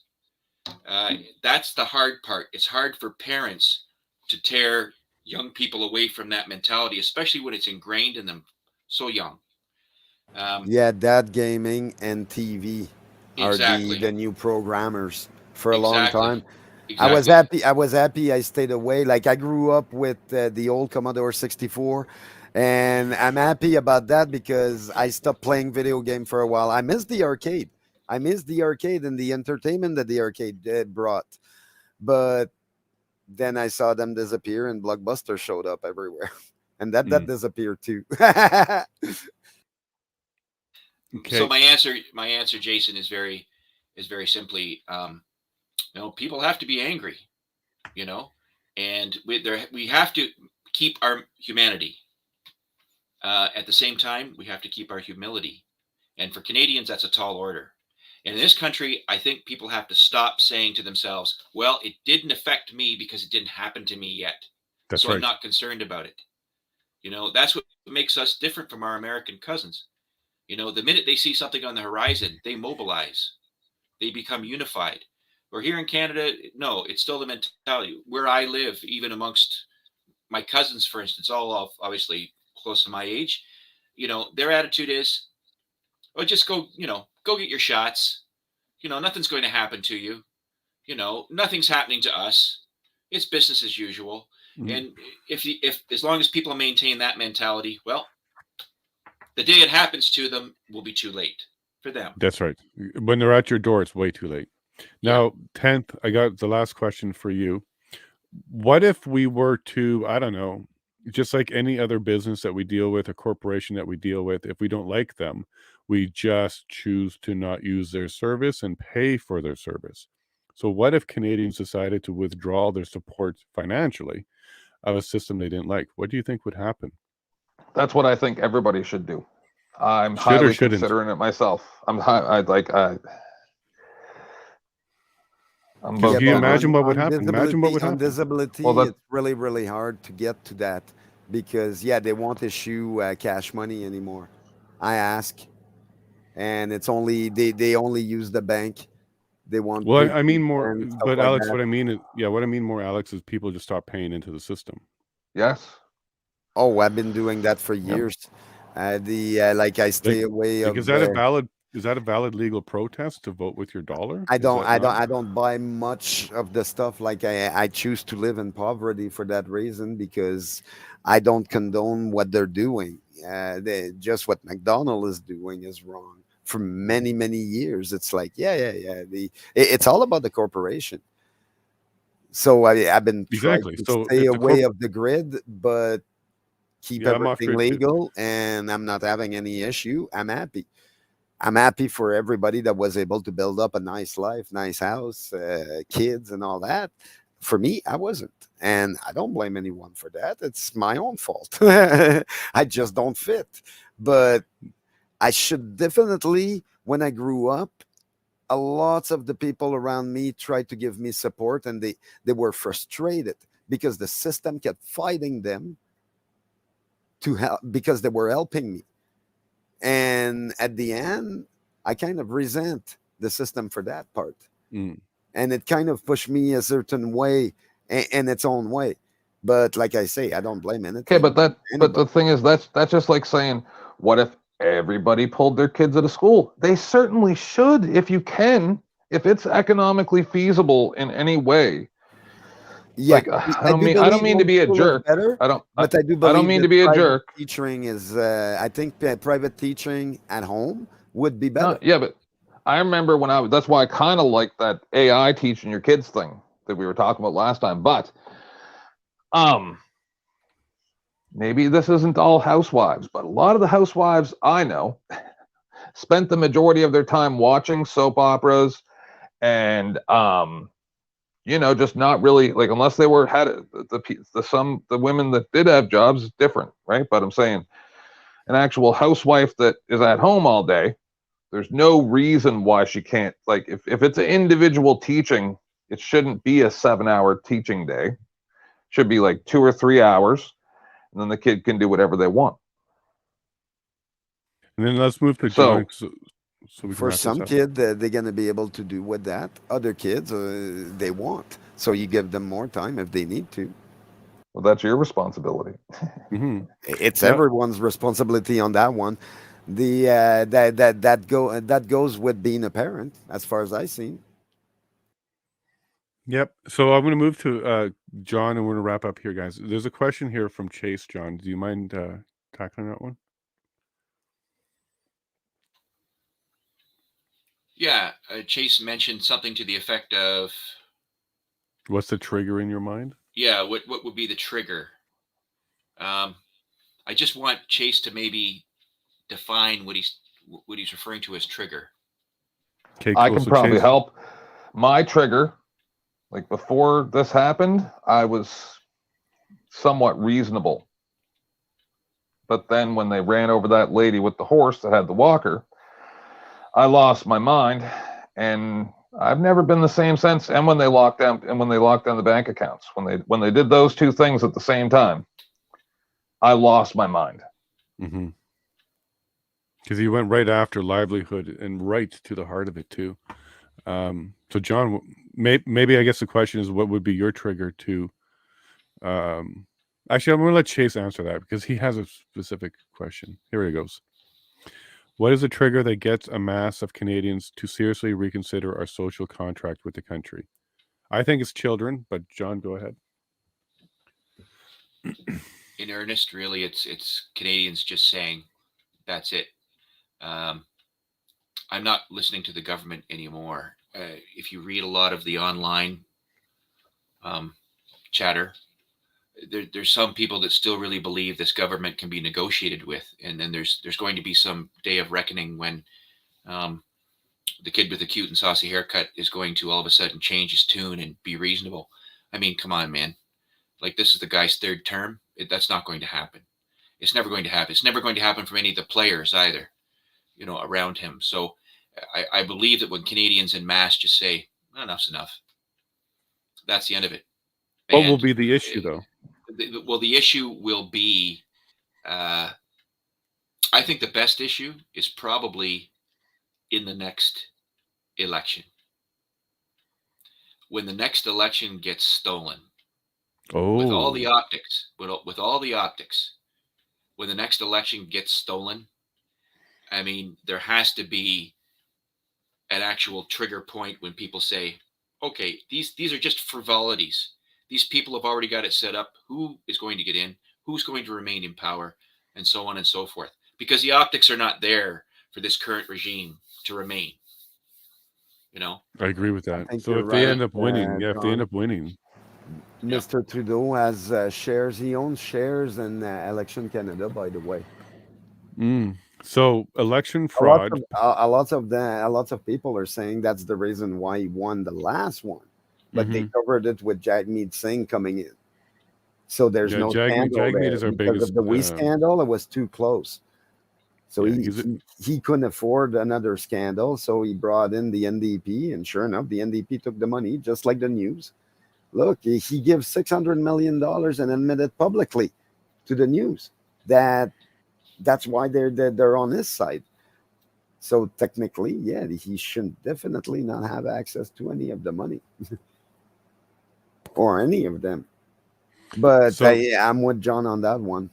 I don't yeah, think nothing's gonna happen close to what we want.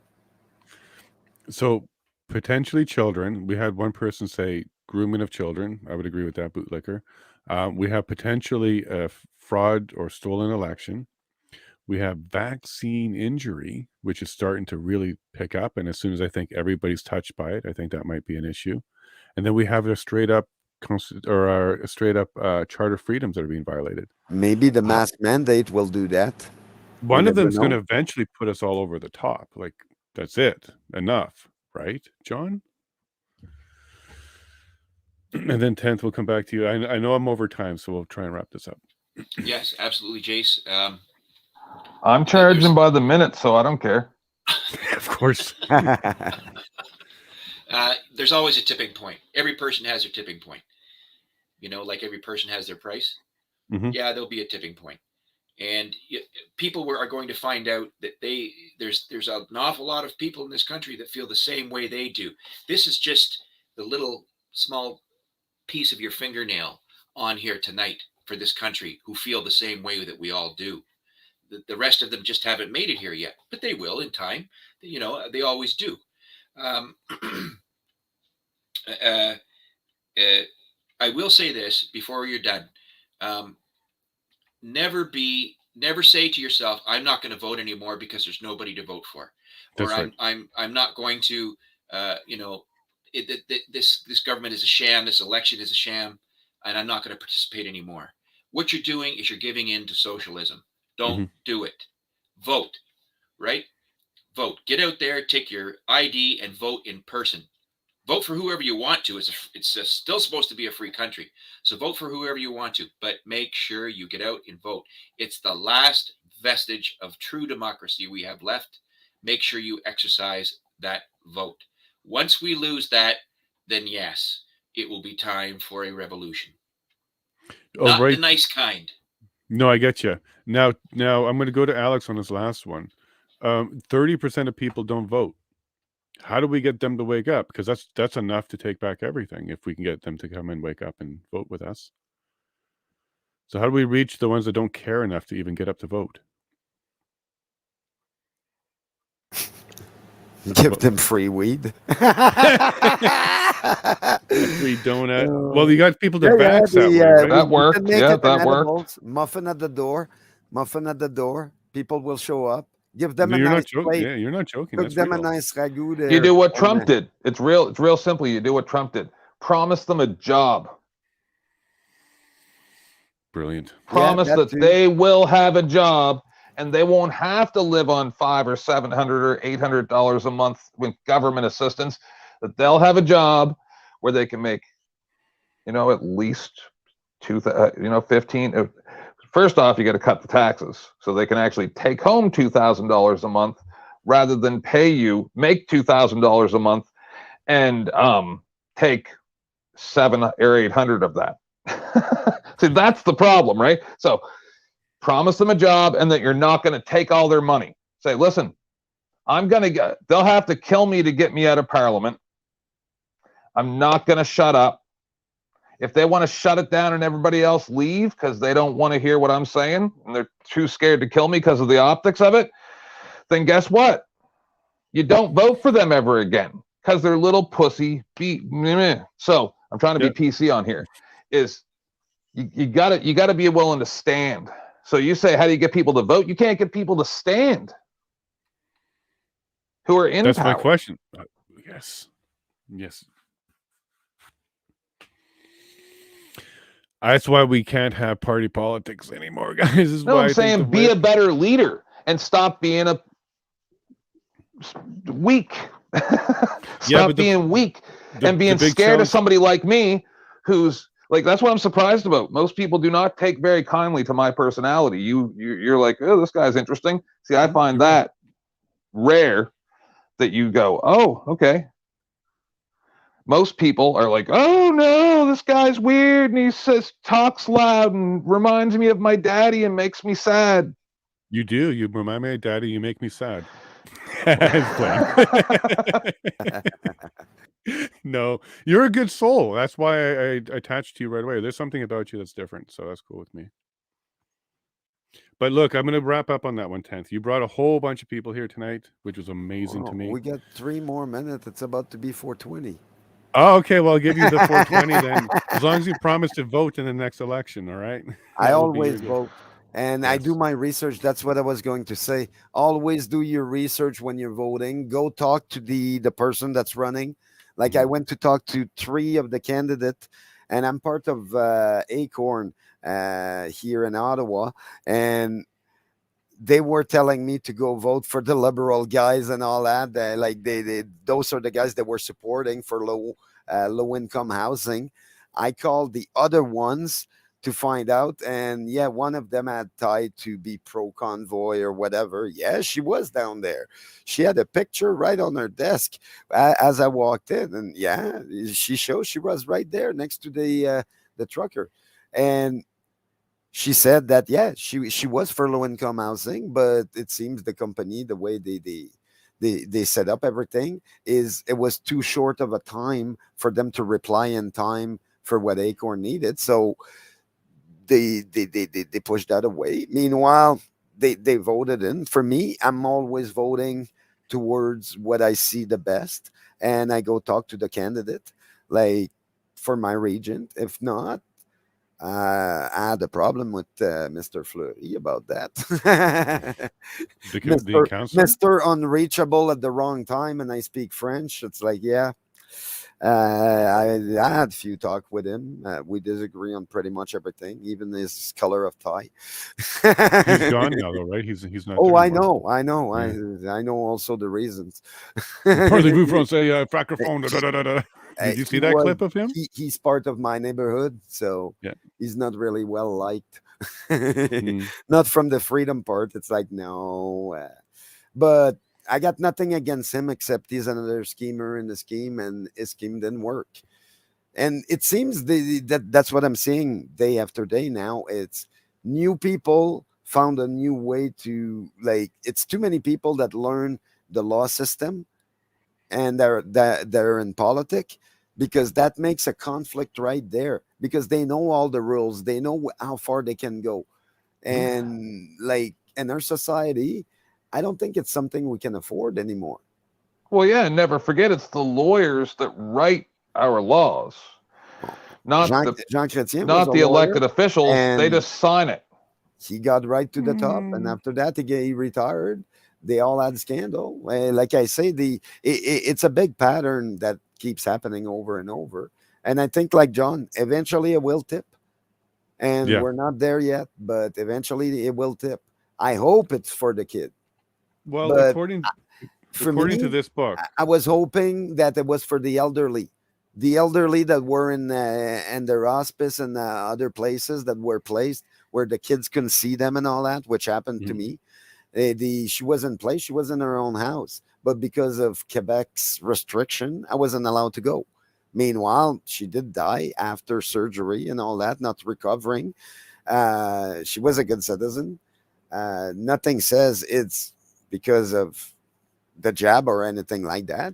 But at 75, look, she she follows the rules. She didn't want to be ostracized, and as an old lady, she got ostracized anyway. And a village of young people, I think that's what happened down there. I'm like, what the fuck? The I never seen that before. They were complaining that, yeah, they got harassed by young people all the time for no fucking reason. That's kind of unacceptable.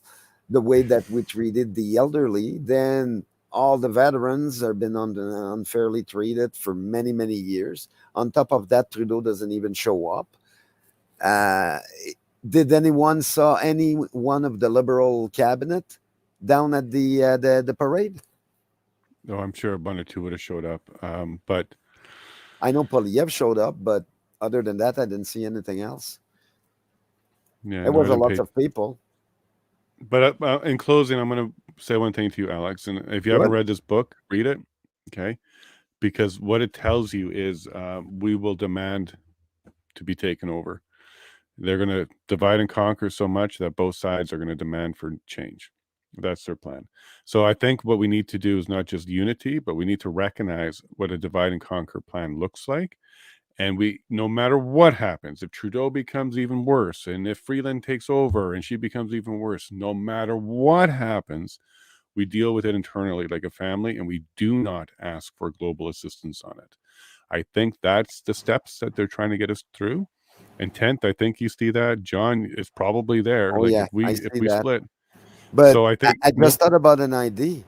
Mhm. What about if we're being really, really, really good and technical Canadian, and once they're in the house in the middle of the winter, we just bury the place. We just show up with all our snowplow and all that, and we put all the snow over there. We just plug them in, and that's it.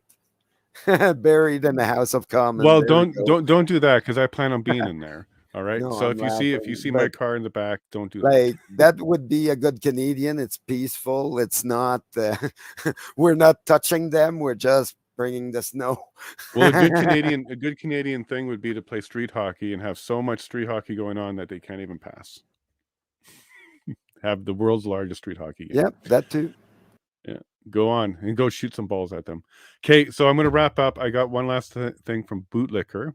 So Bootlicker, he said we need more. Let me go find it now. We need more panels that are brainstorming and less drama. So Bootlicker, what did you think of this one? Less drama, or are we good? Looks like you're great with it. Okay, guys, we're gonna No, do he's this good again. with it. I haven't said the N word once. The naughty word. Stay out of naughty words. Okay, guys. So let me wrap this panel up. John, we're going to do this again every Friday. I think every Friday we're going to do something like this, even if it's just to talk about what's going on. 10th, thank you so much for coming. Alex, It's you're a star. therapeutic. It is therapeutic for not just us, but for anybody that watches this it- later. For me, I rather have people in person because I'm seeing a connection. But like I say, for once a week, I go downtown. I go see the boys down there. I see how they're doing and all that. And they've been down there every single day, parading on front and doing their things. Meanwhile, I'm like, I hope I had what they have, but I don't. I'm not like that. I got to keep my sanity by keeping calm. I can't just like when it goes, I'm there. I'm ready. But I don't I hope that it never comes to that point. I hope I can die a grandpa at some point that all this passed through and it'd be nice. But would it happen? Well, we'll see. The future is still not written yet. And if it is, well, it's to us to cut down the pipeline for them to get the ink and make sure that everything they write on paper is invalid. Well, I Because think that obviously that's how they're fucking us through all the paperwork that they're pushing through over the well, years. I'm happy to tell you, Alex, you're past 420, so you're good to go now. Maybe all house Oh debates yeah. should be. Maybe The- all house debates should not be any longer than 4 hours and 20 minutes. They always take a break at that point. But look, let's do this again, everybody. I think this was wicked awesome. I have no Perfect. Have problem a good one. setting this up each week. I think And they should have to be at minimum 8 hours because you're getting paid to do it. well, they have 2 sessions, but each session's 4 hours and 20 minutes long. No, I'm saying 4 hours a day, like 48 to 50 weeks a year, and you should be required to have a conversation about it. Not just make statements. That's enough of this. Yeah. If you can't hold a conversation and explain your position, you shouldn't be there. Well, on that note, 10th, what I'm going to say in closing is if you know other people that should be running, other independents, other candidates, they're not even looking, get behind them, convince them, and let's find a lot more people across this country. We got a couple years to get ready for the next election. Let's get some more people in there and let's stop putting in these lifelong politicians who came out of political science university, were groomed the entire time, were manhandled the entire time, and now they're trained to do that back to us. So let's stop putting those people in. Find independence everywhere. Doesn't matter if they're part of the party, they have to be an independent mind and an independent person. I don't think we have much a choice in this next election if we're just going to do the same establishment again, because we may just get a right-leaning Trudeau. It might just be another echo chamber where it's going to I be think so. a separation going on, and we won't get the unity we're looking for. So, Alex, I would say, pourquoi? Why are you not running? 10th, you've got quite the soapbox, and John, Because you should all be I'm looking for better I'm too candidates. vocal. Actually, it's my life choice. That's not something that I can go public with. Well, as I'm not Fleury established, comfortable. you just drop into francophone, and then it's okay. You can say whatever you want as long as you do that, as Fleury established. Actually, for me in my life, I learned that it's not for some reason. But Did you that's see that something, clip? like I say, it's called PTSD from being in Quebec for so many years. Wait. I'm kind of under a rock and I like to stay there. I learned to build my life under it. Who is gonna who of these weak-minded children that I am forced to associate with on a regular basis? Which one of them are going to vote for me when I say they're going to have to kill me to drag me out of parliament because I'm not going to follow their rules? Who's going to do that? I would vote for you. But if Sure. you Then don't write if you me don't in. start for sure. But here's one thing: you're guaranteed not to win an election that you're not on the ballot of. Right. Yeah. Okay, so as simple as that. Like, let's get more people on the ballot. But yeah, the I did see like in my district right now they had a big battle about that where Mathieu Fleury was not tied into it, but he was kind of he saw where it was going, and they didn't win. Yeah, no, he got out of there, didn't he? He didn't run again. Yeah, oh yeah, but no, he's not running because the new people, which is the new mayor now, is not Mhm. going. Like he reopened the downtown, which is what but he tried to like he created the red zone, Right. which So now there's the some hope red in zone is Ottawa. reopened. How Right. many So government Ottawa. officials do you think there are that are accountants, like actual, like licensed accountants? CPAs, something like that. Not many. They're mostly lawyers and they're mostly business people. Well, fuck lawyers. Sorry. Wouldn't you want accountants to be your government? Like I'm pretty good Well, at math, right? well, if it helps you any, I'm law, I'm tech, I'm a pilot, and I'm a business guy. Right. Do all Yep. those kind of work? Well, business, yeah, but see, it depends. Do you run corporations? Yeah, I've That's made the and sold business. companies. Yeah. I have a history Well, of that. that's Oh, you corporate. Yeah, but I employed people. No, no. I There paid is their good salary. corporation out there. Like I say, the for me, it's it starts with good intention for a lot of people, and then the greed gets in. They want more, and there's nothing wrong with having a bit more. But then there's a bit more and a bit more and a bit more, and then you end up that you live in a house that you don't really need.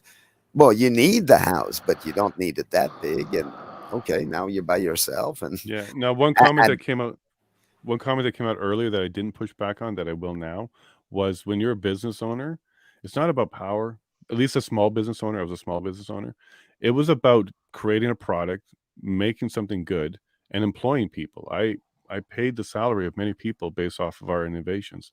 So from that perspective, I never saw it as a power thing. I saw it as providing to families, doing something we all love to do because we were all nerds. So yeah, it was a great time. when I was a kid, the I learned a great truth that we all have that power. When technically we're all powerful, we can do pretty Mhm. much what we want, but there's always a price to pay for it. If you're independent minded, you're right. We actually always had the power. Everybody is independent minded at No, some there's so level many. when they're Yeah, there's kids so and many all that. zombies now. Yeah, no, Everybody, at some level. well, almost every kid that I know believed in Santa Claus at some point in time and the tooth fairy. You're right, and And that's it's like nobody's ashamed of it because yeah, that was something when we were kids. It's like yeah, mm, that was there to inspire something. But now, how many parents are telling their kids about Santa Claus, and now they go online and find out, oh shit, find out it's what not true. he's not real. Then What do you no, mean? he sank. Did you hear? He's gonna sink soon. Global warming. The North Pole is melting. I know a singer in France that's doing that's her album. She made a kid album, and it's a comic book, and she's singing all around those town, and because she wanted to go around, and it's all around their policy. She's for freedom and all that, and they tried to cancel her, so now she's Mm. got 105 show and private house. So she goes to someone's basement, and they prepare for the show, and then 300 people shows up. And Okay. then she's got a one-on-one with them, and then she starts the show and she sings, and she made a kid parody to be able to hide under, which is awesome, by the way. It's like a Broadway show. So she's bringing a Broadway show and music at the same time just to sing to people because people needed it, and they were asking for her, Now which is awesome. I agree with bootlicker here. Elect self-made real people, and that is what I am. They're bootlicker, self-made entrepreneur. Nobody paid a damn thing. And if you knew my history, I didn't come from rich family. So if that's what you like trust fund kids, find someone else. But I think for Yellowhead, I'm stepping up.